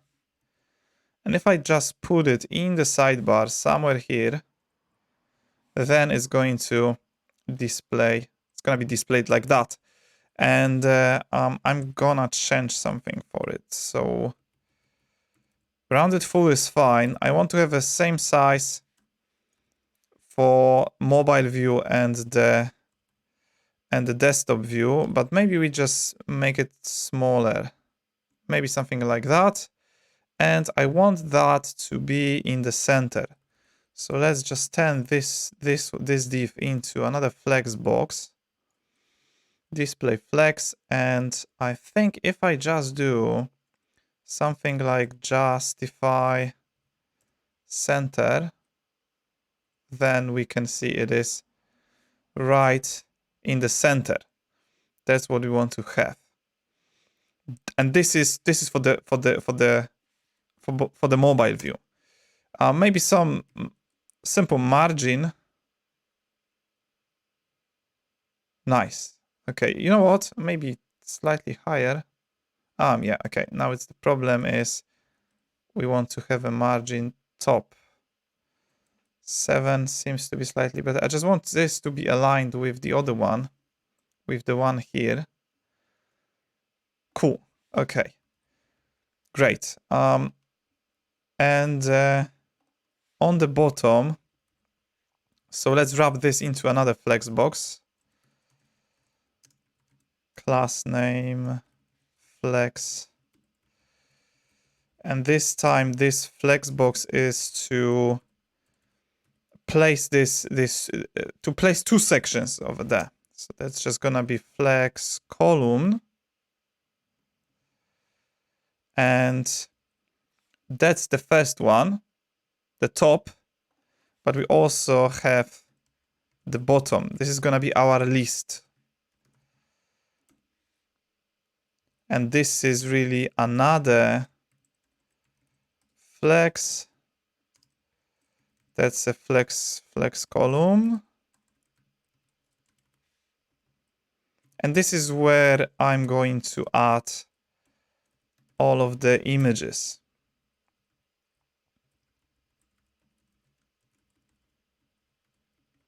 Yeah, that's lots of nested flexes, but I will explain that in a second why I'm doing it like that. Actually, I can explain it now. So in the other view, the desktop view, we want to have the nicknames next to the image. So I want to align all of this in a nice way. So that's the reason. I think I can just do items center. Okay, this is now center, and let's just add a margin bottom as well.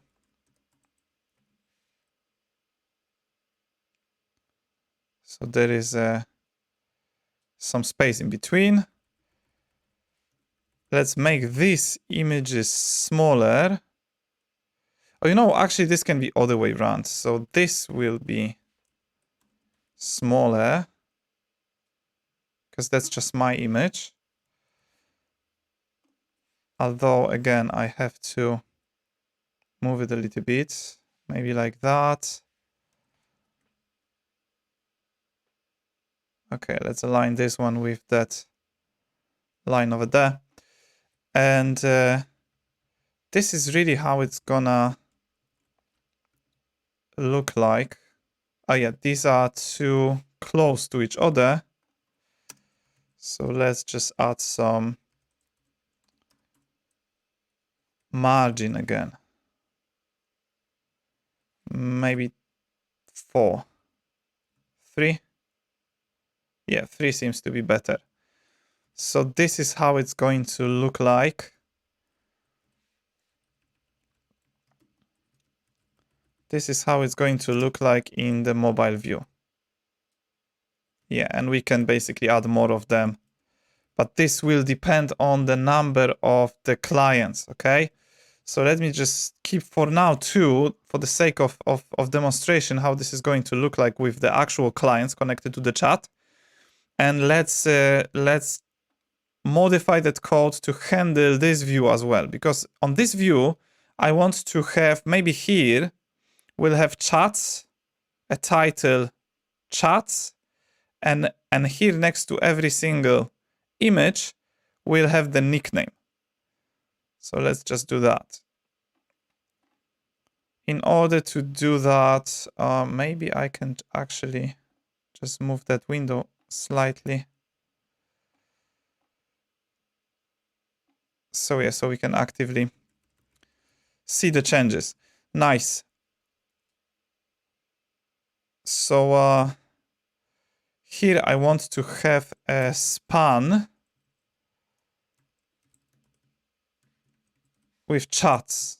So that's just chats. Okay. Oh, it looks like I don't have to align anything in there. So that makes it easier. The only thing I want to do is to add some simple margin right, maybe. 2. Good. Okay. So that's chats.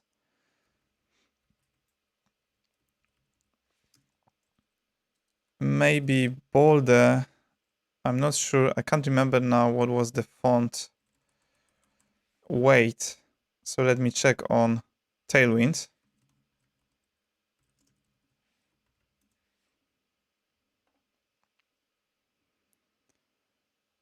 Oh yeah, that's just font medium.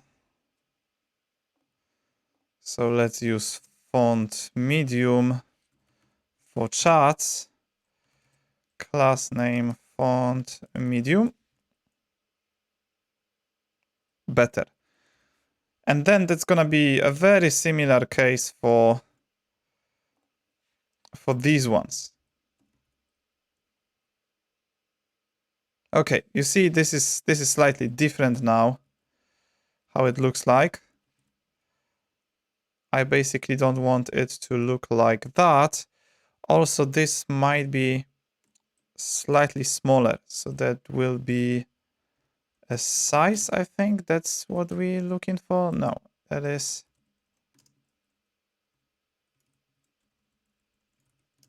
text sm. That's slightly better, but yeah, let's make it a line. I think the reason is they are, yeah, we use a flex column. So if I add a flex there, then this is better. But I also need to wrap this into a div.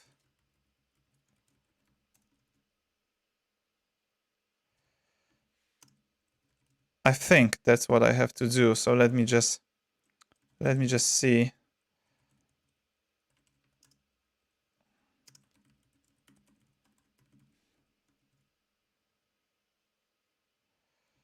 And no, that's not what I need to do. No, that's not really going to work. I think I can do something else with that. There is probably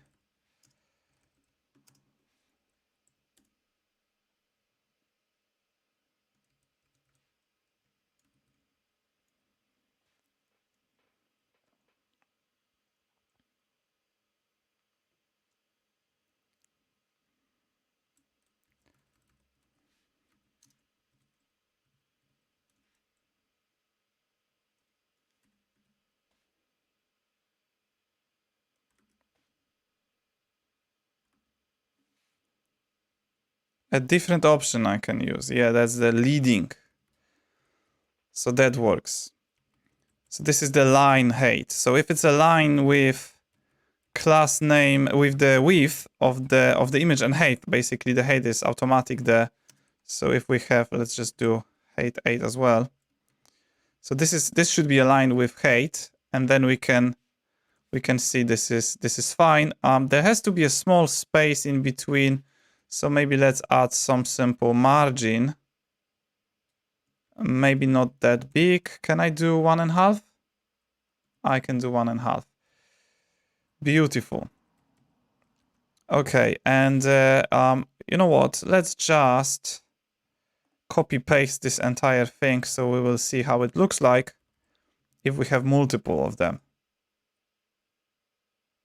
Okay, that should be chats basically. This is the nickname 1 and nickname 2. Maybe just n2, something like that. Yeah, and what you can see, this is not really, this doesn't really look nice, I think. In this sort of view, the desktop view, I would rather have them aligned to the left instead of at the center. So let me go to, I think what just needs to be done. Yeah, so that's the items center. I'm gonna change that to items start if we have MD, and now they align to the left. The same should apply to chats. So here I use justify center. So I need to use justify start. That should just align it to the left. But now we need some sort of margin at the left, on the left. So let's just add this. This can be padding as well, but yeah, let's just use a margin left 2. Okay, that's better. Yeah, I think this is good enough. So that's just gonna show, you know, the full nicknames next to the image. What's gonna happen if we have more text? Okay, that's how it's gonna look like. I think it's not that bad, especially for what I want to achieve really, which is a simple chat.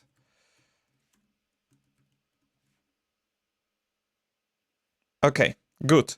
So that's the sidebar. Let me just test now if this is still working. If I do that, okay, some issues now. that I have. Obviously, this is probably because I need some changes to add the, I need to add some changes on the visible, invisible. That's the problem. So on the span, we should have something like invisible and MD visible. And also there should be a width of 0 and automatic when there is the screen size is medium. So that's what I want to do. I think that's just what needs to be copied and pasted there. Yeah, that basically needs to go here as well. Good. Yeah. Now this is nice, isn't it? I mean, could be nicer. I'm not sure if this is really at the center, but I don't want to spend more time on this. Yeah, let's pass the clients. So we can display the clients now. Do we have any state for the clients? We don't have any state for the clients. So let's just create one. Clients, set clients, and that's use state client array, empty array as an initial value for the state. And then where I had a console log, which I don't have anymore, I am just going to set that state, that value of the client state to message value clients. Not like that, like that. So now I can pass these clients to sidebar as props.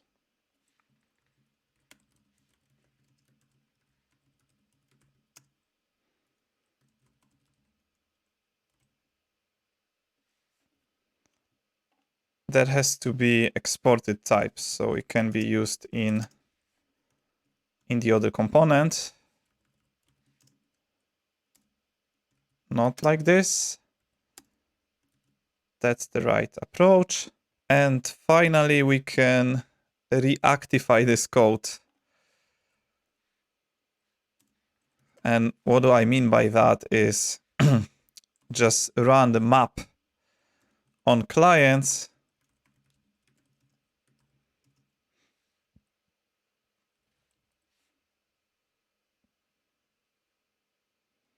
Oh, that should be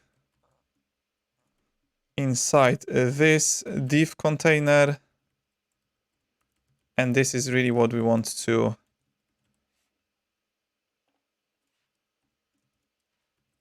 print out.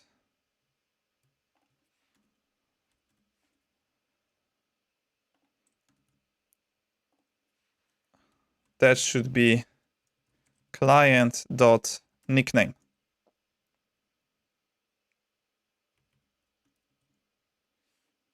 Okay. Okay, yeah, now I'm wondering why we don't see... okay, yes, now we see it. So this is me. If I, again, copy this URL, open a new incognito window, and join as Bob, we've got two of them now. So one of them is myself as Bob here. The other one is John or Joe. I think it's John. Let me check. So yeah, we've got John and Bob. And now only John.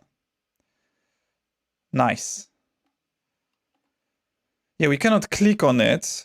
So let's implement that behavior now. So when we click on one of these, so they should become button, basically. I'm just gonna wrap this whole div into button. So it can be clicked now. And let's implement the behavior of that button. So it will have on click. And this is where, yeah, I need to introduce some extra functionality. So this is where we're changing the target nickname.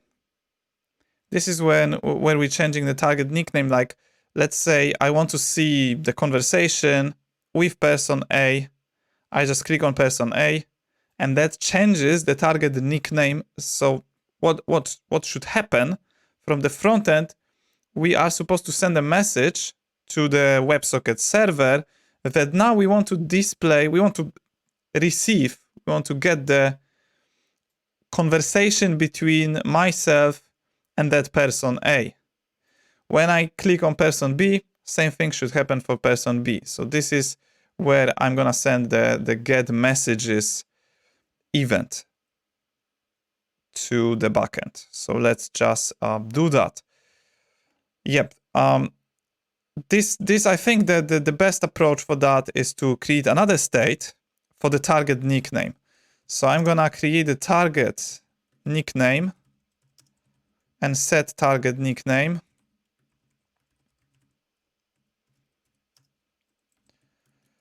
That is going to be just a string with the initial value of, I guess let's make it nickname.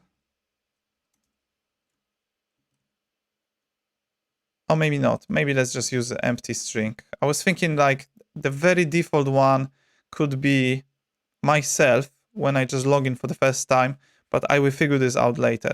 So for now, let's just, yeah, as a default one, let's pick empty string and target nickname, set target nickname. So set target nickname is what we want to require from the sidebar, because sidebar is the place where you're gonna click on the button.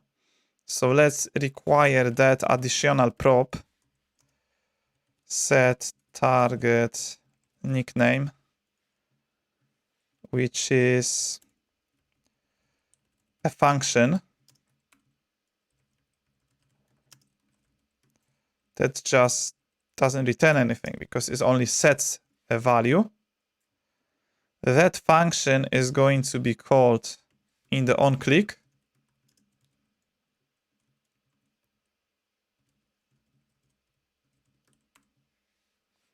I think that's the name. Okay, yeah, I need to add it there.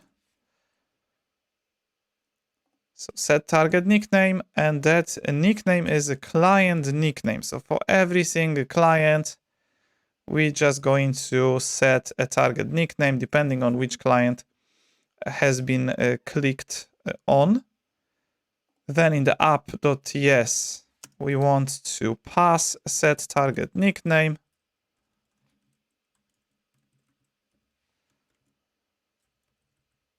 So yeah, now we have a nickname and target nickname. So nickname is our nickname, and target nickname is the nickname of a person we want to speak to. Good. I'm just thinking this might be it in terms of the sidebar functionality. I can see somehow, sometimes we don't see these clients, but I think this is just a hot reloading. So it shouldn't be an issue. But yeah, as I was saying, sidebar functionality is probably done at this point. It's probably done. So we can go back to app.tsx and think about changing getting the messages, I think. That is the best next step. As we have a set target nickname, this should have an extra action. That extra action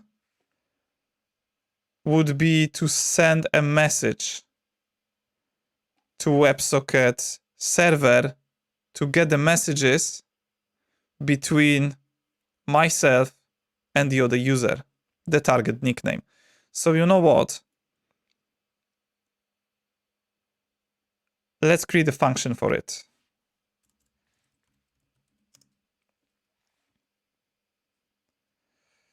This could be target nickname, maybe target nickname value. Target nickname value, and then we will have a function set target nickname.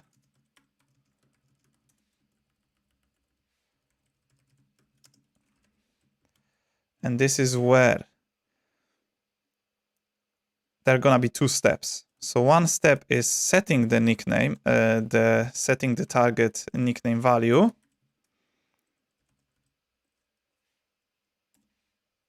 This is required anyway to display our conversation partner nickname over there. But apart from that, I'm gonna send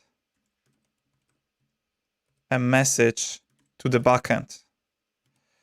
And that message is supposed to be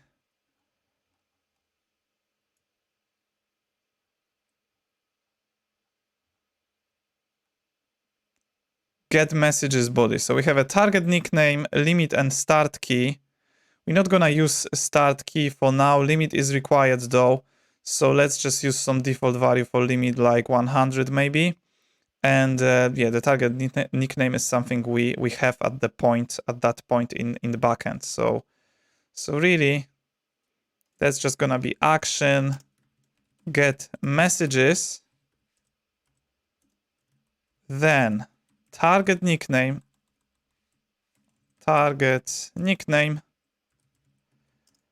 is the nickname from here, and we also have a limit, so maybe 1000, slightly better. I don't think I will do pagination in this video. This is gonna end up on just, yeah, loading all of the messages. It's probably gonna be too much work. So that is now the set target nickname. It has some extra functionality to this extra step where we send that message. Maybe that would be the first step, and then the state actually changes. Cool. Yeah, now let's handle that message. So once we send get messages to the WebSocket server, the server is gonna respond with a different message containing that messages. So we have to recognize that message in onMessage. This is the one handler that handles all sorts of messages received from the server. So let me first, maybe I slightly change that type. Let's make the value unknown.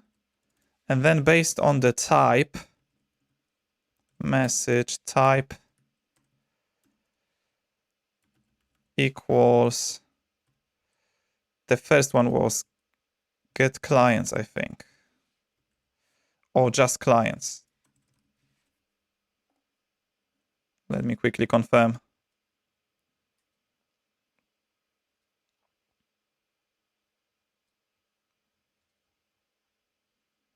That's clients. And by the way, the one we are interested in is messages. So clients and messages. So that's clients. And then clients.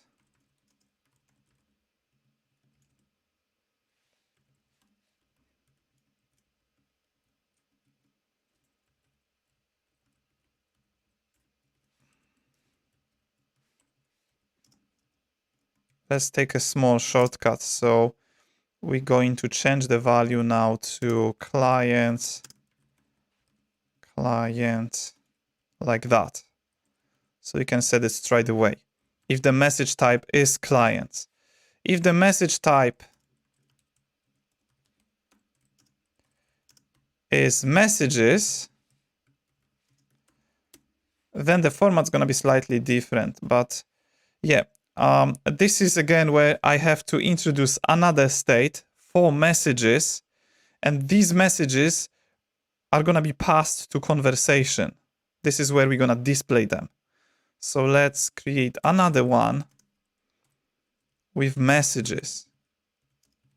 Set messages, use a state. That's going to be an empty array, but let's have a look again at the backend to see what is the format of a single message, because it's slightly more complicated. That's the format of a single message.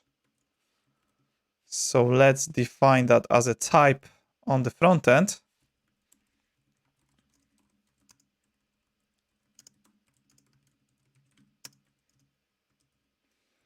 So what we've got this part, which is a string. This is a number. This is a string. String again. And finally, string, surprisingly. So we've got message type defined, and that's gonna be the type of that state, a message array. Messages set messages. That's exactly what's going to happen when we receive those messages from the backend. And again, I'm just gonna do the same approach with the types. I have something missing though. So message value as this shouldn't be a colon. Okay, let me just quickly explain. So this one, because the type of value is unknown at this point in our code, once we recognize the type of the message, I can sort of cast it. It's not real casting, but for the TypeScript it is. I can cast it to the format of the value that is associated with that type. So for the clients, we just got the clients, which is an array. That's how value looks like. And for messages, again, value becomes this. And that's because I know how the format looks like since I defined it on the backend. Okay, to not spend any more time on this, let's try to have a look if we receive that. So maybe what I will do is to add a simple console log for the message itself. And any type of message that we receive from the backend is going to be visible in the console. I will remove that console log at the very end. Okay. Maybe last step before I give it a quick test is going to be pass messages to conversation. So messages, and in the conversation,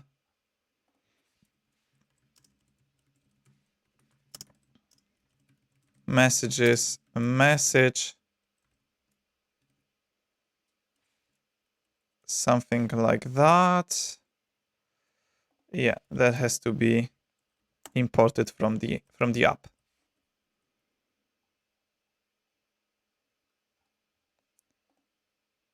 Okay, let's give it a go. So I'm gonna inspect, go to console, refresh. I can see one client on the left. When I click on that client, yeah, I received messages. There is no messages at the moment between me and myself. This is basically myself in this case, which is John. So yeah, I haven't sent anything to myself. Let's change that. So I was thinking about displaying all of the messages first, but because we don't have any messages at this point, it might be a good idea to implement send message logic. And then after that, I will sort out this view CSS, basically, of the classes for the elements there, and I display messages based on what the messages passed to conversation contained. So for now, let's do send message. That's going to be the last type of message to handle. And with that, I can do some experiments, and we can see some results on the screen immediately after I do that. So that's going to be something I'm going to take care of first. Let's have a look. So conversation,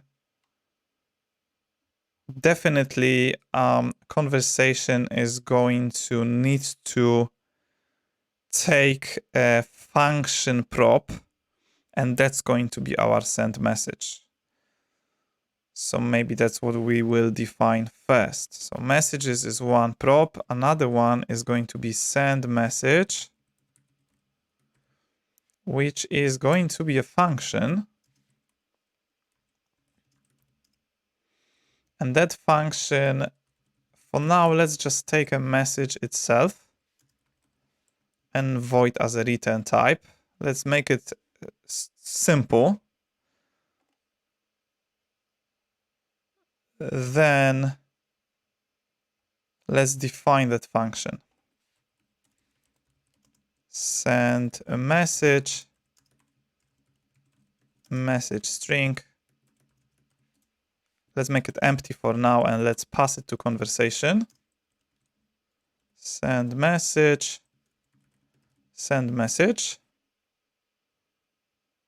It's not gonna do anything yet. Then to conversation, and then in the conversation, this is where we have that button, the send button. Looks like it's not visible. Yeah, it's only visible at the certain width of the screen. But that's fine. I can use the on key press as well. And I think this is that button, isn't it?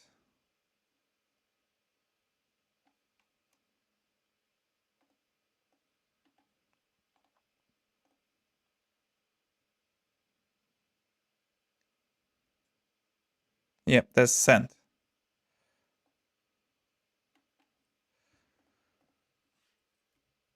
So there should be on click. On click. And on click is going to call submit, a function that I'm going to create. Why I'm gonna keep it in the function is because I'm going to also create on key press event.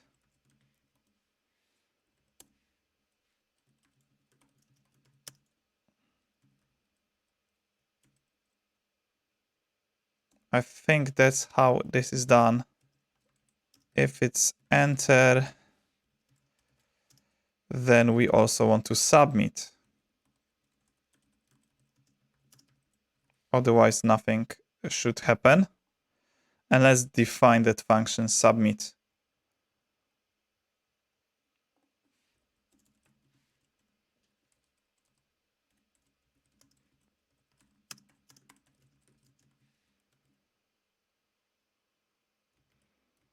Okay, so submit. What submit is gonna do is to send that message from here, but for that message we need a local state.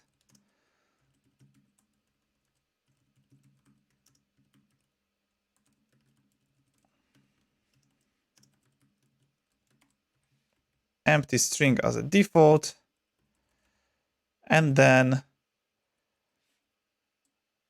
on the input itself I need to set a handler for on change.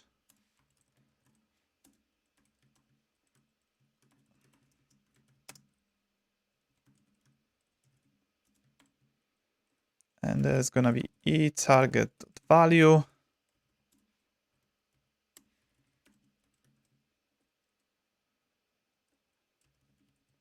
That's message. And once the submit is executed, send message really going to be called, but it's missing. So let's just do send message. Let's add it there to the list of props, and let's call it with the message itself. And let's set this local message to empty string.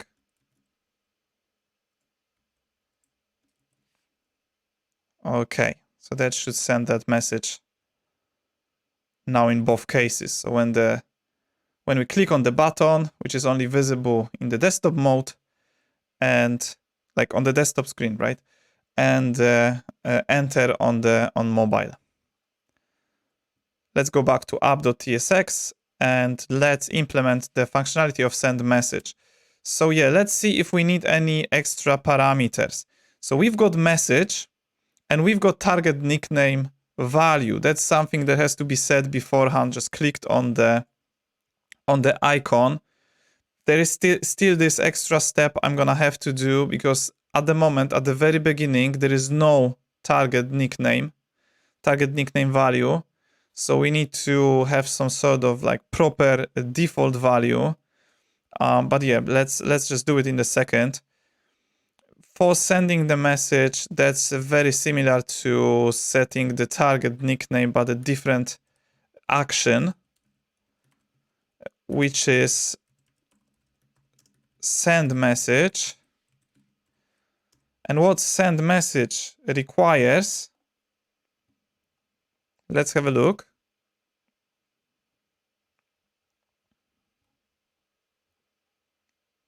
Send message requires just a recipient, a nickname, and the message itself. So that makes it easier. Recipient nickname, that's our target nickname value. And the message itself is what we passed to that send message function. So that should just send it to the backend. When it comes back from the backend,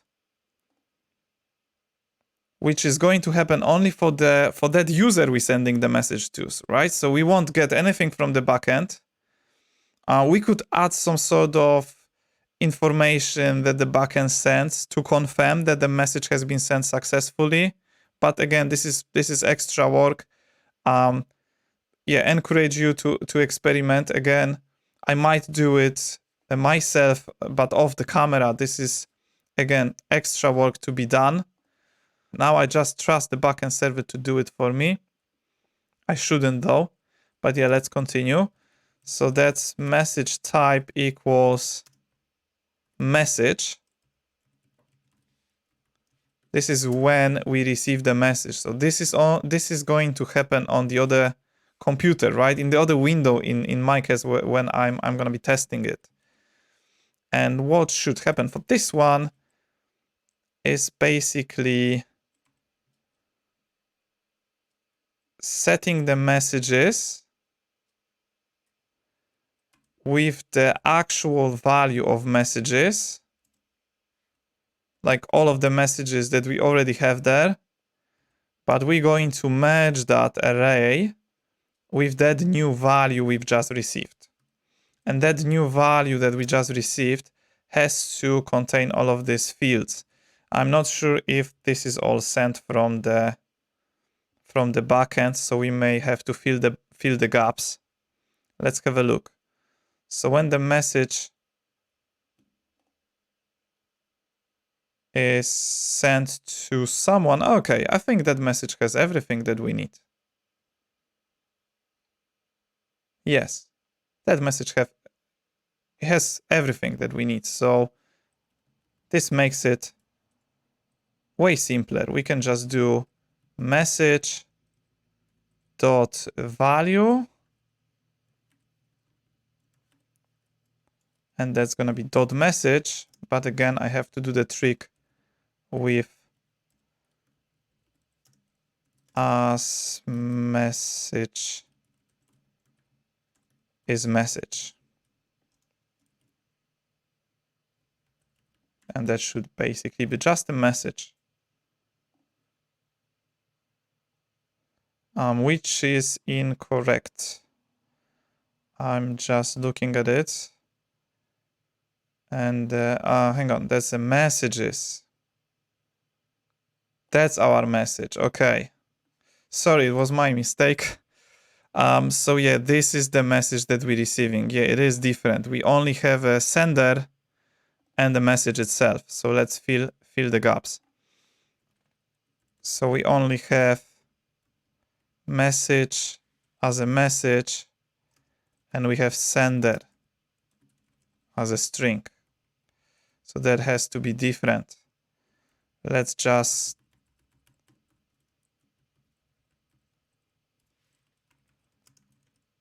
received message. Let's use the const var. So that's what we're going to receive.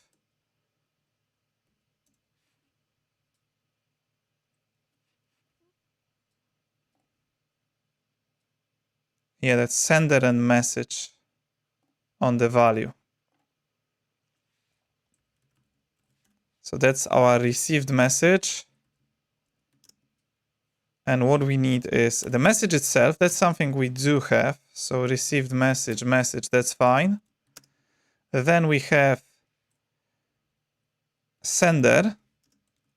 We also have that. I think these two are the only required for displaying all of this. So that's sender. And we also need a createdAt, but createdAt, that should be simple as well. That's because we can use date get time. And now we have two missing ones, which is, you know what? Maybe I just modify the backend. That's going to make it simpler.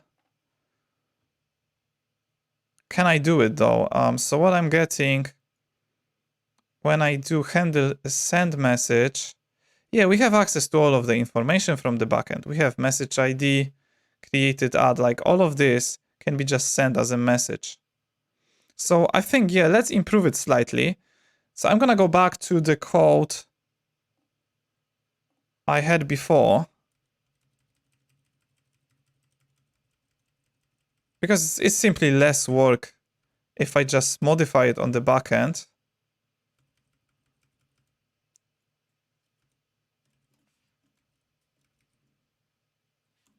So that is going to be message indeed,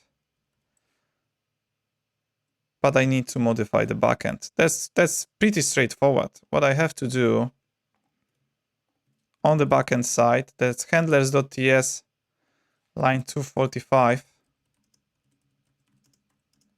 is to create a const var called message, which is gonna be our item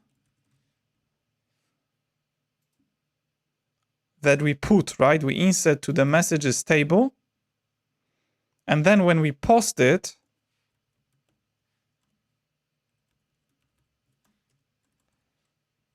that's what I can just do. So that message that's been created in that table is going to be sent to the client, to the front end.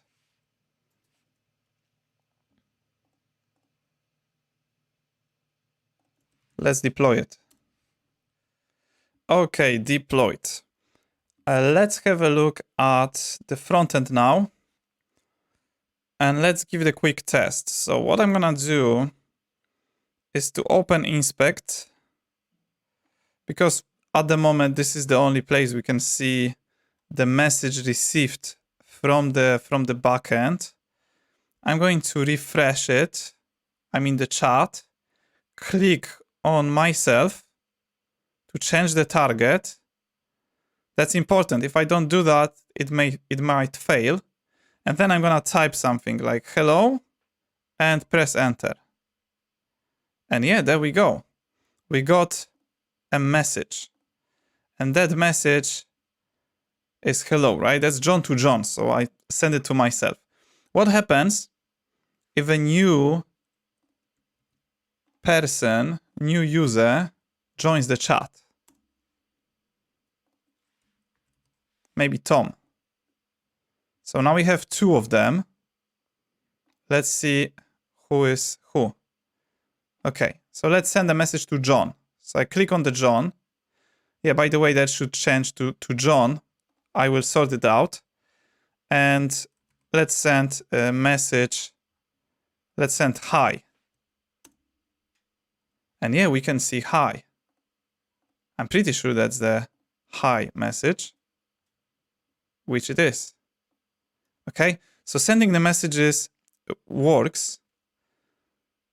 Let's implement the view to display them. I think this is the last step, which is really the conversation component. And we will have the chat UI sort of done, right? It's still gonna be far from done if we want to have the same functionality as a Facebook Messenger has.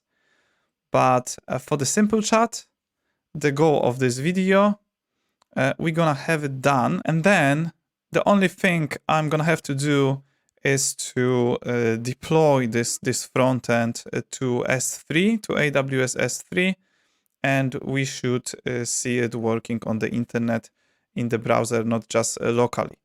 So yeah, let's have a look at conversation now. So yeah, so conversation, I think there is some props missing. We have messages, we have send message. So yeah, send message, we can make that action. Messages list, good. We don't know in the context of conversation who is our target. That's something that has to be displayed there. So that would be target nickname, string, target nickname. That is required.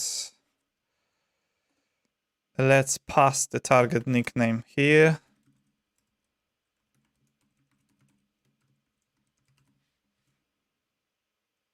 I think this is target nickname value, but we can keep it as a target nickname in conversation. And this is where, instead of having Anderson Van Ron, we want to display target nickname. Okay, yeah, at the moment, there is no target nickname. I need to click on one, and then we can see John. So that's how it works, which is not perfect, but I'm going to fix it. And apart from that, we also need to know, at this point, I need to know, like, in the conversation, we need to have an information who is the user of the chat. So yeah, that's just, speaking to myself, but we also need to know who is like me in this case. So that will be just a nickname. So not target nickname, but a nickname. So let's pass nickname as well.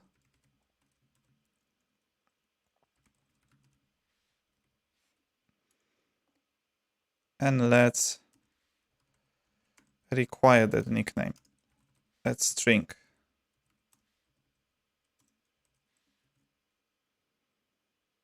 Okay, so we have nickname, target nickname.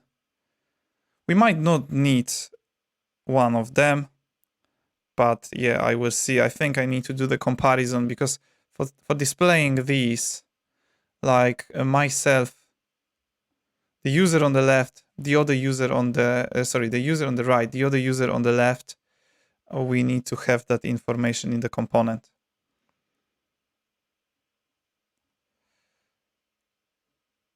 One more thing. I just see these icons, we don't really need them. The search, the heart, and the bell. So let's find them. I think it's this one. These three buttons. Is it this one?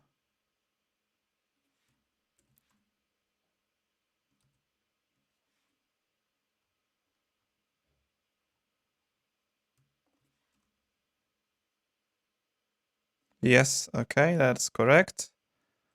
We don't need that. And let's add some margin to the image itself. That should be actually left. Okay, that's better.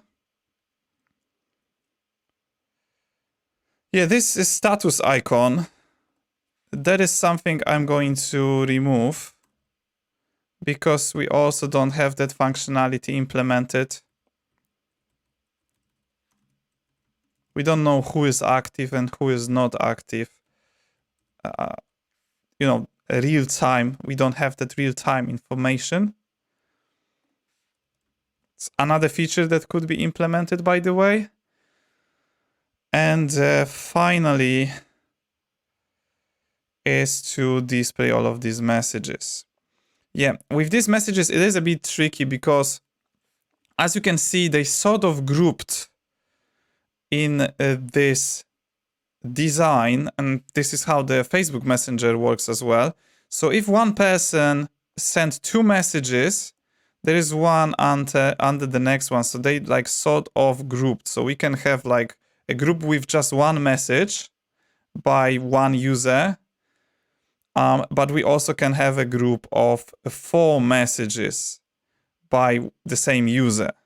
Okay, so that will be first logic to implement, is to group all of the messages based on the users. So I guess the approach would be to go through all of them, like iterate over every single one on the messages and have a different array of objects where we have a sender. In that object, we have a sender, and then we have a messages of that sender. Okay, let me just show you an example of it. So that would be something like, let's say, grouped messages, and that will be just an example. So grouped messages, and let's say we will have a sender, and that's going to be the nickname of that sender, and then messages.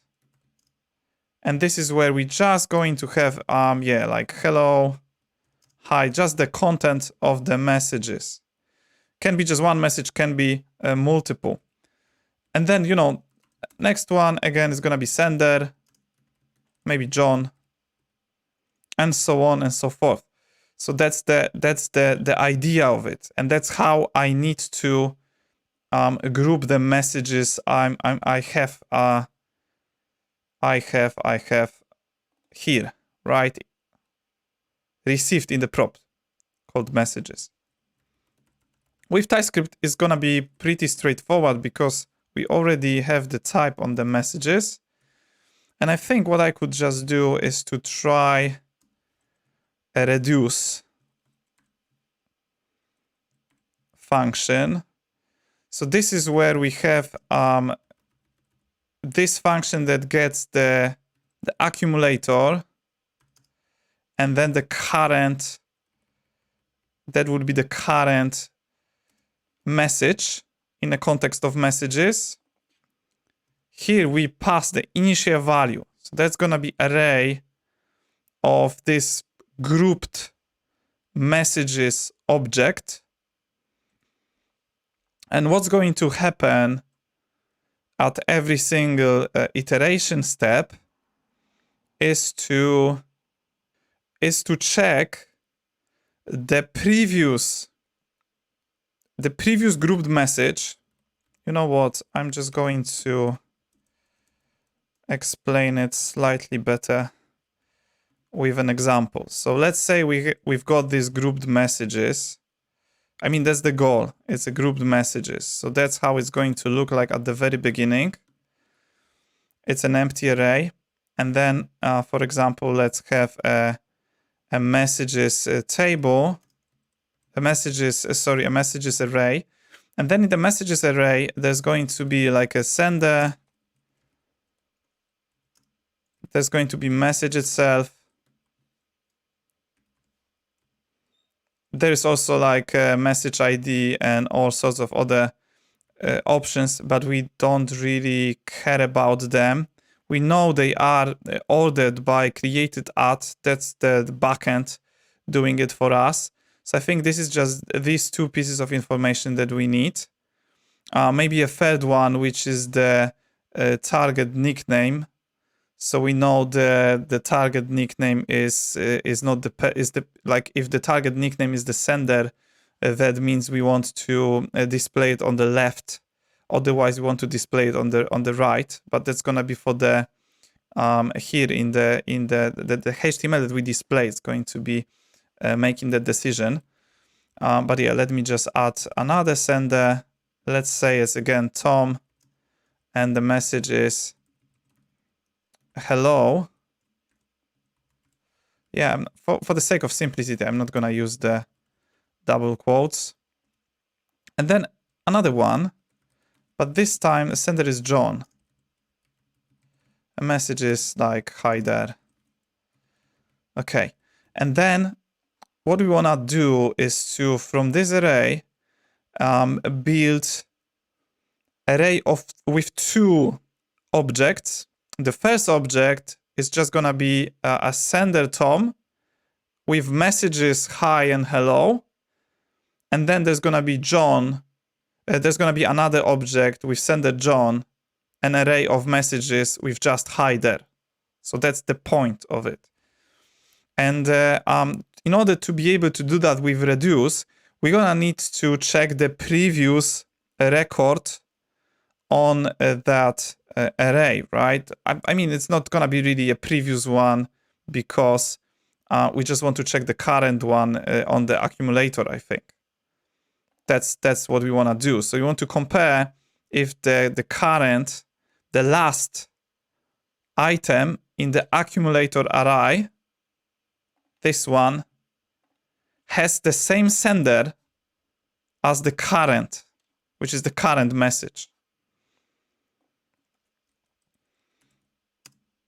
There is one extra condition though. Before we can access the last element of our accumulator, what I have to do is to check if there is anything in there. So accumulator has to have a length greater than 0. Otherwise, there is no point in checking. We can essentially create that new object in accumulator straight away. So yes, so that's what we want to check. And then if it is greater than 0, I can check the accumulator with the accumulator length -1. So that will be the last element on accumulator. And I want to check if the sender is the same as the current sender. Okay? And if it is, then I just want to add to that accumulator, I just want to add two messages, just push current message. And that's it. Yeah, the types are gonna fix themselves in a few seconds once I return. So that's what's gonna happen. Otherwise, I just want to push a new item, a new element to accumulator with a sender being current sender and the messages being just this one message. So that's going to be an array with just one message. So that's how this is going to work. And then I'm just going to return that accumulator. Yeah, I think I still need to sort out the types here. And yeah, this is a mistake. We want to add it to the last element. And I think I need to define the type on the reduce. Let me just review it again. So yes, so what's going to happen, the first iteration, this is empty. So this is not going to be executed, not this part of the condition, but this part of the condition, because our ACC accumulator is empty, we're just going to push a new object there with a sender and the current sender. That's the current sender. So what's going to happen is this, right? We will have a sender, which is Tom, and messages, which is just hi. Okay, that's the first step. Then the second iteration, this is going to be the current that we get. So what we're checking is if ACC length is greater than 0. Now it is, because that's been just, the first value has been pushed there. And because it is, we're checking if the sender of the previous, of the last, essentially the last element in this new ACC array, the sender equals the sender of the current element. And because the current element sender is Tom and the previous element in ACC is also Tom, what's going to happen is to the last element, which is this one, of the ACC, to the messages property, which is an array, we're going to push just the current message. So that's just going to be the hello. So that's what's going to happen after the second iteration. And then the third step, the third iteration, is this one. But here, in this case, that condition is not met because senders are now different. So we push a new element with a new sender and just this one message. Yeah, let me fix the types. I think there is something wrong with that. So yeah, the reduced type is it is an array. I think that's what we want to do, where we have a sender, which is a string, and we've got messages, which is a string array. And that should fix it. So yeah, this could be declarative. This could be done in declarative way. So I could use the spread operator and every single time return a new array for the ACC. But this one is more efficient because spreading is always like adding more operation, like increasing the time of it. So I'm gonna keep it as it is like that. Hopefully this is going to work. So yeah, grouped messages, now we should have them grouped by sender and messages. Exactly that, yeah? So that would be, after the third iteration, we would have something like that. And that would be just hi there, okay? And that's just gonna apply to all of these messages. If I just refresh, I can't really see it yet. Okay. So yeah, this part, the top is sorted. Then this part, let me just find these sections. So this is on the messages, and we've got the chat message. That looks like a chat message is a single. Maybe let's use the Chrome developer tools for that. So chat message is this. Okay, so that whole thing is chat message. Perfect. Okay, so the whole group is really a chat message.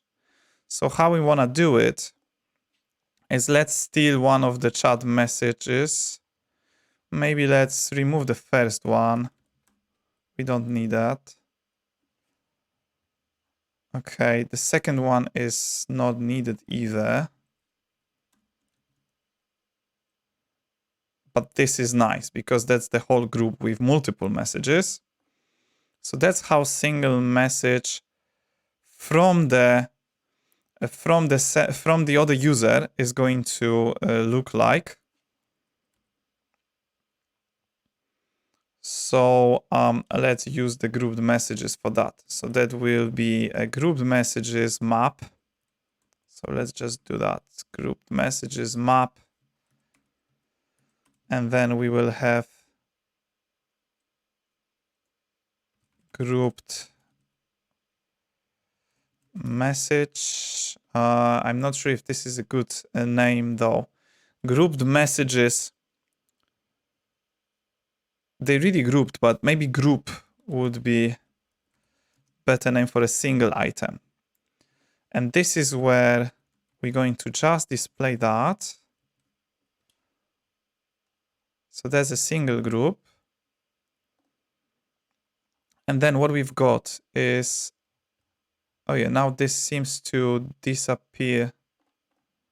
That's probably because, yeah, okay, that looks like we've got the message over there. So yeah, that's a group. And now for that group, what I want to do next is to display these messages like they are displayed over there. So we have that. I think this is a single message, isn't it? No, that's a single message. Yeah, that div is a single message. So let's just use that. Let's do group dot messages map, and that will be message, and that is a single message, isn't it? So that's what we want to display for a single message. We don't need all of those anymore. So I think, yeah, that's not needed. And this is gonna be the message content. That's the content. So this is where you want to really display that message. And finally, there is an image. There is an image. For now, I'm just gonna keep that image that we've got from that component, from the Tailwind component as a default. Let's see what happens if I just click on one person. Okay, we can see the hello. That's the hello message I sent to myself a few minutes ago. Nice. Although there has to be some extra logic in the grouped messages now, because yeah, that's an example of a message sent from someone else. So this is when we want to, I guess what we want to do is to display this block of code only if the group sender equals target nickname. So this is what we want to display. That's exactly what we want to display. And then if it's other way around, it's gonna be this chat message. That's gonna be this one, which is a slightly different styles, I assume. Yeah, that's correct. So that's what we're gonna display instead. And again, what we have to do there is to use the group messages map for every single, I think it's that at that level, right? So that is, we've got chat message and then 1, 2 more level of nesting. And then on the div without anything, this is where the actual message is. So that's where I'm going to add that. Then close the bracket like that, and that should do it. Is there something wrong about it? There is something wrong about it. Maybe let's go back.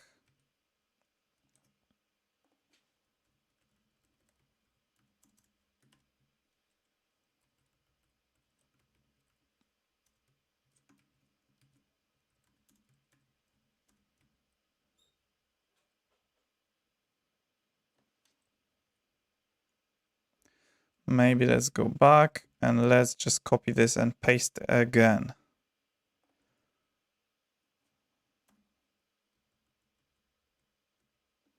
Oh yeah, okay, I think I know what it is. Now it's correct. Okay, then the image, and that closes. So we don't need any more chat messages. We don't need those anymore. Now it's just that hello message over there. Yeah, it seems like it's not really correct. It shouldn't be at the center. I'm gonna fix it in a second, but let's add that message itself again. Yeah, there is some duplication, unfortunately, if you look at this behavior, but I think there is a significant difference in the styles. So maybe, yeah, to not make the video even longer, I'm not gonna refactor this. So I'm just gonna keep it as it is. I will try to fix these styles, but let's see if I can send some messages between two users, and let's see how this is going to work.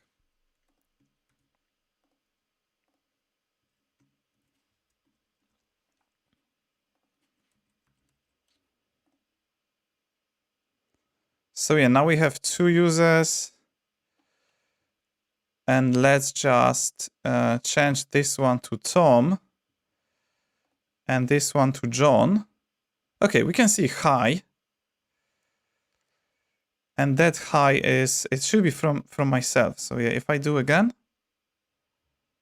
Okay, yeah, so it looks like that works on this side of things, like when the message is sent, but we still need to have some sort of logic to add that message we've just sent as a user, as a sender, right? Yeah, otherwise this is what's only works. If I refresh, I'm pretty sure when I go to John, that is correct. This is how it's supposed to be. Ish. Yeah, another issue. As you can see, this is not the right order. We should see the latest message on the bottom, not the other way around. So we may need to change the way this index is scanned on the back end. Or maybe, you know what, let me just quickly fix it on the front end with this simple trick.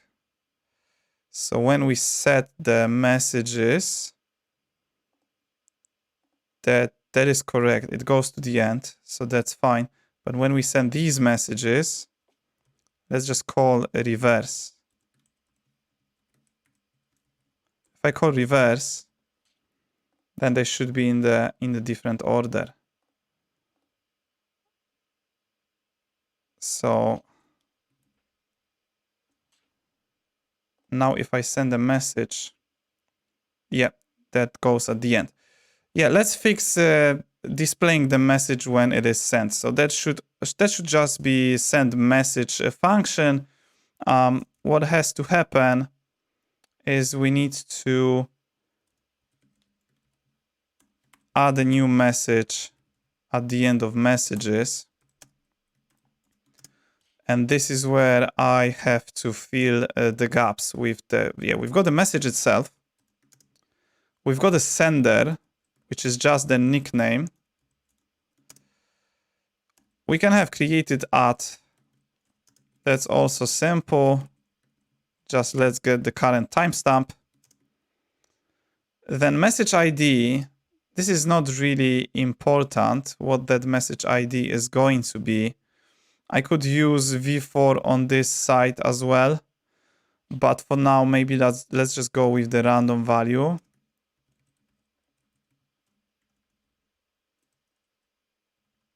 I think that's just math.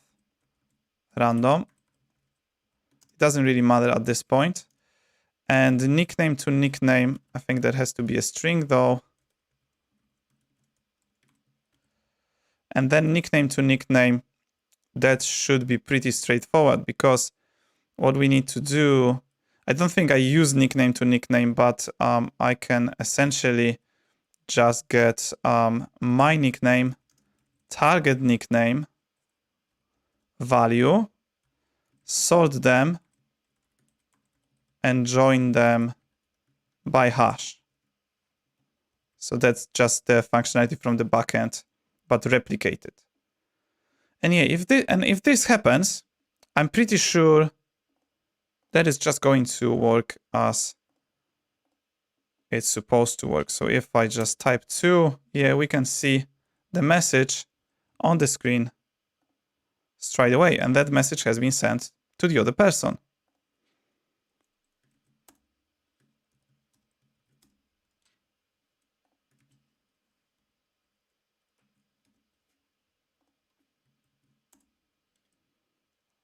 Yep.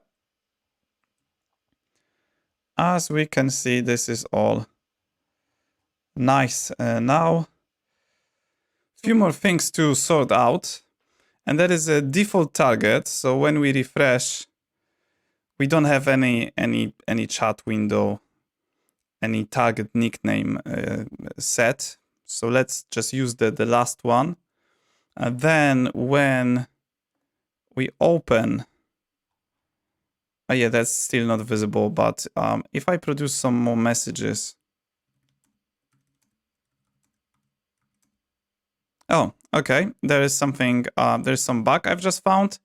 So yeah, apparently these messages get displayed anyway, regardless whether we've got the right window, the right target nickname. So that will be another thing from this few fixes list. As you can see, this is how the working with software looks like. Let me just fix that. So if I go to a message, yeah, that's the message. So we only want to set messages when the message value, and yeah, this is where it gets tricky. So maybe what I'm gonna do is just get something like, yeah, do something like that. So we will get a message value is gonna be this, then message value a message, but we only set it if the message value a message sender equals to our target nickname value. Okay, so this is important. Otherwise, we will get all the messages from everyone in a single conversation, right? So regardless of what conversation you will have opened, you will get all of the messages from everyone if you don't have that extra check that I've just added. So yeah, so that's one thing to fix. Then I'm pretty sure there is a, let me just produce some more messages. I'm just gonna show you, but I can see it right now. When I type new message and press enter, that should scroll to the bottom. That's an easy fix. If I go to conversation, what I can do is at the very bottom of the messages, let's just find the last message. This is right here. So just before they close, I'm gonna just create a special div, and I'm gonna create a ref here at the top of the component. A ref like this. Messages and ref. And I'm just gonna add that ref to that div. And then I'm gonna add a function, scroll to the bottom, and that function is going to call on that ref current scroll into view. And we can add some smooth behavior actually. And then let's do a use effect where we just scroll to the bottom at the very beginning. And then when we have a submit, which is going to go right after that, let's just also scroll to the bottom. So yeah, that should fix it. Let's have a look. Yeah, You see, now this is that the scroll has happened. And if I just send something, that what happens as well. So that is sorted. We have a smooth scroll to the bottom. The default target nickname. Let's fix that now. So I'm gonna go to app.tsx, and this is really about setting a new local storage item. Let's call it last target nickname, and that's just gonna be our target nickname value. And then for the target nickname value, we're just going to follow the same approach from the nickname. Obviously, there has to be a different local storage item name now. So that should fetch that value from the local storage if it is there. If it's not there, so that's the first time when we just joining the chat, we opening the chat for the first time, we have to provide our nickname. What we're gonna have to do is to set some sort of a default value for that target nickname. And I'm just thinking the best place to do that would be here. That's the set nickname function that we pass to, we pass it to the welcome component. So I can just add an extra line of code that checks if our target nickname value is empty. And if it is empty, we're just going to set that target nickname value. I think this is not really gonna, yeah, I think that, yeah, that should be fine. So set target nickname value to nickname. Okay. That should do it. Although, let me test it. So if I refresh right now, yeah, the John is a default one. We don't see any messages, but I don't think I sent any messages. This might be not handled. As this might not be handled yet. I'm just thinking, just realized. Let me remove the local storage first. Let's see if this is working on the if that nickname is displayed as a default one when we join the chat. So I'm gonna join as Thomas, join. Yeah, that is correct. Let's see if I send a message to myself. Oh yeah, now we've got two messages basically, which is sort of correct, right? When we send a message to ourselves. Yeah, yeah, that's the problem. We don't load the messages at the very beginning. And this is true because that happens only when, let me just find it, set a target nickname is called. That is only called from the sidebar component. This is when this is called, right? And yeah, what I could do is to move this up and then call it from here. But this is not going to work. And I tell you why this is not going to work. This is because we don't know if the WebSocket connection has been established. It probably hasn't, because changing that nickname is just going to initialize that connection. We might have some race condition, or this might fail anyway. So to make sure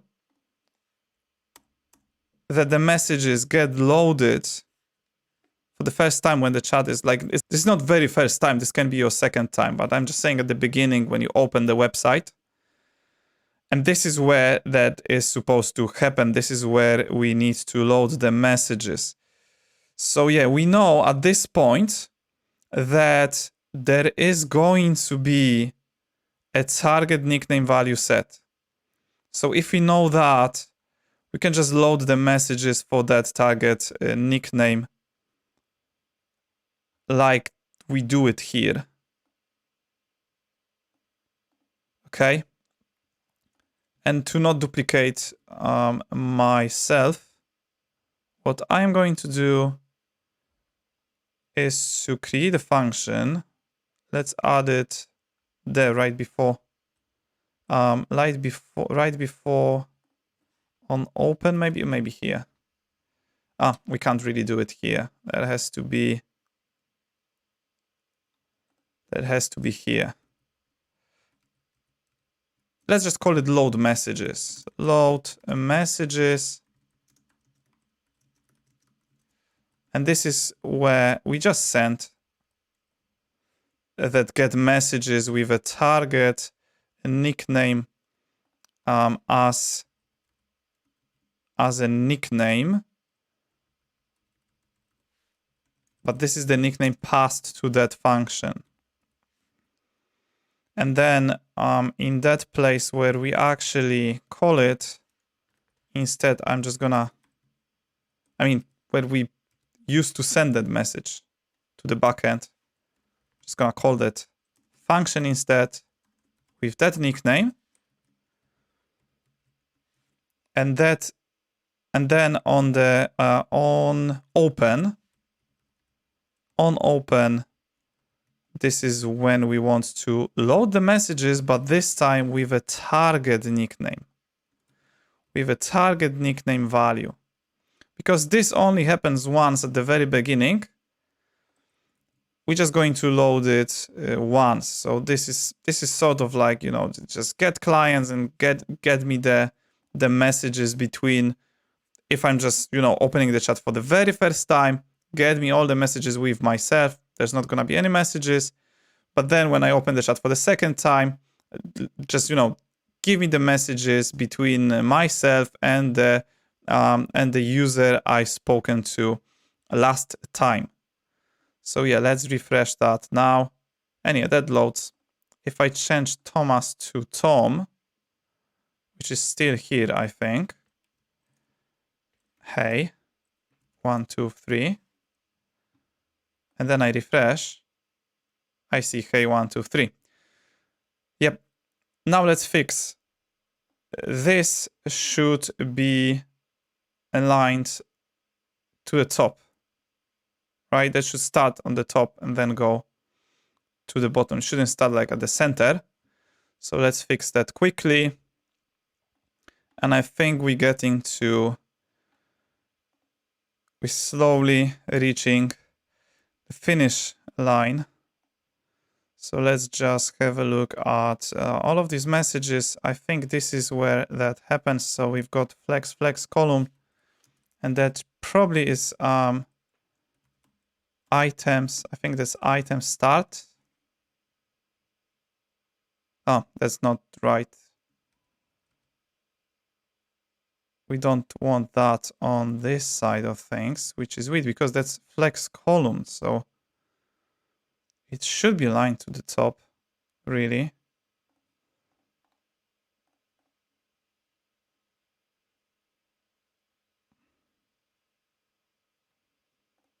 That's messages, right? Yeah, that's messages. That's just a single chat message. So that's messages. If we go one level up. Oh, okay. Yeah, that should be on the messages. Yeah, that should be on the messages. I think we just want the height of all of these messages to be aligned with the screen one, right? Yeah, that's what we want to do with the view. So now that should work. Okay. Yeah. So I think this is pretty much it.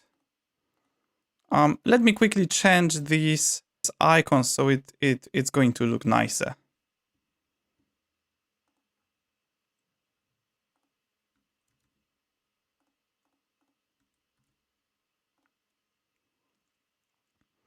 Okay, we have some new images.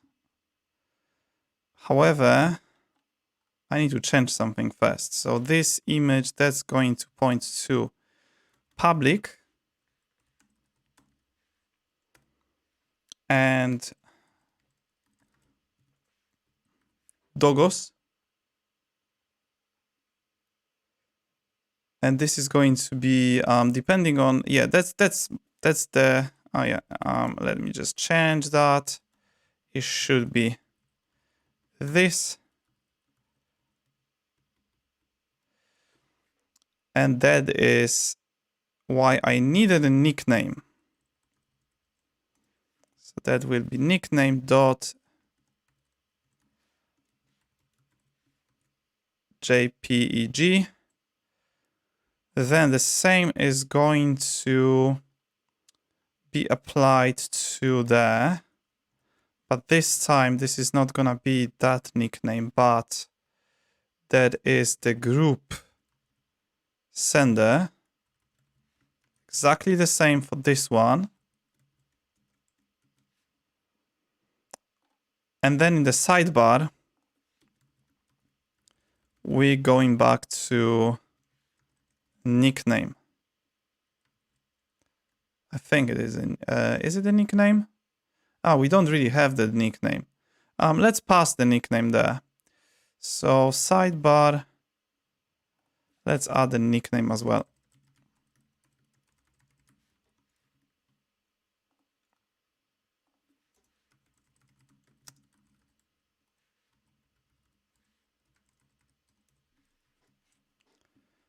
Nickname. And that's it.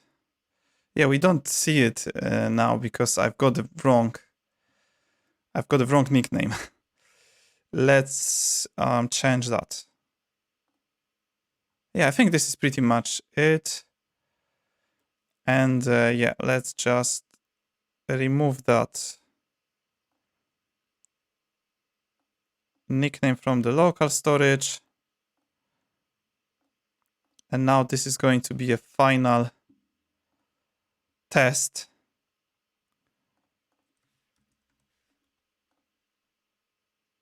There's still something not right. Let me fix it. That should be public.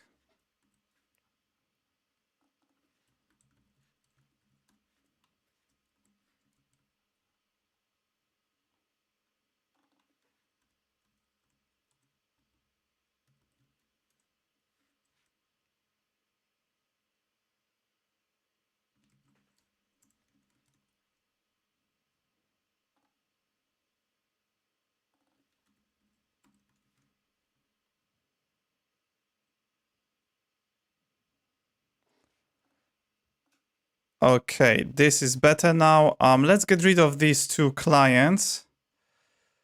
These are old clients, so let's see. I'm just gonna close that window. Oh yeah, okay, we still got that one wrong. That is on the sidebar. Let me just find it. So yeah, it's this one. And this is the one that should be a client nickname. Okay. This is the client nickname. Okay, that's better. And let's test. Let's do the final test right now. So I'm gonna open another incognito window. Maybe I move the code somewhere here.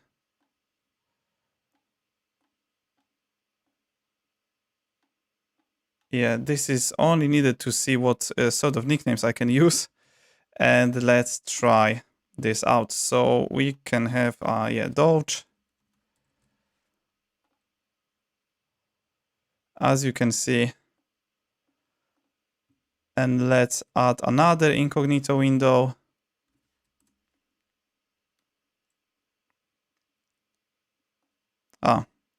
It looks like, yeah, the session is shared right now between incognito windows. So unfortunately, two of them is max. But yeah, let's try to have a conversation. So hi, that's to myself. If I speak to the other user, hi. Okay, that's another feature, right? We could have some sort of notification. But yeah, once I click here, I should see that hi. And then I just respond, hello. Yep. How are you? That all works. Maybe let me use another browser. There we go.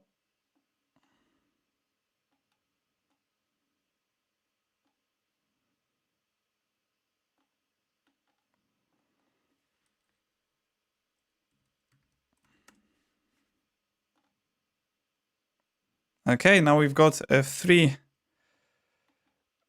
clients. And let's try to, maybe let's try to send a message to Chi. Hello. Yeah, we don't get that message until we click there. It's not from here. It should be from here. So we've got hello. I can see one improvement because what happens is we've got like this flicker. Because what happens, we've got like this flicker of messages because there's a slight delay between the server and the client. So we can go to app, and then in the app, when we load the messages, I think this is where it's happening. No, actually, this is not when we load them here, but this is right before we load the messages, right?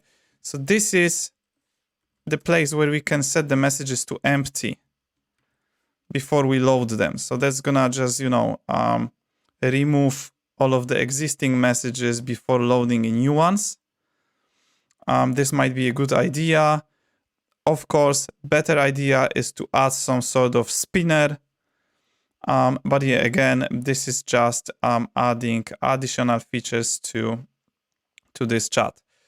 Good. Yeah, let me just try this now. So where is my Firefox window? There it is. Yeah, let's just send some messages. And that's how it works, right?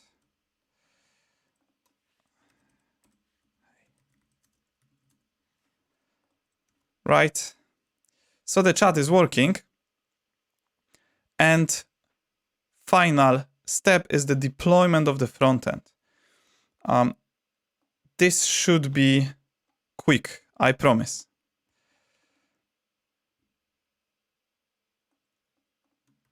What we need to do is to run build. Okay, the build done.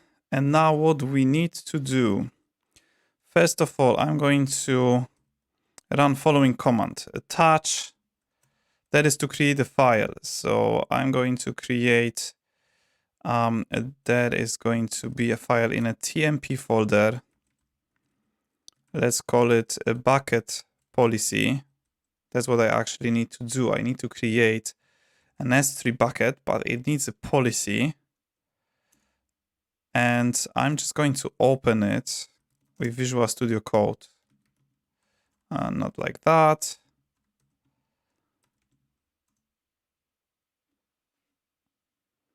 Then just a short bit of configuration. That is not the right double quote. This is basically the policy for the bucket. So we say that the serverless chat UI bucket that I'm going to create has a public read access. So that's the required policy. And now I'm going to run a following command. So the first one is to create the bucket. Let me show you.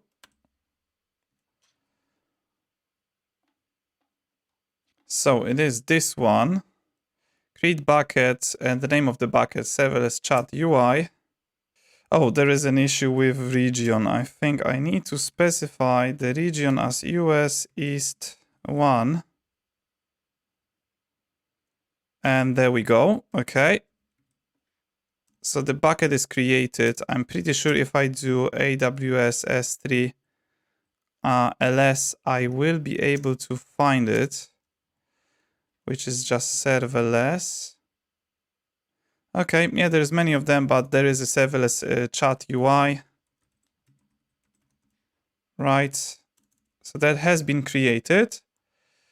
The next step is this command. That is to set the bucket policy for serverless chat UI, and that's the bucket policy file, this one, JSON file. Okay, that seems to be working. By the way, if you see a screen like I've just had before, you just need to press Q to exit it. Then 2 more commands. So now is the sync part.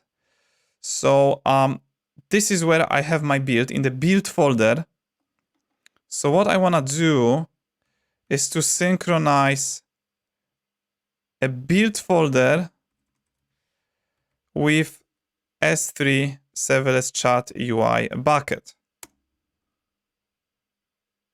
That should take... Okay, that was quick actually. I thought it's gonna take longer. And finally, I'm gonna turn this bucket into a static website. So AWS S3 website, where I had to specify the bucket name again, the index document, and error document. I'm gonna keep them both as index.html. So let's see. Yeah, that seems to be done. And now that website should be accessible under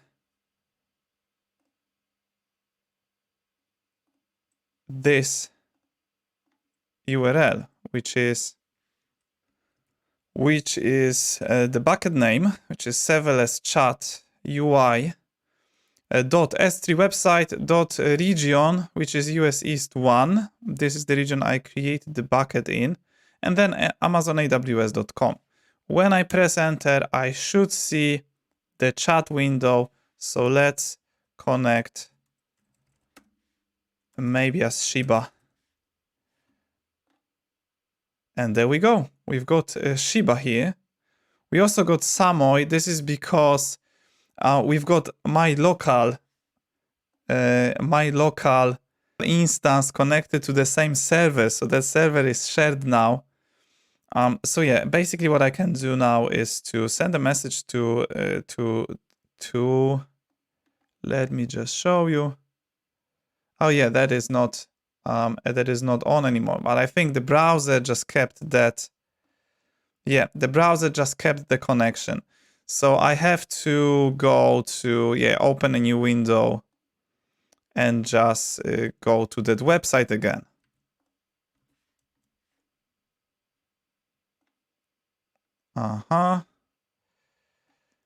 And that should be, let's just do maybe as a hamster. Okay, so yeah, now we've got Shiba and hamster.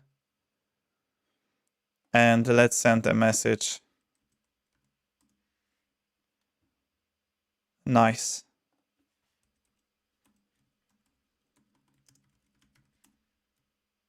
Yep, as you can see, this is working. It's online, and it's gonna be online for some time.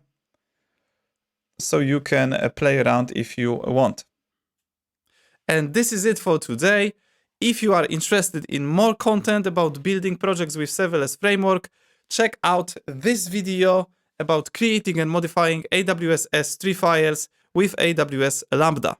Thanks for watching and see you in the next video. Bye.